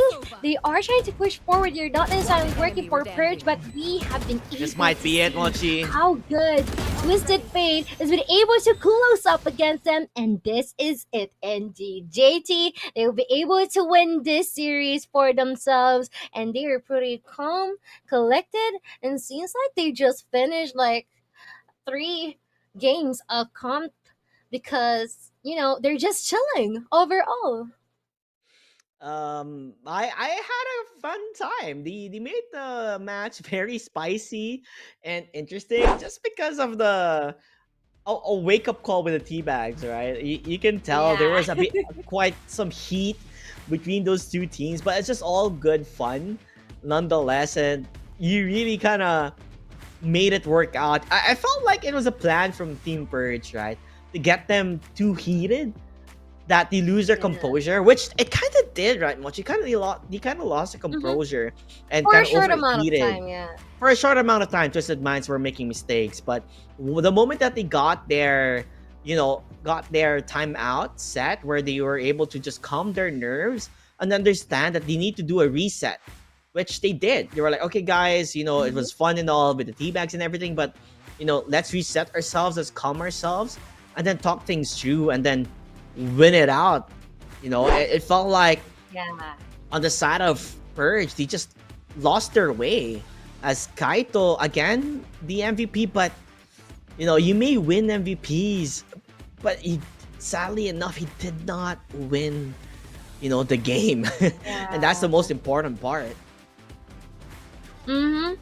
Individually sufficient, and we saw how Kaito really did pop up. But for the side here from Twisted Minds, they have been able to see that, I don't know, it's pretty difficult for me to pin down who should be the most astounding player for themselves, because all of them has been able to take a piece of the cake and they've been able to contribute so much to the team, and they've been able to cover up for each other, even initiate some certain stuff, specifically in terms of the pickups during the thrifty rounds or the pistol rounds. And it's just really crazy for me how they've been able to pull that off rather.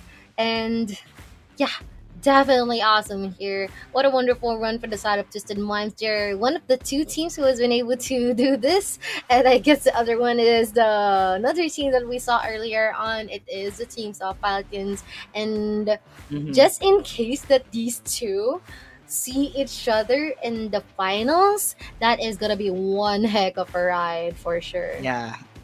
And we should also remember one of the teams that we haven't really casted yet is Fraggers, and this is another Oh, team yeah. that is very strong and known with joining these tournaments and everything. But for me, honestly, when I think about Twisted Minds, it's the entire team of players who are the MVP, right? They play really well. But for map 2 specifically, it's for sure it has to be earlier on. Zemo was really pulling his weight, and midway iFly was doing really well, and then Kazoo at the same time mid game, and then at the end it was Dane who closed it out with a whammy. So these guys, they're just insane. I would love to hear from them on what they thought about the tea bags, the fun that they were doing with Purge. And I know at the end of the day, it's all good fun, all good fun. It's just very entertaining to just watch. At the same time, though, thank you so much for Purge for joining this tournament in Dubai Esports Police. We saw a lot of fun coming from them from the get-go, from the start where they played their hearts out. They showed us one heck of a game until the very end, and of course the supporters from chat full of love for Team Purge. But again, nonetheless, they are the ones getting eliminated, as Twisted Minds will continue on set forth on this tournament. So thank you so much for joining, by the way, Purge, and we hope to see you again in the next upcoming tournaments. Maybe that Dubai Police will be producing again alongside 404 Esports. As Mochi, I hear you kind of want to say, do you want to say something before we toss things off? Well, all I want to say is good luck to the teams that we currently have staying in our bracket so far, because we already have the first part of our semis already rolled up. It is definitely going to be our members here from the side of WKNK and as well as Falcons. And on the other hand, seems like Twisted Minds will be waiting for their contender tomorrow. Good luck, and I hope that you guys will have a good rest. So we'll throw it to the host, guys. We will see on who they're going to be interviewing. Potentially maybe Kaido, because it seems like chat really wants to see. So, host, take it away. And we're here with the quarter-final winners. Please introduce yourself. I would like to know more about you, because you guys did amazing. Hello, I'm Dane. I'm the IGL of my team. I like to play Valorant. It was really nice games. Kind of easy, to be honest, but it was fair. No, but like before you go into all of that, what took you guys so long? Because I noticed that you guys almost kind of tripped somewhere here and there between the games. Because you were first game you won fair and square. It was very obvious you guys clearly were gonna win. The second game we saw a bit of hiccups. What was that about? We kind of underestimated them, and we did some bad things on our spots in the map, and that's what was the problem. And how did you reconcile? What did you do? What did you think? What was the thought process? I managed to let the team play on some plan. I did, and it all went good.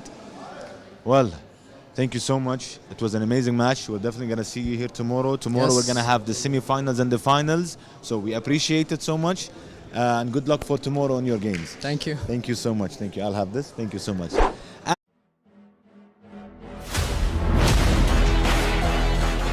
Backlines, 1391, a triple kill, a double kill from the Omen.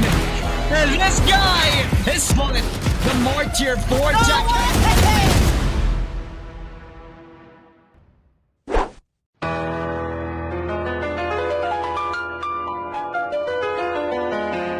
At first I sent the link and she was petrified.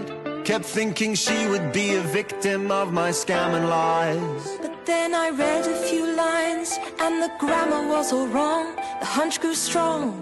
He was trying to scam me all along, so I blocked his hack and reported the fraud. Oh, she even blocked my number and my phone calls from abroad. They'll try to tempt you with rewards and a fake prize. You shouldn't crumble. You should report these shady guys. Well, no, not I will survive for as long as I report the fraud. I know they won't survive. I've got great advice to give. Reporting is imperative. They won't survive. I won't survive. Scammers these days have a no new trend. It's a call from the police, but it's all pretend. And you'll regret it later if you don't report the call. But that's not all. They'll get all your details, they'll have it all. So take their advice and report our lies.